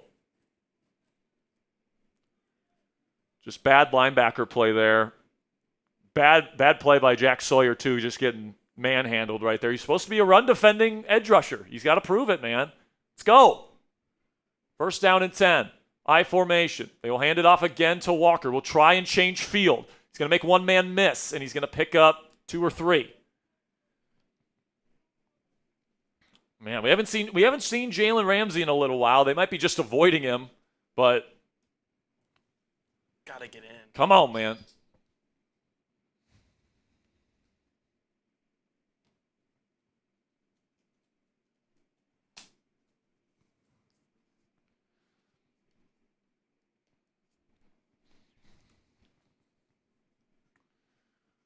Second down and 7. Come on. Type stop in the chat. Type stop in the chat if you want to get a stop. We got 6,500 people in this chat room right now. Under center, I formation, Darnold. We'll take the snap, fake toss, and he's going to have to dirt it. I think that's intentional grounding. That's not in the area of a receiver. Yeah, I don't know. So Steelers pressure got to Darnold. He dirted it. Looked like at the feet of the Steelers defenders. There's no receiver in the area. TJ Watt got right in his grill. Good job by Herbig as well, who's done a good job today in the stead of Alex Highsmith's injury. Third down and 7. Got to get him off the field. Let's get a fucking stop right here. Let's go. They go empty with Darnold. 2 high safeties for Pittsburgh. Takes the snap. Darnold looking. Throws, and it's incomplete. Miscommunication, and it's going to be 4th down. I think they're going to kick the field goal. You know who's there bearing down on him? TJ Watt. TJ Watt applying the pressure. Let's go. Everybody spam miss. Spam miss. Spam miss. Looked like a miscommunication from Darnold and maybe in Jigba. And now Myers, who missed from less than 40 earlier in the game, will try a 54-yarder. Everybody type miss.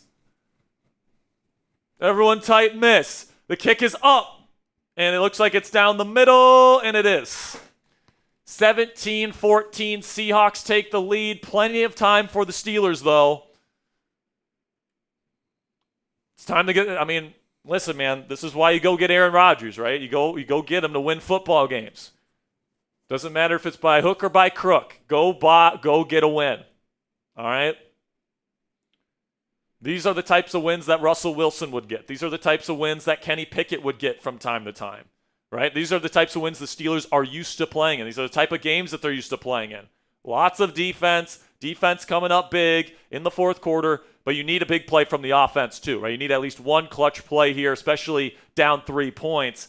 But I think we got a little bit of positive momentum here because we got another one from Platinum.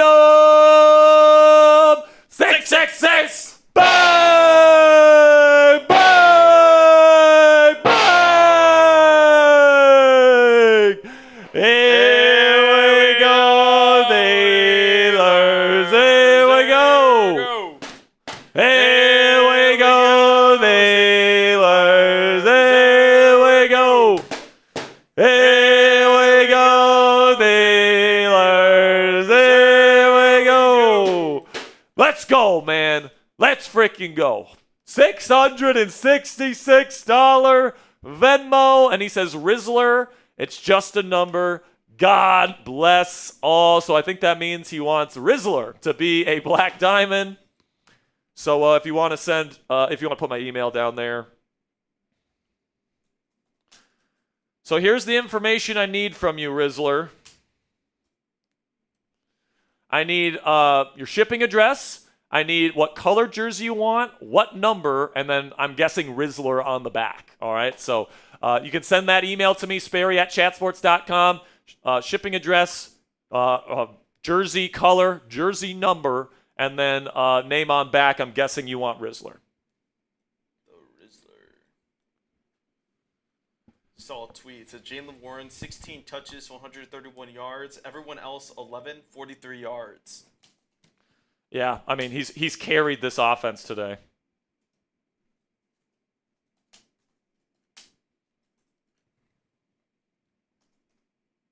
I think I'm calling it after this chug. I'm going to do one more chug. Fair enough. All right. So Steelers getting ready to get the football back. Still very much in play with 12 minutes left to go. Got to get some positive vibes going here on offense. Jalen Warren has accounted for 131 yards of offense today. And that's going to be – oh, no. Did he touch it? Did he touch that? He touched that. That's a live ball. Oh, my gosh. That's a live ball. That's a touchdown. They're saying touchdown That's a live Seattle. Ball. There's no way that just happened. Kenneth Gainwell touched the football, let it go into the end zone, and Seattle recovered. I mean, we'll check the replay here. Is this Caleb Johnson or Kenneth Gainwell? Did he touch the football? If he did, it's going to be a touchdown. If he touched it, I don't know. I don't think so. I don't think he touched it. I saw that ball move ever so slightly, Sperry. I don't think he touched it. Bro, that's what, I mean, it was Caleb Johnson, the rookie. And if this is a touchdown, I don't think you can put him back out there. This is as close as it gets. I don't think he touches it. He touched it. I don't think he touched it. Now, but there has to be undisputable video evidence that he didn't touch it, though. That's the thing. The call on the field is a touchdown. So they're not reviewing it. It's a touchdown. That sucks. That's awful. Oh, went off his helmet. I didn't even see that. I mean, do you even put him back out there? I mean, what a fucking terrible rookie mistake to make. Now the Steelers, that just makes their job a hell of a lot worse here, man. Or a lot harder. An offense that hasn't been able to move the ball all day is now going to have to score twice. Dude, you got to go get the football. What are you doing letting it go? Oh my gosh. It's one of the stupidest football plays I think I've ever seen. And, of course, it happens when you're down 3 and now you're down 2 scores, and your offense almost has to play perfect football to win this game. I can't believe what I just saw happen, guys. I don't even know. I don't even want – I don't even want to, like, get too mad, but, like – You can't be doing that. Kick is away. It's going to be fielded at the 9. By Kenneth Gainwell. He's going to make one man miss, gets to the 20, trying to get to the 30, and he's going to get down to around the 28. God, it's got to be so hard being Caleb Johnson on that sideline right now. If they lose this game by 7 or less points, this one's on Caleb. Now, obviously, it's a team game. Offense should play better, all that different stuff, but, like, Steelers score a touchdown here and they lose the game by 3 points or whatever.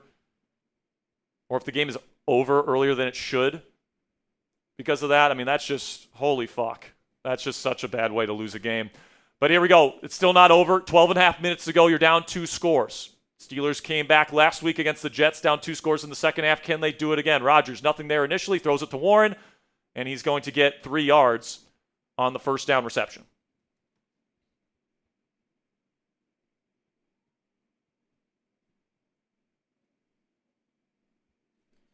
mean, it's the simplest rule in football.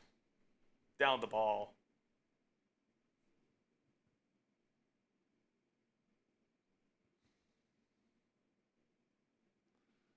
Miles Killebrew and Jabril Peppers trying to keep him locked in. Hopefully Caleb doesn't lose his marbles because of that. 2nd down and 8. Shotgun and empty. Rodgers looking. Throwing quick to Kenneth Gainwell in the slot. It's caught. It'll be 3rd down and manageable. Got to move the sticks here. Can't give the ball back to Seattle.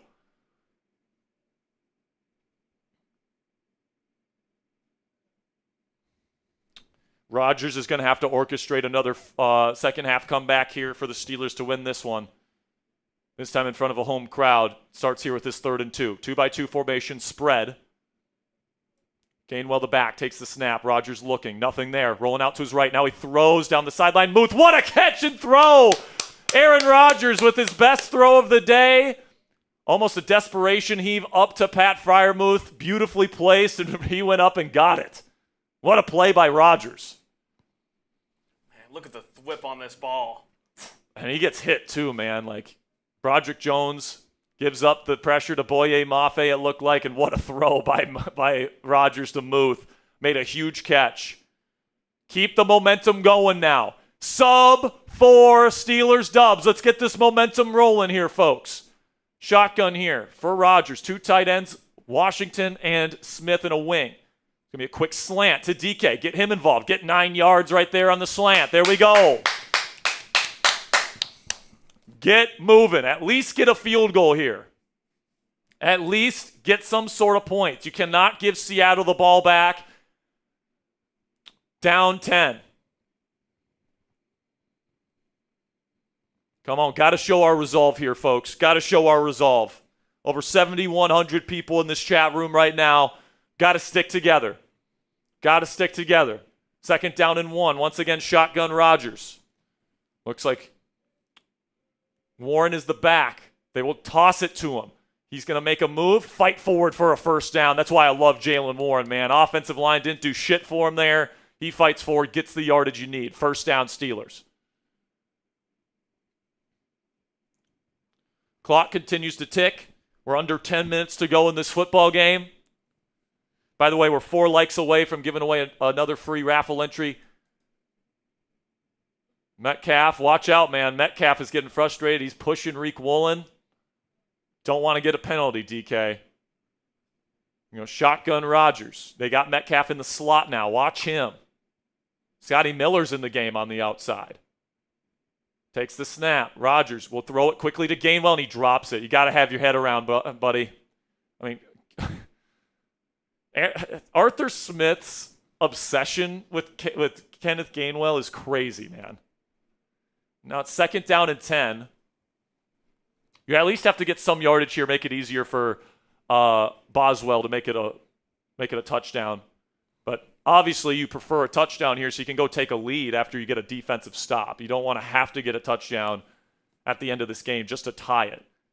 So these next 2 plays huge after a drop on 1st down. Shotgun Rodgers takes the snap. He's looking. He's got to get rid of it. He's going to dump it off to Gainwell. He catches it. He's going to get a decent amount of that yardage. Gets about 5 or 6. It'll be 3rd down and manageable coming up.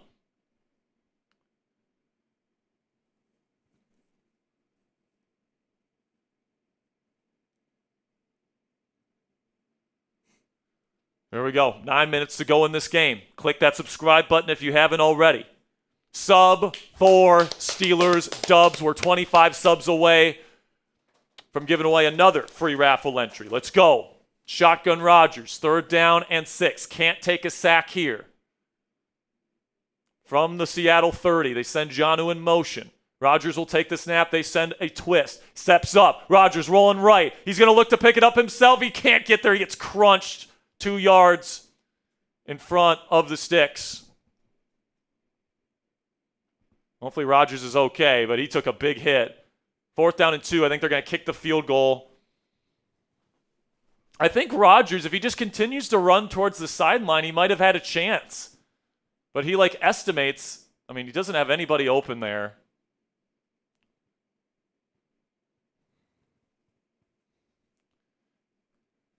And I'm guessing they're going for the field goal here. Yes, they are. If he misses this game feels over. It's a 45-yard attempt and a big one. It's up, and it is good. Boswell, of course. The only one who's been automatic today. So this game still within reach. This game's still within reach, but we're going to need a great touchdown drive just to maybe tie this football game at the end of it. We might need a big defensive play. And plain and simply, guys, if Caleb Johnson doesn't just whiff on that special teams play, like, it's a tie ball game. I'm sorry, but like I'm not trying to be like a negative Nancy, but like that's a rule in all 3 football. Yep. You touch the ball, you had to go down it because it's basically a muff. It's in high school, that's in college, that's in the NFL. Like, I get it, it's a new style of kickoff, but it's the same rule. It's the same rule since football had kickoffs in the 70s. Like, what are we doing? Down the ball. All right, let's give away, completely agree, Ponzi. Let's give away 2 free raffle entries. We just passed 93,800 subscribers. Let's spam those me's in the chat. Spam those me's. I'm going to do a pickle shot for you guys here. Salute.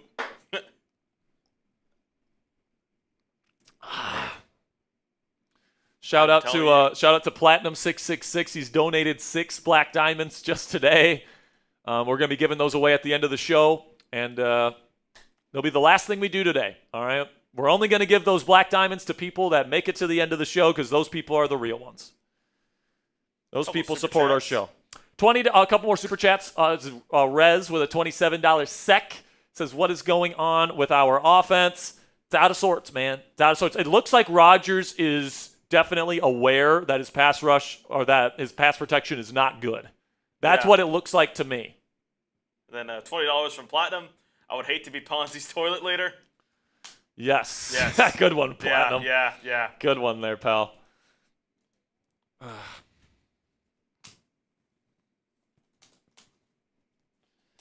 But, man, I mean, great job by Rodgers on that 3rd down to get it to Muth out of structure. And then great job by Boz to nail that. Mountain Dew's asking how did the Seahawks score their other touchdown. Caleb Johnson muffed a kickoff, let it go into the end zone, didn't chase after it, and then Seattle recovered it for a touchdown. Literally a free 7 points. This game should be 17-17.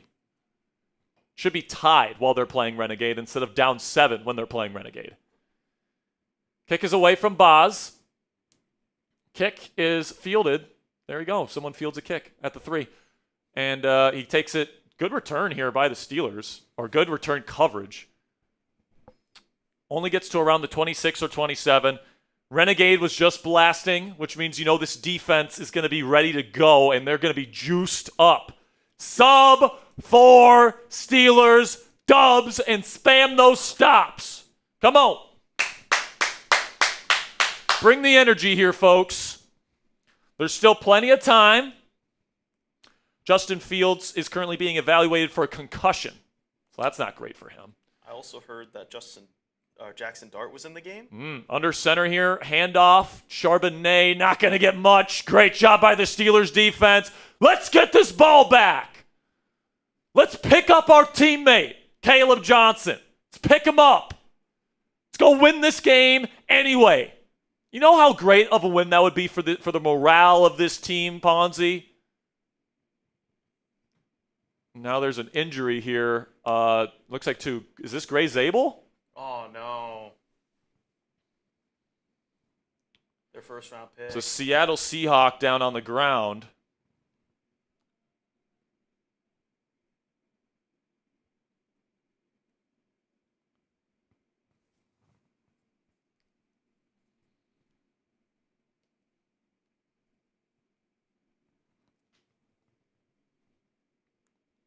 Looks like their center. Aluatimi is also down there, center.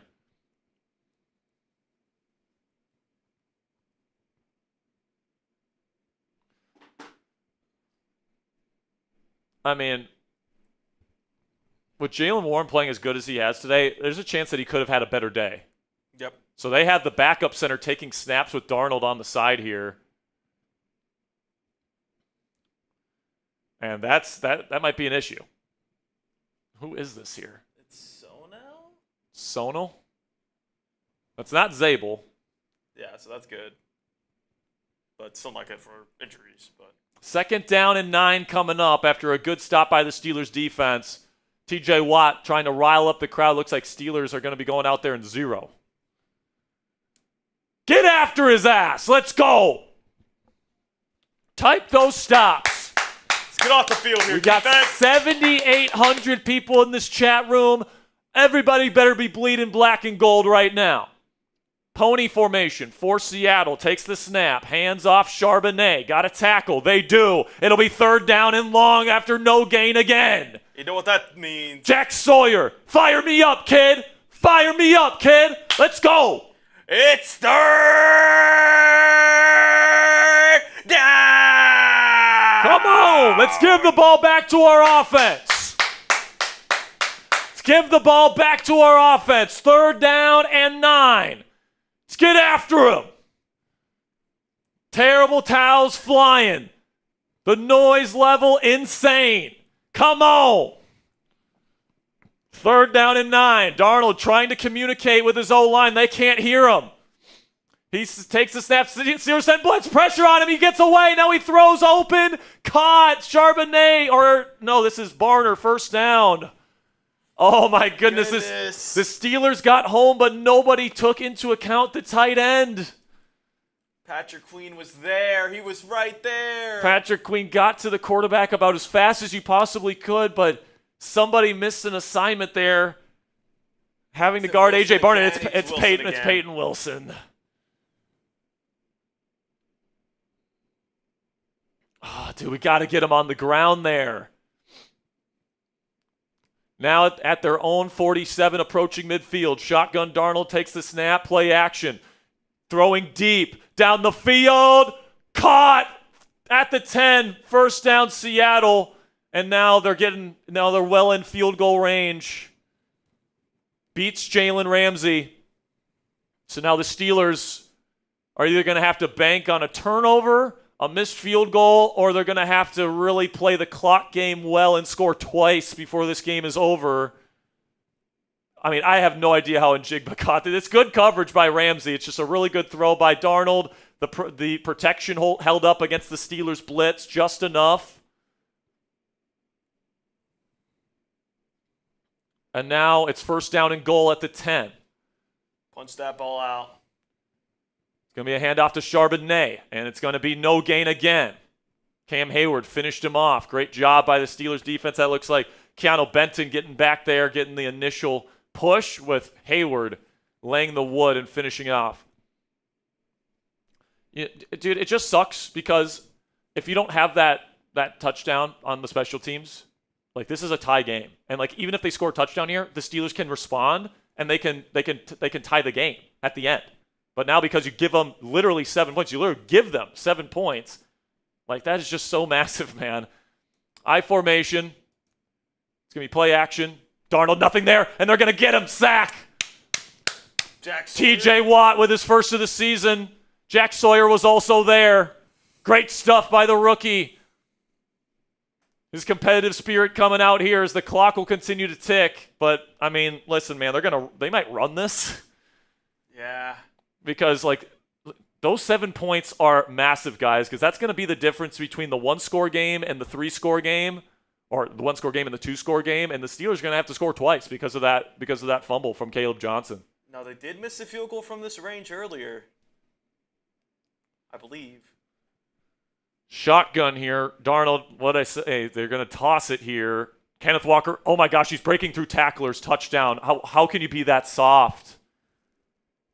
Steelers defense gives up a touchdown on a little sweep toss play to Kenneth Walker when it was 3rd down and forever. Can't do that, man.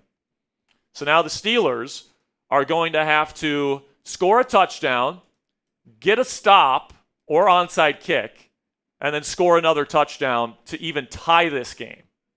And this is now the second game in a row the Steelers have given up more than 30 points.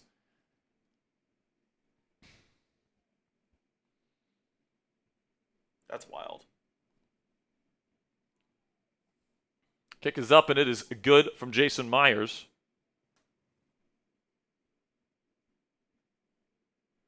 I just don't know how you let that happen. It's third and forever, third and goal. You do a little toss play. I mean, they're pretty much saying, we're cool taking the field goal. We're cool taking the points. It's just soft stuff, man. Oh, boy.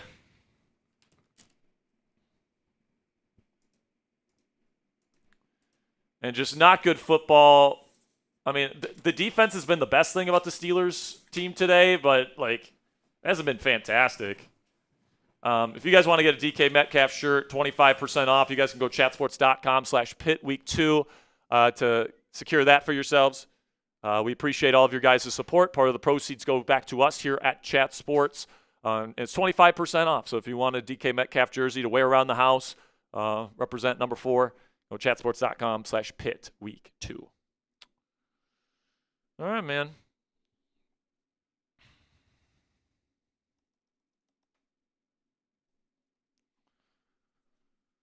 Kick is away. It goes out of the back of the end zone. Steelers will take over at the 35. Got him 3 minutes and 41 seconds. Score touchdown. Steelers have all 3 timeouts here.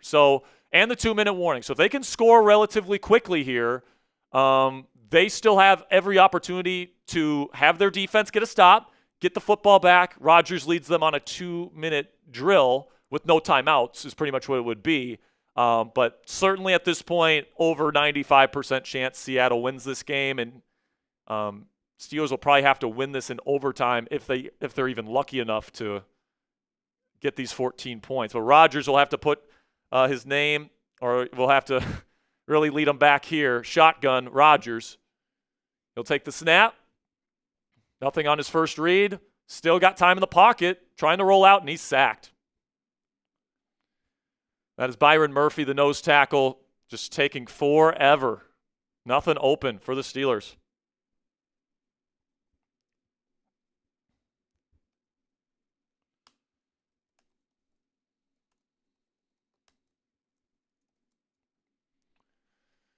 Shotgun here for Rodgers. We'll take the snap. He's looking. Quick throw. Caught. That is Muth for a gain of 3.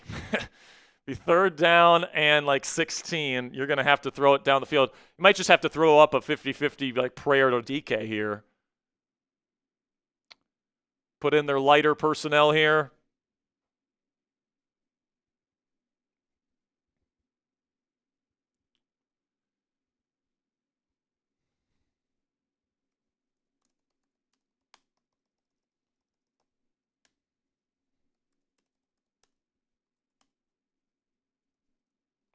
And now there's a flag on the play. I think they got a free play here. Rodgers just looking. He's going to just sidearm toss it, and it's caught by Metcalf. Short of the sticks, though. So I think they're just going to take the penalty and go third down again.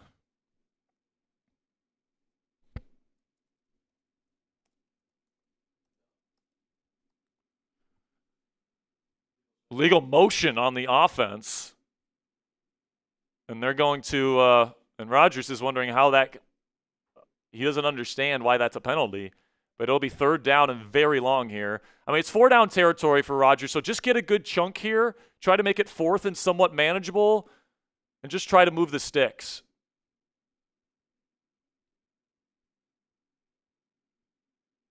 And his arm got hit on that throw. Hopefully he's okay. Rodgers holding his arm, and he's not. Like, that does not feel good, man.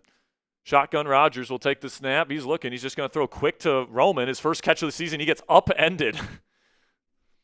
And he's in bounds. So Steelers need to really get to the line of scrimmage here. Clock continues to tick, just 2 minutes, 15 seconds. This Steelers team just feels defeated after what has happened in this fourth quarter.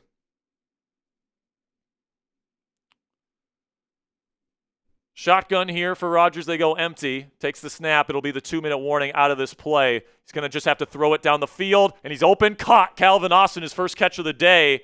That's the 2-minute warning. So it's now paramount for the Steelers, and Rodgers is holding his arm. Got to hope that he's okay. I mean, that throw looks fine, but, like, he might have to get in the cold tub here. I mean, listen, man, the Steelers' defense, this is a new thing for the Steelers. Now, obviously, 7 of those 31 points was given to the other team by the special team, so that's not on the defense. But giving up 24 points and then, giving up 32 the last week versus the Jets, it's not something Steelers fans are accustomed to, especially because this defense was so hyped heading into the year. So that is certainly concerning.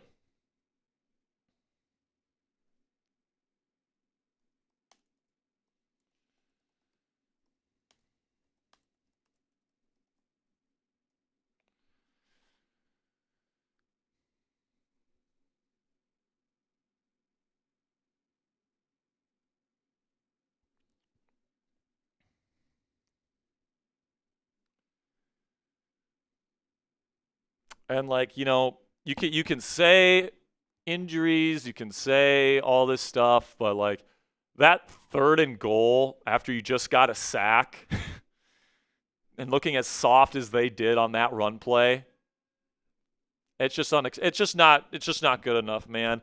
Now, I will say, if the Steelers lose this game, and it looks like they will lose this game, if they lose this game, I'm not pressing the panic button by any stretch of the imagination. Seattle, I think, is a pretty good football team, and they were right with them for a lot of it.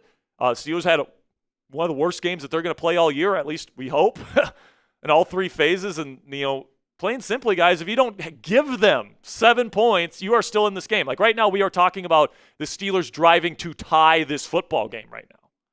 Like, that's how much that gift of a 7 points is having an impact on this game. So, like, you're not going to give up 7 points to your opponent every game. That's just really a fluke moment that happened in this game. That is just not something that's going to happen a whole lot. And it sucks because it's probably going to cost this team a game. And that sucks for the rookie Caleb Johnson, who's trying to build up his resume and trying to build up his trust among the locker room, and somebody that's expected to be this team's number 1 running back eventually.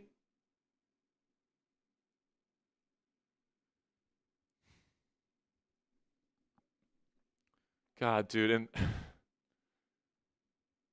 this will be a tough one for Caleb to swallow if they can't come back in this one, and they probably won't. But there will be better days ahead for the Pittsburgh Steelers. I promise you guys that.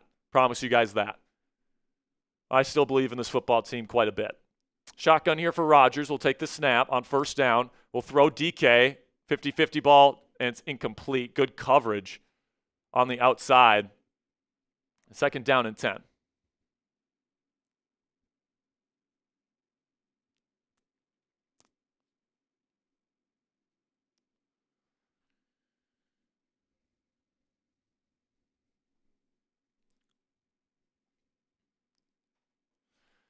Ponzi still needs to do one more pickle chug here. And he says, I don't know about that.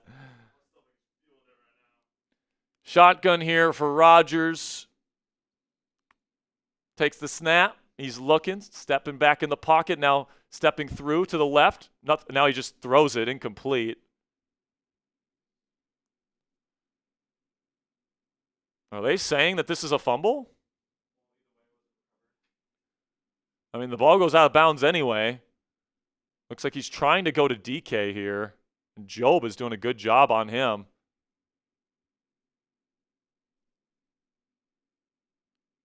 And yeah, he did have that little flick, but you can make an argument that's intentional grounding, but I think he's pointing to a receiver that he had.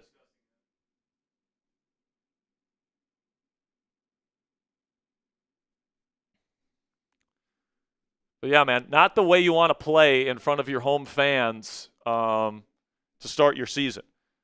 Now, next week, you're going up against a Patriots team that hasn't looked phenomenal to start the season, but you're on the road in a place where the Steelers have traditionally had a tough time winning in Foxborough. And then you play the Vikings, and who knows how good they are with J.J. McCarthy at this point.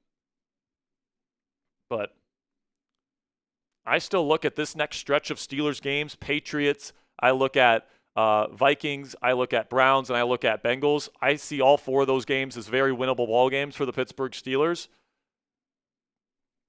Like, if you're going into the Bengals game, so how many games is that? 6. If you're going into that Bengals game, or if you're going into the Packer game 4-2 or 5-1, I think you're feeling really good about yourselves at that point. Well, we got 1:41 to go. Steelers really need to get an explosive here at some point, and then they need to get a defensive stop, and then they're going to need to get the football back and have a miracle.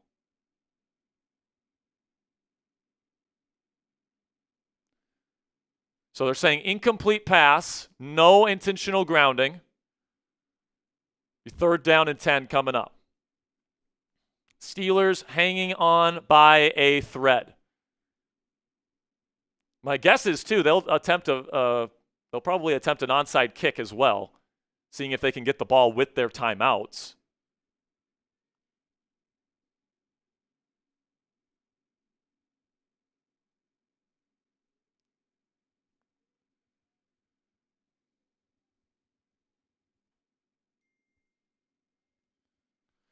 For those wondering, we are going to be doing a raffle at the end of this game. DK Metcalf jersey, $10 super chat to get in, $20 to get into the raffle 3 times with 3 raffle tickets. 50 gets you 10. Appreciate your guys' support. I'll give away 3 free raffle tickets if we can get to 94,000 subscribers. We're going to be here for every single Steelers game this year, win, lose, or draw. We'll be getting you guys post-game coverage after every single game as well. We give you guys daily coverage. And now they're calling it intentional grounding on Rodgers. It took them 5 minutes to decide that. Was there a receiver in the area? I think he's trying to say Muth was in the area, but, I mean, let's face it, he's not throwing it to Muth. He's just dumping it off.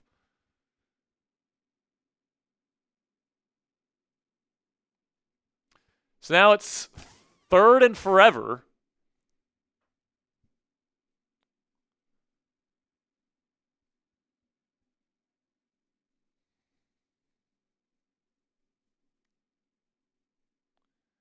Third down and 21. You just got to get a chunk back here so you give yourself a chance on 4th, in my opinion. Quick throw, there it is. Jonnu Smith gets past the 50 again. It'll be about 4th down and 10, but you got to go. You got to go, got to go, got to go.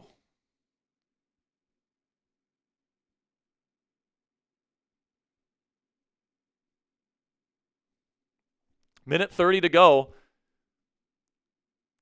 At some point here, you got to get a chunk. So you got to get a stop, and you got to get the ball back. Takes the snap, Rodgers. He's got time. He's going to launch it down the middle. Intercepted. Overthrew Calvin Austin, and that's going to be ball game. Brought down at the 46, and Seattle will take a couple knees, and this will be over. Yeah.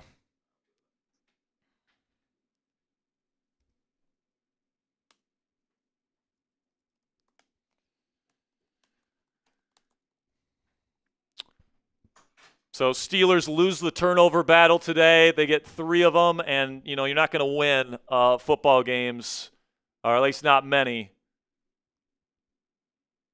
And Rodgers just overthrew Calvin, who's just too tiny. If that was DK, he might have jumped up and caught it, but, you know, at some point you had to try and take a shot, and they just did. And, you know, for sure, Rodgers needs to play better, man. And, you know, 2 big mistakes kind of define this football game for me, guys. Obviously, the interception at the 5, and then obviously the muffed kickoff. You know, that took 14 points off the board. You're going to lose this game by 14. So self-inflicted wounds. That's a tough one to swallow for sure. But like, listen, man, Steelers, when and if they clean these things up, we saw it last week, like this team can, you know, be a very effective team. Seattle's got a good defense, man. That was always going to be a tough battle. But obviously, offense, defense, and special teams all need to get better. Like, the Steelers did not play a great football game whatsoever, and, they should still be in this ballgame. And the reason why they're not and they don't have a chance at the end is because they killed themselves and they took 14 points off the board and on the board, right? So, tough loss, man. You got to play better. Got to play better. But is it cause for concern? Is it cause to say the season's over? Is it cause to say that this team's not going to make the playoffs this year or that we suck? No, I don't think that it's a bad game. It's a bad day at the office, right? Every single team has days like this unless you're the 2007 Patriots, and even those guys had a bad day at the office in the Super Bowl. But, I still believe in the talent on this team. I still believe that this team's going to make the playoffs, and I think, I think fans will overreact to this game as we fans tend to do, and that's okay. But I'm not pressing the panic button just yet, folks. Not pressing the panic button just yet. And maybe I'm delusional for that, but I still believe in this team. I think if you clean up a couple of things in this game, you're in this game and you have a chance to win it, even with how poorly the team played today. So we're 50 subscribers away from 94,000. If you're watching and you want to join us for every single Steelers watch party this year, once we get to 94,000, we're going to give away 3 free raffle tickets. So if you haven't already, you can do that. Steelers using their timeouts, by the way, so they're kicking it back to the Steelers. There's 46 seconds left. I don't really understand why we're doing this. There's no way you're scoring 2 touchdowns here. But I do believe better days are ahead. It was an awful day at the office. There's no excuses. Mike Tomlin didn't have his guys ready to go this week. Maybe they were sniffing their own farts a little bit after scoring 30-plus points, and they're going to take Rodgers out of this game. They're going to put Rudolph in for the rest of it and preserve their 41-year-old quarterback. I think they're taking DK out too. But, yeah, man, it's got to be better. And, obviously, there's still a lot of things that this team is working through. The defense had played well in moments, but certainly wasn't good enough.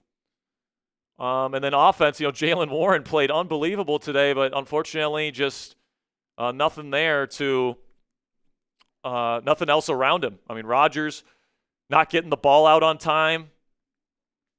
Not enough people being open. I think when we watch the film, I think that's going to be a main theme that I see is that a lot of people are not going to be open.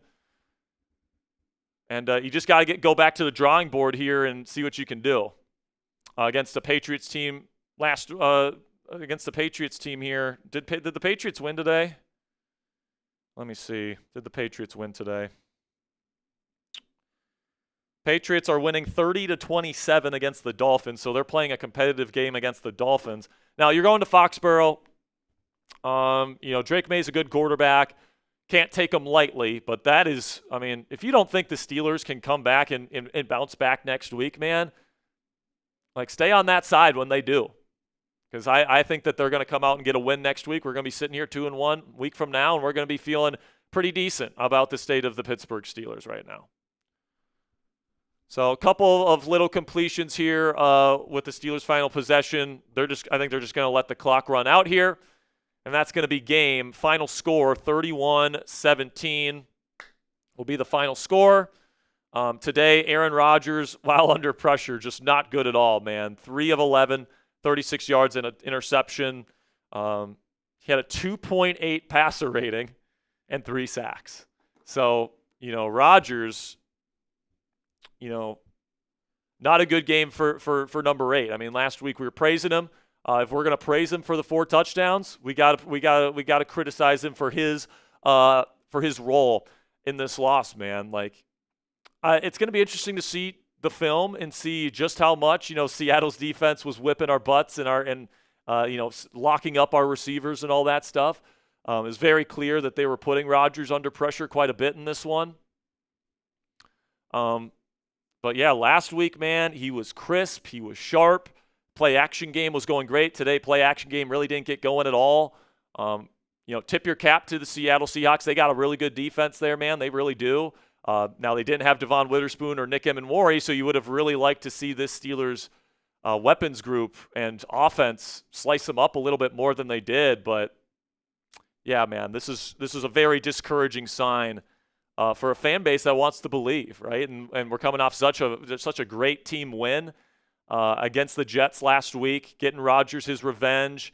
And today, you're hoping you're getting DK Metcalf more involved, and like they almost completely shut him down. He got a touchdown, which was kind of his saving grace of the day, but he finishes today, guys. DK Metcalf did as the 5th leading receiver, 20 yards on 3 catches and 6 targets.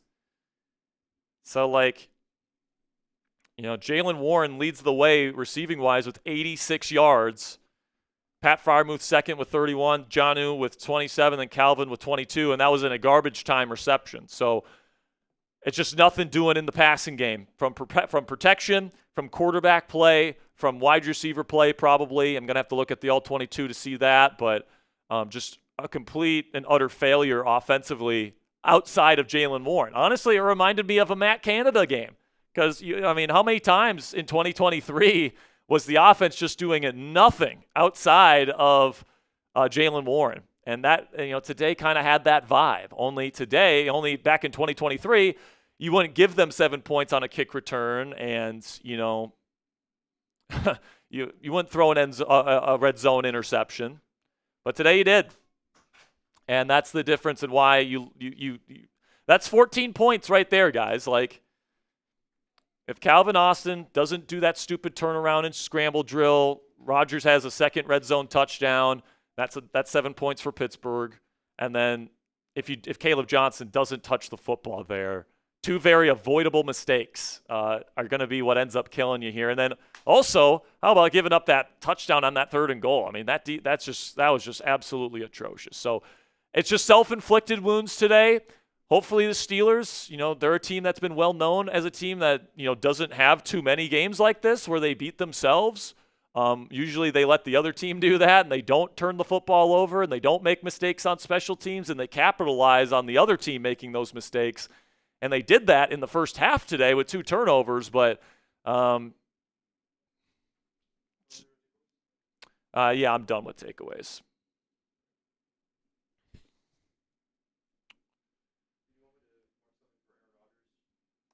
Do we have 7 right now? Or I'll add one more. Let's go there. So it looks like Giants are threatening to beat the Cowboys. They're trying to drive right now.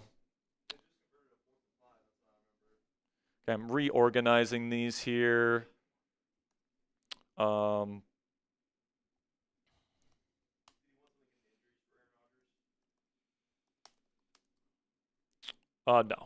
No, he's fine. All right. So Ponzi's going to get our post-game graphics figured out. It's not too late to get in on the raffle, guys. If we can get to 94,000 subscribers, we're going to give away 3 free raffle entries. We're about 30 subscribers away. We still got over 2,600 people in this chat room. Really do appreciate all of your guys' support. We're going to get into our post-game show, and then after our post-game show, we're going to be raffling off the DK Metcalf jersey, and we're going to be giving away the 6 black diamonds that Platinum 666 donated on today's show. So that's a perfect number for Platinum right there, right? So 6 is going to, losing my voice here, but, yeah, you got to focus on getting this post-game show.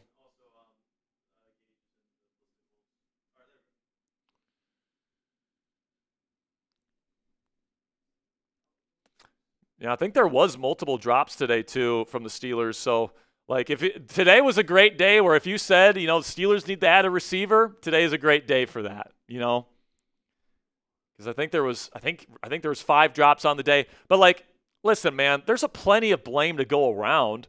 You can blame Calvin for doing that stupid scramble drill move and tipping the ball in the air where it gets intercepted. You can blame the 5 drops on the receivers today. You can blame the receivers for not getting open for Rodgers enough. You can blame the pass protection for not protecting Rodgers enough. You can blame Rodgers for not playing a good game. And let's face it, guys. today was not a good day from Aaron Rodgers, all right? Like, if we're calling this a good game from Aaron Rodgers, like, I don't want to see what his bad games look like, right? I want to look at this performance and say, man, I'm hoping that this is Aaron Rodgers' worst performance of the season, because I still believe in the arm talent. But, like, it just didn't seem like there was a lot of opportunities to throw the ball down the field today. Obviously took too many sacks, all that different stuff. But what this game comes down to for me, guys, is the 14-point swing that comes from the final 2 turnovers. Or actually the first 2 turnovers, because the final interception was, you're trying to make a play, whatever. All right? But the first interception and then the KJ fumble, that gives them 14 points in an advantage, right? And if Calvin Austin doesn't make that stupid scramble drill move, and I love Calvin. You guys know how much I love Calvin, but we got to call it what it was. That was a stupid move to get in Pat Fryermuth's way, where that would have been a touchdown and a really great play by Rodgers. And then, obviously, the touchdown given up there by KJ. And that stupid rookie mistake. That's 14 points. That is the difference in the game. If you do not make those mistakes, the Steelers they might have won this game. I would have said probably 50-50 shot. Maybe the defense doesn't show up. Maybe Rodgers throws a pick on that final drive again, and they lose the game because of that. Seahawks still could have won, but the Steelers absolutely would have had a shot to win if they just don't make the stupid mistakes. And, based on what we've seen from the Steelers over the last several years, knowing the type of quarterback Aaron Rodgers is, where he's got the lowest interception percentage in league history. He's got the best touchdown to interception ratio in league history.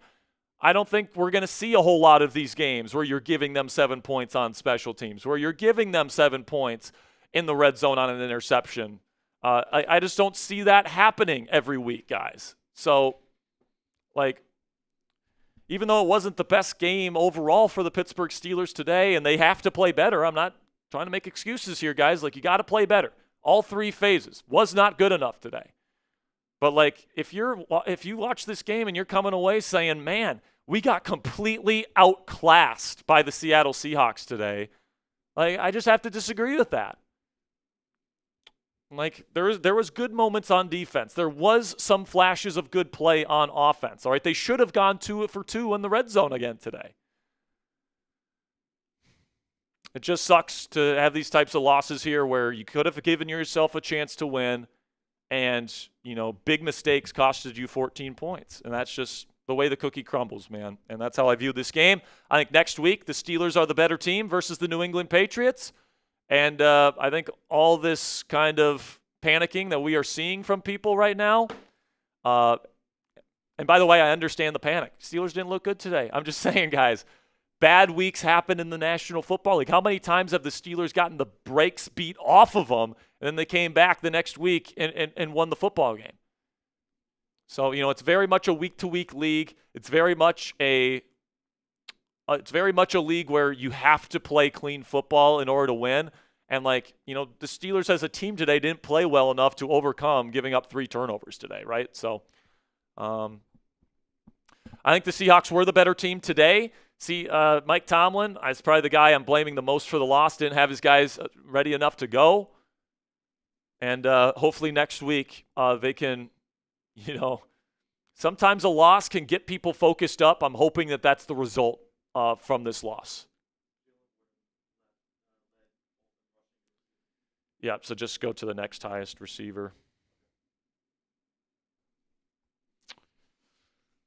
So we're going to get into our post-game show here momentarily. Ponzi's currently building that, and then we'll get into our raffle, and we will give away 6 Black Diamond memberships to the people that stay to the very end. By the way, this is the most Giants thing ever. The Cowboys just scored a touchdown, and now the Giants, with 48 seconds to go and 1 touchdown or 1 timeout, have to go down and win the game with a touchdown. We'll see if Russ can do it. I know for a fact if he does, there's going to be Steelers fans saying, oh, we should have kept Russ. And it's listen, man, today wasn't a good day for Rodgers, but it was against probably legitimately a top 10 defense. I know they didn't have their best corner out there, but it looked like Job and Griffin and those guys held up, man. I'm looking forward I'm looking forward to seeing that film from this week, but I'm also dreading watching that film from this game. But It's just a tough loss, man. It's just a tough loss. Come back next week and get back on the horse. Get back in the win column. And, what I'll say here, guys, is I would not be surprised at all if this team starts the season 6-1. And I know there's going to be people saying I'm delusional in the chat because we're just coming off of this really bad performance and this loss. But like New England, who hasn't looked particularly good for 2 weeks. Then you get Minnesota, J.J. McCarthy. I think, hopefully it looks like the Steelers are getting a lot more aggressive with their blitz packages this year. Hopefully they can, make J.J. McCarthy see some ghosts. Then you get a bye and you play the Browns the next week. And then you get Cincinnati the following week. And is Joe Burrow even going to be ready to go for that game? So, am I saying for sure they're going to win every game ahead of the Green Bay game? No. But, it's very, very possible that we are sitting at 4-2 or 5-1. And, we win multiple games in a row, and we get a lot of good mojo going. And then by the time, we start playing the tougher teams on our schedule, the Packerses of the world, the Ravenses of the world, those teams, the hope is that Rodgers and this offense are starting to click a little bit more. But, yeah, man, it's going to be interesting to go over that film specifically on offense today to see exactly what the issue is. Is it Rodgers not seeing people open? Because if that's what's happening, if people are open and he's not seeing them, that's an issue, especially because of his lack of mobility. He has to be Tom Brady out there, man. He has to be Peyton Manning. He has to be Drew Brees. He has to be a distributor out there. And, the fact that he's not letting go of the football today, and he was holding it for a little while today, tells me that there wasn't a lot of people open. And Seattle was kind of doing a good job schematically to take things away. But Russ is now past the 50. He's going to have to throw a moon ball at some point here and hope that somebody catches it. Oh, okay, here we go. He's going to Neighbors in the end zone, and he caught it. No way. Oh, my goodness. Oh, my goodness. Russell Wilson gets the touchdown. He beats double coverage. Oh, my gosh. Oh, good for Russell Wilson, man. Jeez. Golly. What a throw to Malik Neighbors.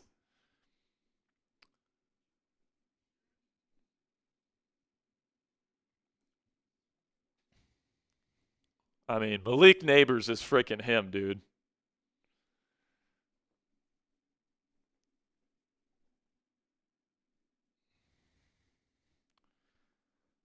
Man, Russell Wilson's still a starting caliber quarterback in the league, guys. I'm happy Rodgers is here. I think there might be a little bit of a narrative on Steelers Twitter that, maybe we should have kept Russ, but nah, man.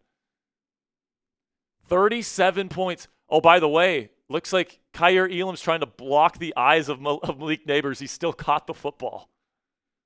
That's crazy, man. By the way, we're 22 subscribers away, about 20 subscribers away here from giving away 3 raffle entries. We still got 1,700 real ones. Again, guys, you have to be here to win the DK Metcalf jersey raffle. If we can get to 94,000 subscribers, that would be terrific. If not, we'll probably easily hit it this week. Not a big deal, but we would love to get to that 94,000 mark.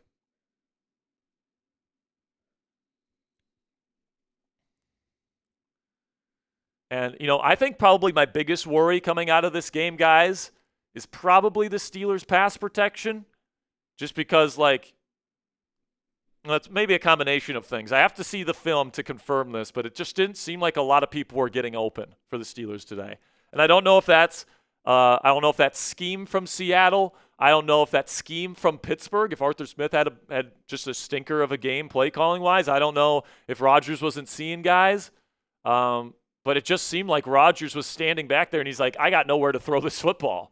And then he's not athletic enough to make, the crazy stuff happen. By the way, this game's not over in New York or in Dallas because the Cowboys still have 20 seconds and all 3 timeouts. So Dak's going to have to be crazy to make that happen. But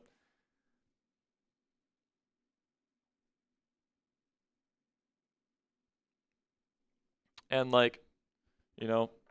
I think Aaron Rodgers had a bad game today. we'll see what the film says about it as well this week. We'll keep you guys updated on what the film says when that comes out, probably tomorrow.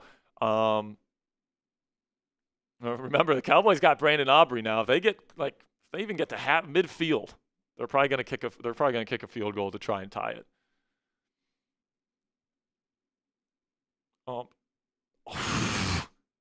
Dak's arm got hit, and it was almost intercepted.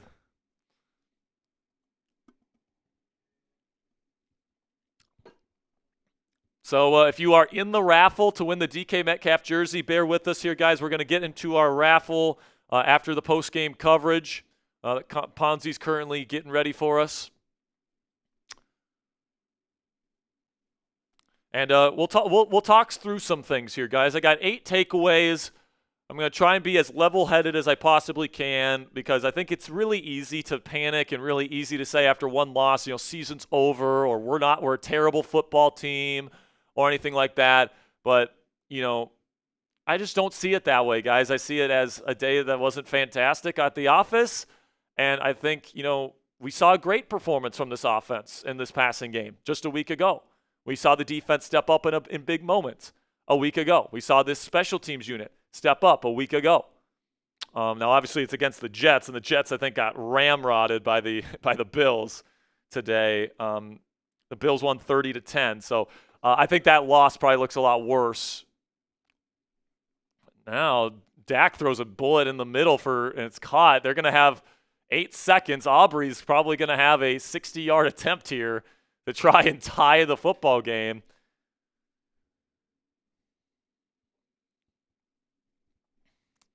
But yeah, man, I think next week is a good opportunity for a get-right game. That Patriots defense has really struggled the first 2 weeks, especially that pass rush. So that should give Broderick Jones and this offensive line a little bit of a break.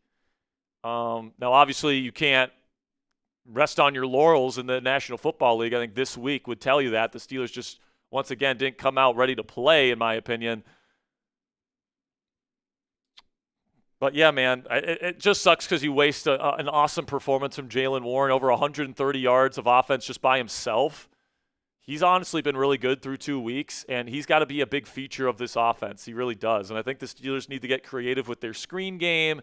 The game plan that they had week 1 was really the game plan that they should be adopting. Okay, Ponzi tells me we're good here. But just to finish that point, getting the ball out of Rodgers' hands quickly on quick game concepts, on screens, get Jonnu Smith more involved in the screen game, get Jalen Warren involved in the screen game. Like that first play that they had on today's game was an awesome play, right? You had those 3 tight ends getting out in space, blocking for Jalen Warren. He picked up a first down. That was a good start to the game, right? So you just got to do more of that kind of stuff, more under center play action. That seems like Rodgers is something that he's really comfortable in. Tip your cap to Seattle. I think they were the better team today, which sucks because the Steelers are at home and you were really hoping that they were going to come out. But let's take a look at this 64-yard field goal before we get into this postgame show here. Aubrey puts it up. Oh, he put it in! There's no way. 64 yards from Brandon Aubrey to tie the game. Just barely put it in. All right, now let's lock in here, folks.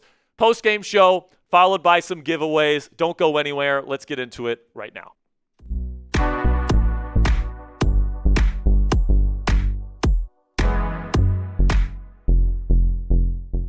Steelers lose a tough one in their home opener during the 2025 NFL season, losing to the Seattle Seahawks by a final score of 31-17. Now, you lose this game by 14, and the Steelers, unfortunately, in this game, due to self-inflicted wounds, gave Seattle 14 points that ended up being the difference. But overall, not a good enough day in all 3 phases for the Pittsburgh Steelers to come away with the victory, but I don't think it's time to panic just yet. Welcome into Steelers Talk. I'm your host, Jack Sperry. Make sure you guys click that subscribe button for all of our post-game reactions this year, whether they win like they did last week or if they lose like they did this week. It's a 1-1 start for the Pittsburgh Steelers here, guys, and we're going to be covering every single game from the black and gold this season, so make sure you guys click that subscribe button if you haven't already. All right, so now let's get into the final here. It's 28-17 there, Ponzi, not 14. But the Steelers, tough performance today for sure.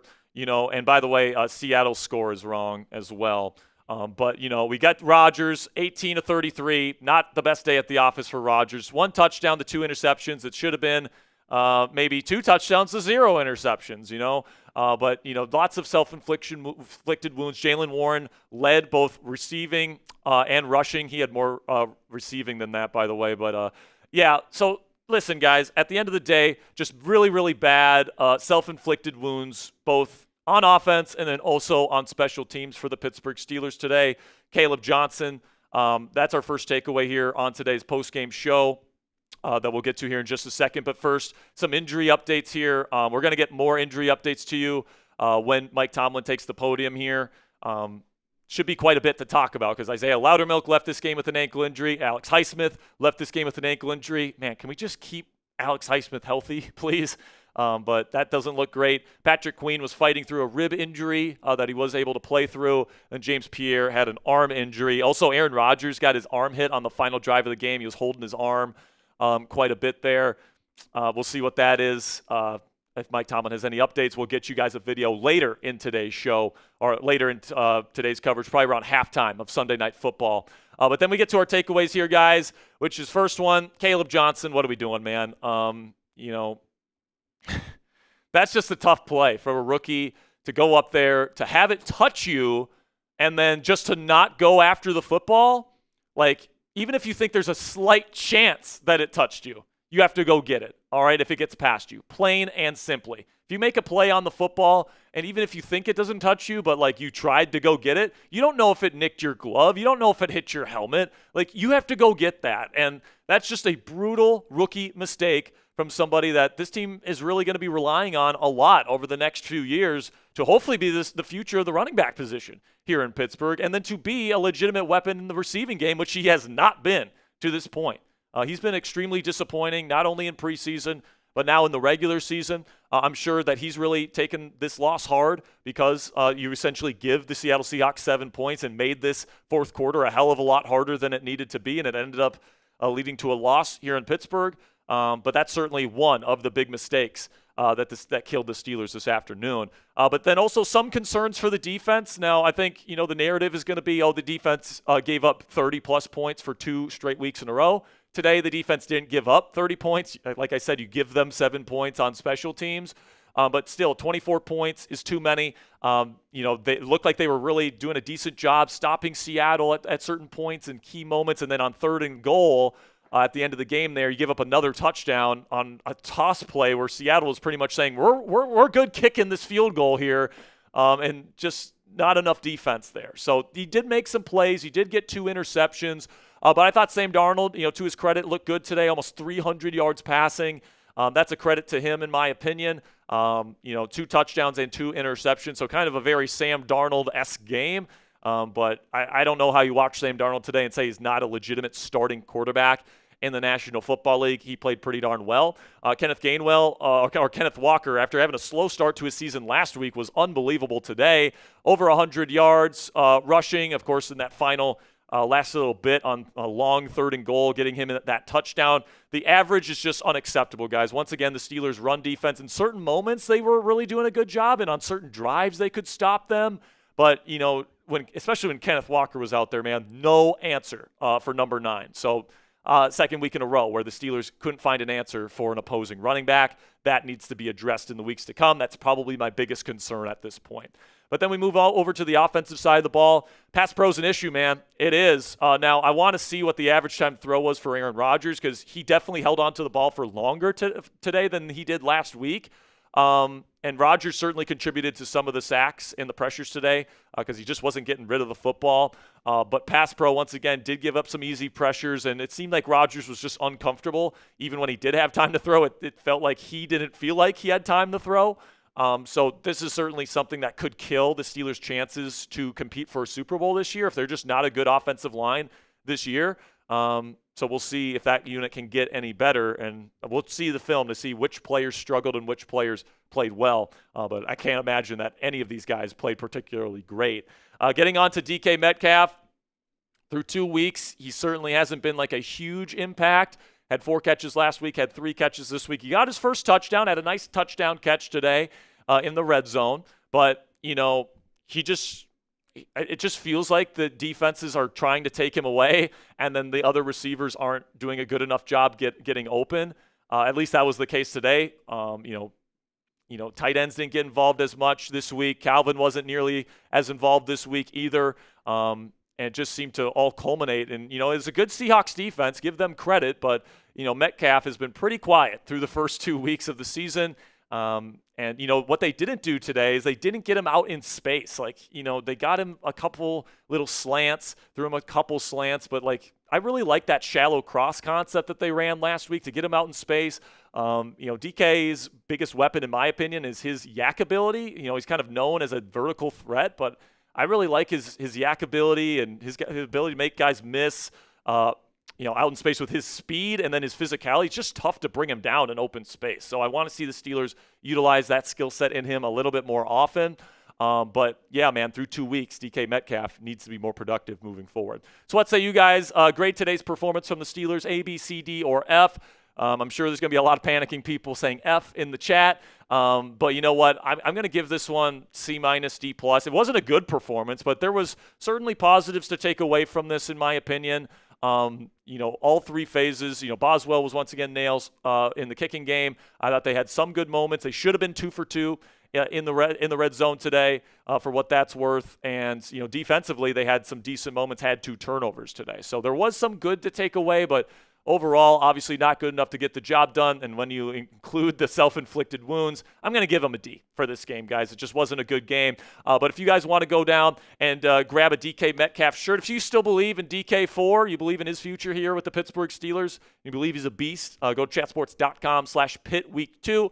You guys can get this t-shirt on sale for 25% off. Really do appreciate all of your guys' support. chatsports.com/pitweek2 to get that t-shirt in your closet today. Now, listen, guys, today was not a good day for Aaron Rodgers. Now, the film will kind of show us if he was missing people that were open, if it was just poorly schemed offense, what the deal was, right? So we'll see, and make sure you guys stay tuned and subscribe to the channel, because we're going to be having extensive coverage on what the film says about this game.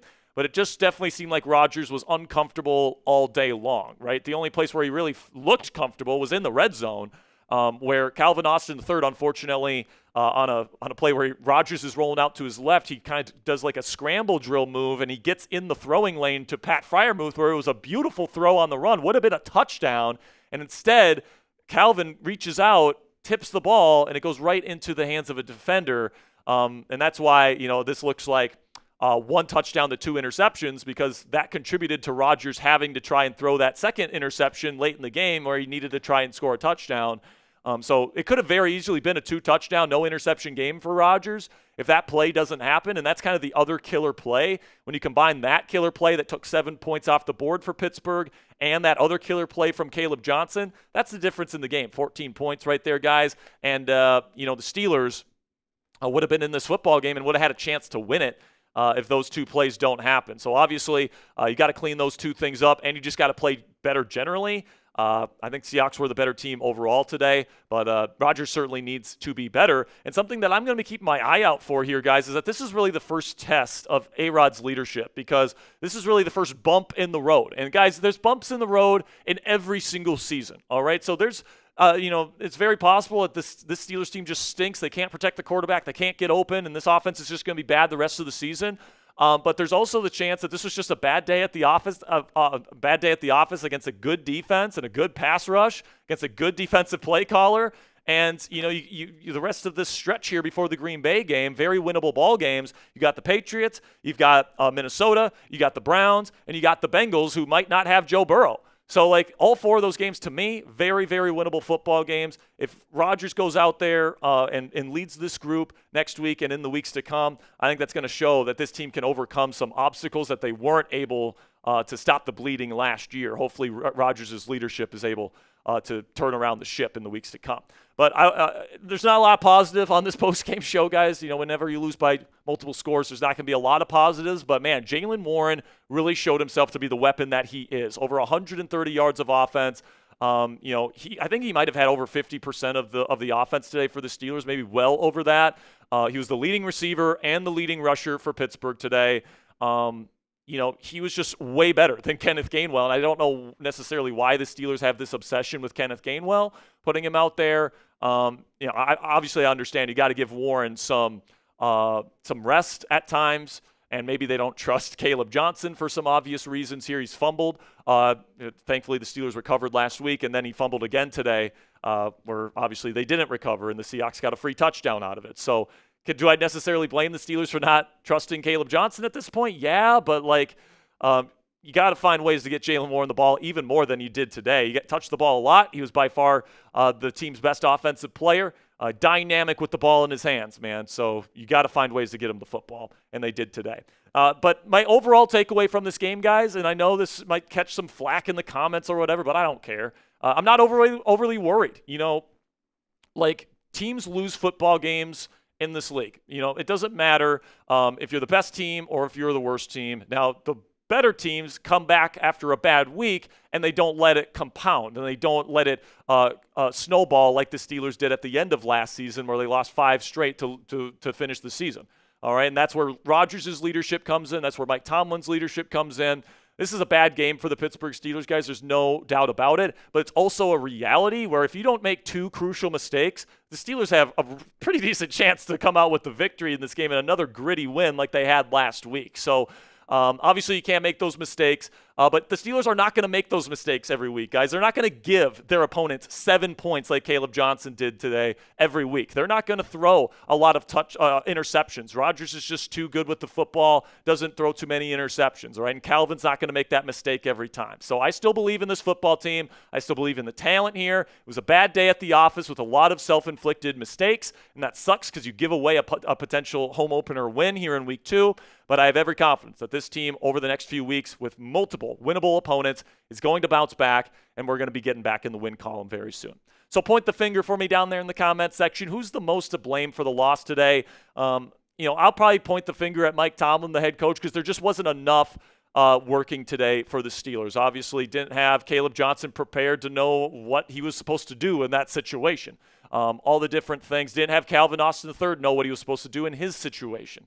Not going for it on 4th and 1 when you really needed a bit of a confidence boost from your offense. I know that criticism is 50-50 hindsight, but there just wasn't enough good about the Pittsburgh Steelers today. I thought the Seahawks were the better coach team. I think they were just the better team, period, today. And frankly, they deserved to win this football game, and the Steelers did not. All right, so some final thoughts here before I say goodbye. I'm not panicking yet, guys. I'm going to have to see at least a couple of losses in a row, a couple of really bad performances in a row before I'm like, oh my gosh, like this season's over or anything like that. But, I think that there's a great opportunity to turn things around in the weeks to come. And, it sucks to lose a game where you just pretty much shoot yourself in your own face there and, shoot yourself in the foot and, make mistakes that, if you don't make them, you would have had a chance to win this ball game. But sometimes that's the way it goes in the National Football League. Mistakes happen, bad games happen. But I do believe still in the talent on this Pittsburgh Steelers team. I think that they're going to win next week versus the New England Patriots. I feel good about that, and I'm going to continue to keep the faith here on Steelers Talk. All right, man, that'll be it for this week's post-game show. I'm going to be getting you guys an at-home video later tonight, probably around halftime of the Sunday Night Football game this evening.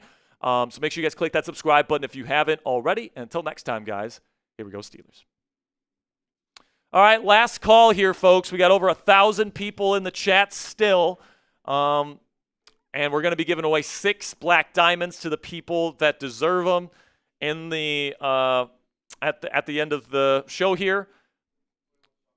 2-minute shot clock. 2-minute shot clock here, guys. To get your final Super Chats in, your final Venmos, your final PayPals. But Ponzi, I've been talking a lot here about this game. What are your thoughts on this game? And are you particularly worried heading into week 3 with all the injuries, with the offense playing the way it did today, receivers not getting open, all that different stuff, Rodgers not playing his best game? What are your thoughts? I mean, to be honest, I'm not too concerned. I feel like the Steelers always lose one right now. Like, they always lose one at home in a weird way. I feel like that special team. I gotta say though, the special teams has been kind of a concern on the return because I mean, like even a couple years back, there was the safety punt issue where they didn't know that the punt was a live ball. And it's like, it's routine errors. You can't be like, you can't make those routine errors. But that's the thing too. The Steelers, especially over the last several years, have been the team that doesn't make those mistakes. Exactly. Right? And that's why with terrible offenses, they've been able to win 10-plus games, or at least 9, but usually 10 wins every single year, is because they play excellent defense, which, by the way, we haven't seen the first 2 weeks. They're probably going to be bottom 5 in defensive points allowed per game through the first 2 weeks. And by the way, the two offenses are not really particularly looked at as like amazing offenses, which is really scary as a Steelers fan. And if you want to be panicking about something, maybe panic about giving up 32 to the Jets, who scored 10 points today against the Bills, who a defense that did not look good against Baltimore. And if they look bad against Baltimore and they gave up 10 points to the Jets, and the Jets scored 32 on the Steelers, how bad are the Steelers going to look agagst the Ravens, right? So, I mean, it's just crazy. They got to play better, man. They do. Yeah. That's just the plain and simple fact. Where last year we were sitting pretty happy with a 2-0 record and 2 dominant defensive performances. It's the complete opposite this year, where it's 2 not great defensive performances. And it's not like I think the defense has been all bad. I think they've done actually a pretty decent job getting pressure on quarterbacks. I actually think one of the bigger issues has been holding up on the back end, actually. Yeah, I mean, I think, like the first touchdown, who was it? That Ramsey was on coverage. I mean, he just got kind of lost his man. I mean, I feel like, the defense played good enough, but especially I don't know if they got the life sucked out of them just because of that touchdown from Caleb Johnson, but it just felt like as soon as that happened, the game was over. Yeah, it did feel that way, especially because, they just got a field goal before that. Yeah. The Steelers were getting the football with a chance to tie or take the lead, and instead you're getting the ball back on a kickoff down 10, and you have to score twice. And it's just like that is like literally the worst time for that kind of mistake to happen. And also, how unlucky are the Steelers that the ball didn't roll out of the back of the end zone? Because I think that's what Caleb thought was going to happen. So it was going to roll out of the back of the end zone. It stops right before it hits out of bounds. I mean, also, I really think that should have been reviewed, because I think the Seahawk defender touched out of bounds first. I re-looked at it. I don't know. I honestly, you lost the game, right? We're not making excuses for the Steelers. It's crazy to me to think that, you don't know that rule. Yeah. But at the same time, you're not going to have that happen every week. Yeah, that's true. It's like, listen, man, if that play doesn't happen, the Steelers legitimately have a chance to win this football game. And then even more if Calvin Austin doesn't make his crucial mistake leading to that interception. Yeah. I mean, that's literally 14 points. That is the difference in this ball game. Those 2 plays alone. All right? And that is with the Steelers not playing particularly great on defense. That is with the Steelers not playing particularly great on offense. Right? So the Steelers played probably what is going to come down to be one of the worst games of the season, and they still should have been in this game. Yep. So, when they actually do play better, like the offense did last week against the Jets, when hopefully this defense figures it the fuck out, I feel like, it's. I still feel like this, things are gonna. It's still early in the season. I still feel like things are going to get back on the tracks here. Maybe that's just me drinking the hopium and the copium because, I'm a delusional fan or whatever. But, I really do believe in this football team and the talent that we have here. You just got to get the ball out of Rodgers' hands faster than you did today. And I don't know if that's scheme. I don't know if that's just Seattle doing a hell of a job. I don't know if that's Rodgers just not pulling the trigger. We're going to find out the answer to that on the film. Oh my gosh, Russ, what are you doing? Oh my gosh, Russell Wilson just threw the worst pick I've ever seen in my entire life. What was he doing? Oh my gosh, Russ. What was he cooking? Genuinely, what was he cooking? All right, so let's let's get this wheel. Let's get this wheel going. Let's give away a DK Metcalf jersey. And then let's give away 6 black diamonds to the people in the chat. How exactly are we going to do that? We're going to get... I'm just going to see who's in the chat, and I'm just going to give out names. Alrighty. I'm going to put the email in the lower third. All right. So whoever wins the jersey, you can put... Oh, actually, add some names here for people that followed me on Twitter. Okay. See if anybody followed. Yeah, we have more than a few. All right, you ready for the names? Yeah, gotcha. Isaiah, You are in. Jeff Titus, you are in. Ed Hoog, you are in. Hoove? Yeah, Hoog with a G. Ed Hoog. Anthony Tolliver, you're in. Dubs, you are in. J-Bone, you are in. Clifford XG, you are in. Rochelle King, you're in. And X Sparky. What was the last two? Rochelle King and X Sparky. And then for people that shared today's show,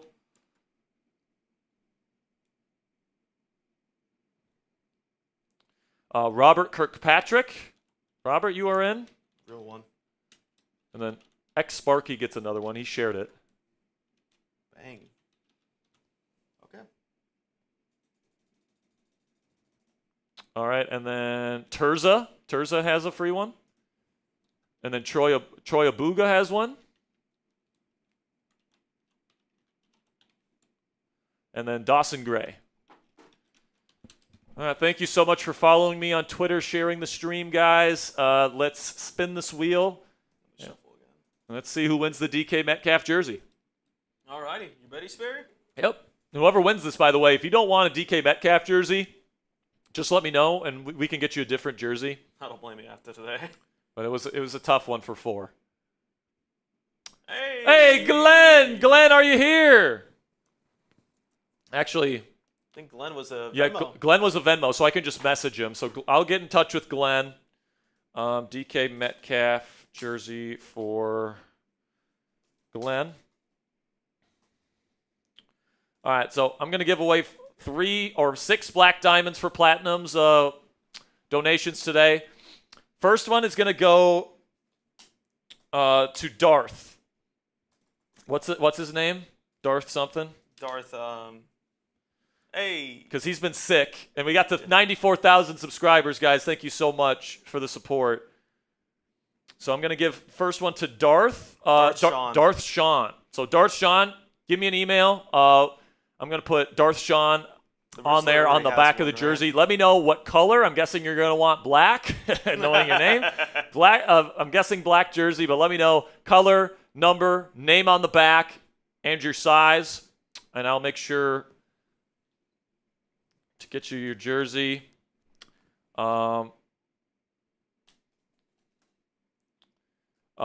one I'm going to give away, and by the way, I'm going to give these to the people that have been in the chat, that deserve them, all that stuff. I'm going to give one to Donna Elliott. Donna has been with our channel for a while, so Donna, you can send me your black diamond information.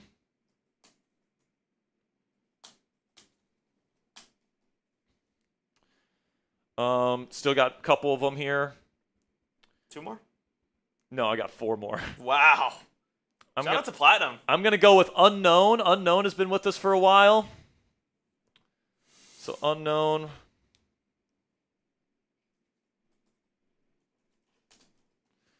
All right, 3 more here.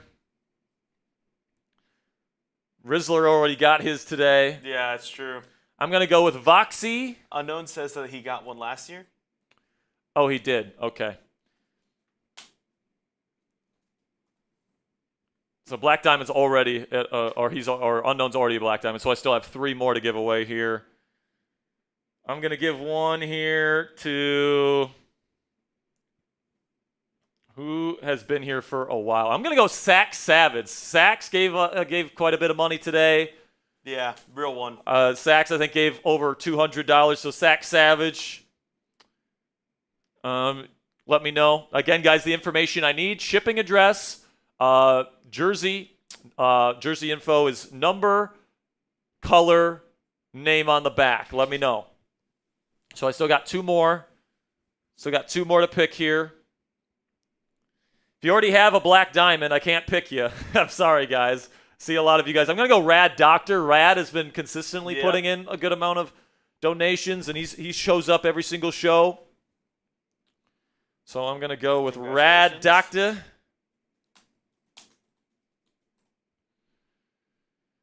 And then I got one more here.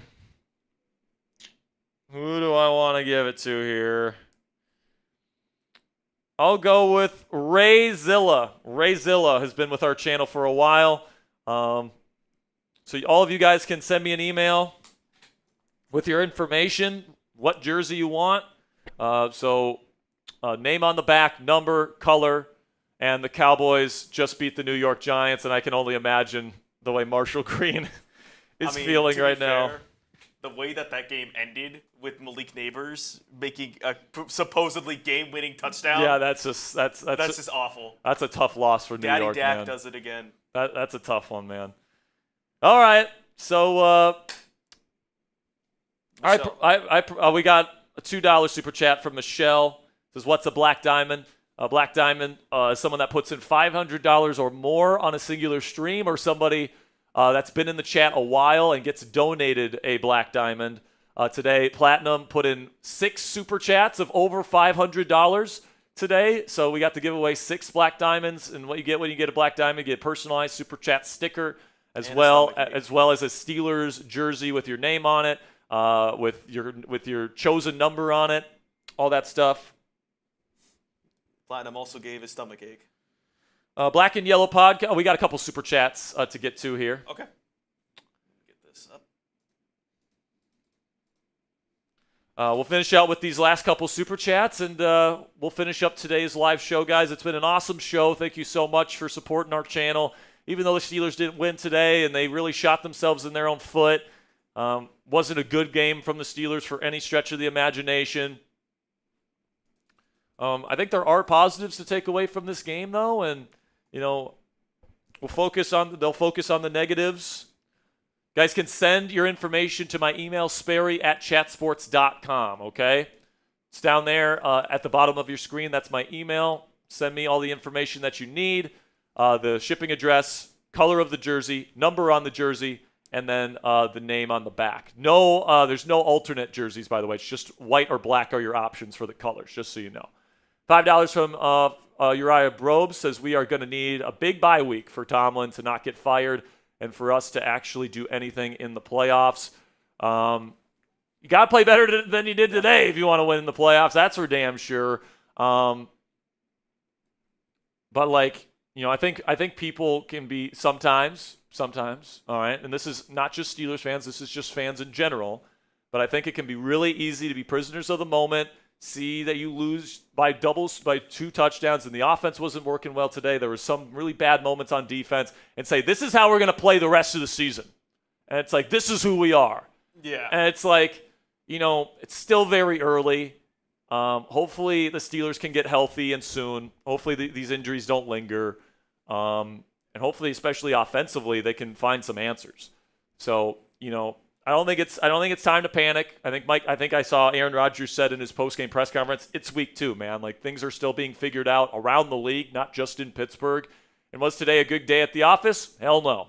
All right, but you acknowledge the mistakes that you made, tip your cap to the Seattle Seahawks for playing better than we did today, frankly, and move forward and go get a win next week against the Patriots, and start getting some positive momentum going here as we look forward here to this next stretch of games that are very important for the Steelers. You got to get these wins, man, because later in the season, you got the Bills twice, or you got the Ravens twice. Got tough teams later in the season, man, so got to get your wins early in the year to set a good foundation. $2 from Tons of Fun says Steelers are done. Like I said, in my opinion, that's an overreaction. I don't think they're done. There's certain areas that they need to get better than, though, Tons of Fun, and that's where I'm completely in agreement. They got to get better. Tarth Sean says win, lose, or tie. Steelers till I die. That's a real one right there. That's why he's a black diamond now, man. $2 from Uriah Brobe says we are not good. Like, this is all in O-A. It's Boomer Sperry here. It's like a concerned face. Oh, it's like a straight face. Got it. Yeah, it's not in emoji form, so yeah. So that's probably why I did. Boomer Sperry, I guess. Listen, man, we weren't good today. Good today. That's for damn sure, man. And that win versus the Jets looks a lot less. That 34 points looks a lot less impressive. Yeah. And giving up 32 against that team that scored 10 today against really not a great Bills defense. Without Ed Oliver, by the way. And you're a rushing team. So yeah, man, that doesn't look really good. That doesn't look great either. $5 from Gamer Plush 17 says this is Tomlin's fault. He can't cultivate new talent. Traded Pickens and Deontay Johnson away. # fire Tomlin. Yeah, I understand the sentiment, man, but like, first of all, they're going to give him the season. All right, like he's been here too long to fire him mid-season, let alone week 2, especially when you're 1-1. All right, they're not firing Tomlin until maybe the end of the season, and honestly, they're going to have to play like they did tonight or today all season for them to fire Tomlin. You know, they're going to have to win 6 or 7 games this year, in my opinion, for them to fire Tomlin. Maybe Tomlin leaves on his own accord. Maybe that happens, but yeah, Gamer Plush, I think you're going to be disappointed. Especially because I think the Steelers are going to bounce back. All right, they lost one game. All right, losing one game, especially a game where you lost in large part because of 2 really unfortunate mistakes. Like, I don't know. For as bad as the Steelers played today, man, like they should have been within striking distance at the very least at the end of the game. I mean, I'm always of the opinion these first 3 weeks are just going to be like the figure it out weeks.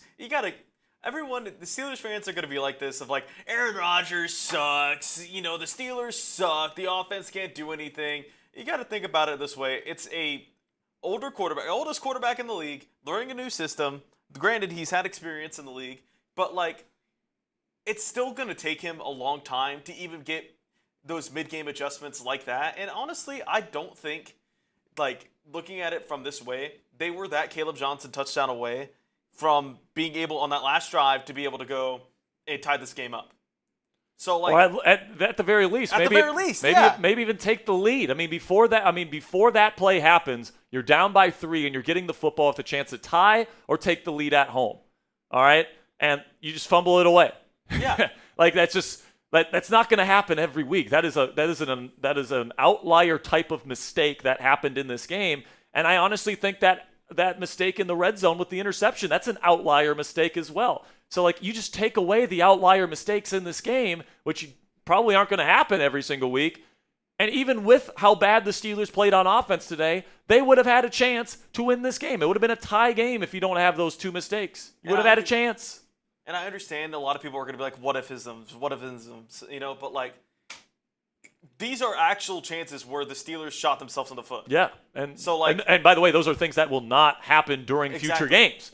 So like, I'm trying to project how the Steelers played today in future games, and like in future games, those plays likely won't happen. All right, so like, I'm looking at that perspective, and I'm saying, hey man, when you take away those 2 awful mistakes that probably won't happen every week, this is a much more competitive football game for as bad as the Steelers were today. Against a good football team with a good defense, all that stuff. And Sam Darnold looked good today. Give him credit. So, like, I understand after a loss, people don't want to hear any positivity or don't want to hear anything other than we suck, this is going to be terrible, all that different stuff. And I understand why people are upset, especially because of the mistakes that were made today. And those should not happen, plain simply. But in future weeks, I don't expect those same mistakes to happen. And I think that the offense will play better. I think today was just a bad day at the office for the offense. And as Aaron Rodgers gets more used to this offense, all that different stuff, maybe they add a weapon during the middle of the season. I think this offense will have its weeks where it looks a lot better than it did today. Yep. Just like it did last week. All right, last week people were saying, "Oh, this is the best offense in the league, 34 points, all this stuff." I think the norm for this offense will be somewhere in the range of 21 to 28 points, around there, on a week-to-week basis.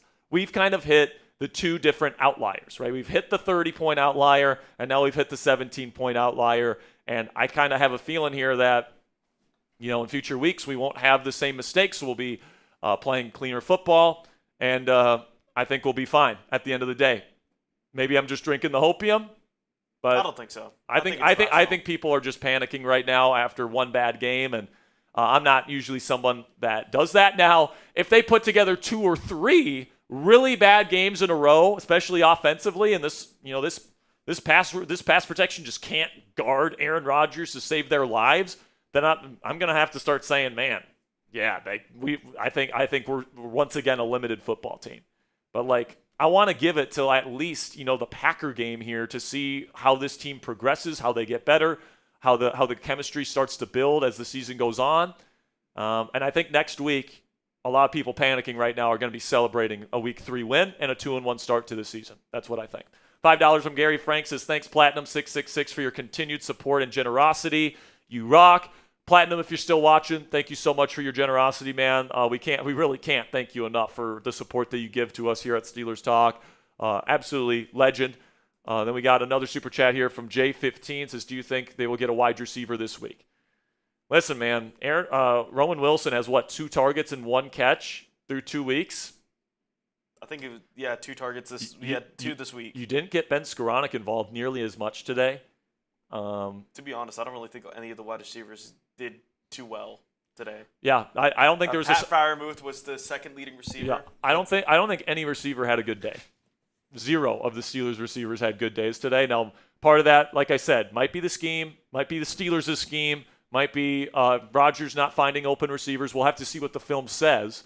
But, today was just not a good day for the passing offense. It just wasn't. The best play on the passing offense was a check down to Jalen Warren that went for 70 yards. And ended in a pick.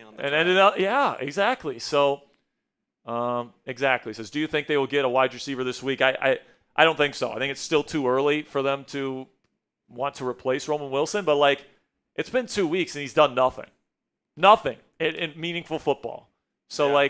I'm rooting for Roman Wilson. I want him to work out so bad because I don't want to waste third-round picks, just like I'm rooting for Broderick Jones, even though he's a first-round pick and we might be wasting a first-rounder on him.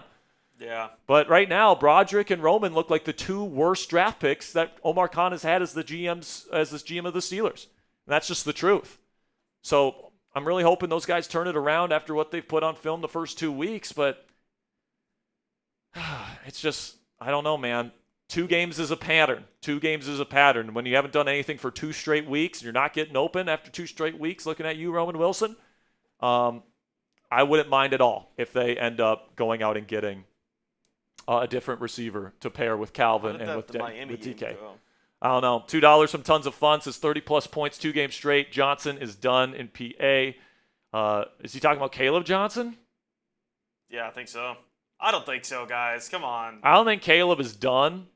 But Dolphins lost. Dolphins lost to the Patriots? Yeah, okay. Yeah. Yeah, man. 2 games in a row giving up 30-plus, not where you want to be as a team. And, the defense only gave up 24 today, and I'm saying only as if that's acceptable. It's not.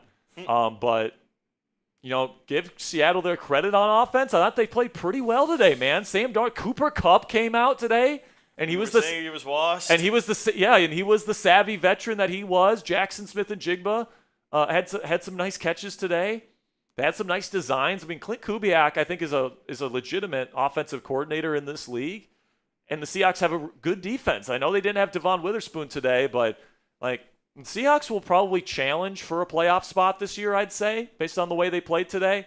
But yeah, I agree. Tons of fun. It's not good enough. It's not good enough. So. Are they going to give up 30 points every game this year? No, I don't. At least I hope not. If that is the case, we will be done. Tons of fun. But, yeah, Black and Yellow Podcast as Bengals took the lead and GP scored for the lead F. Yeah. Did the Bengals win today? I think so.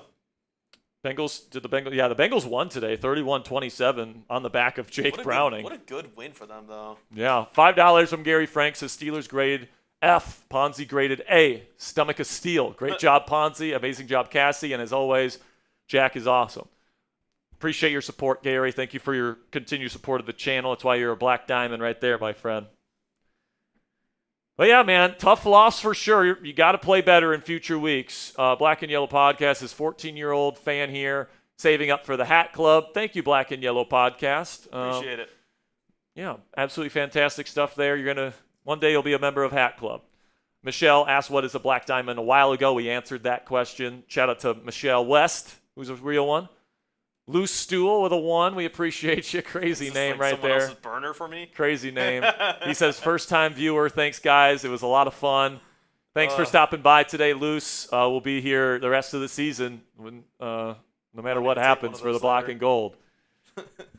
So do we have another one? Or is that the last one? That's the last one. All right, man. Well, that's going to be it for today's show. Thank you guys so much for sticking around and hanging out with us here on Steelers Talk. We'll see you guys next time. And until next time, guys, we'll be live again tomorrow, 5 p.m. Eastern time. I'm going to be watching the film, breaking it down. I'm going to let you guys know what went wrong with the offense. I'll let you guys know what went wrong late in the game on defense, all of that stuff. Make sure you guys click that subscribe button if you haven't already. Until next time, guys, here we go, Steelers.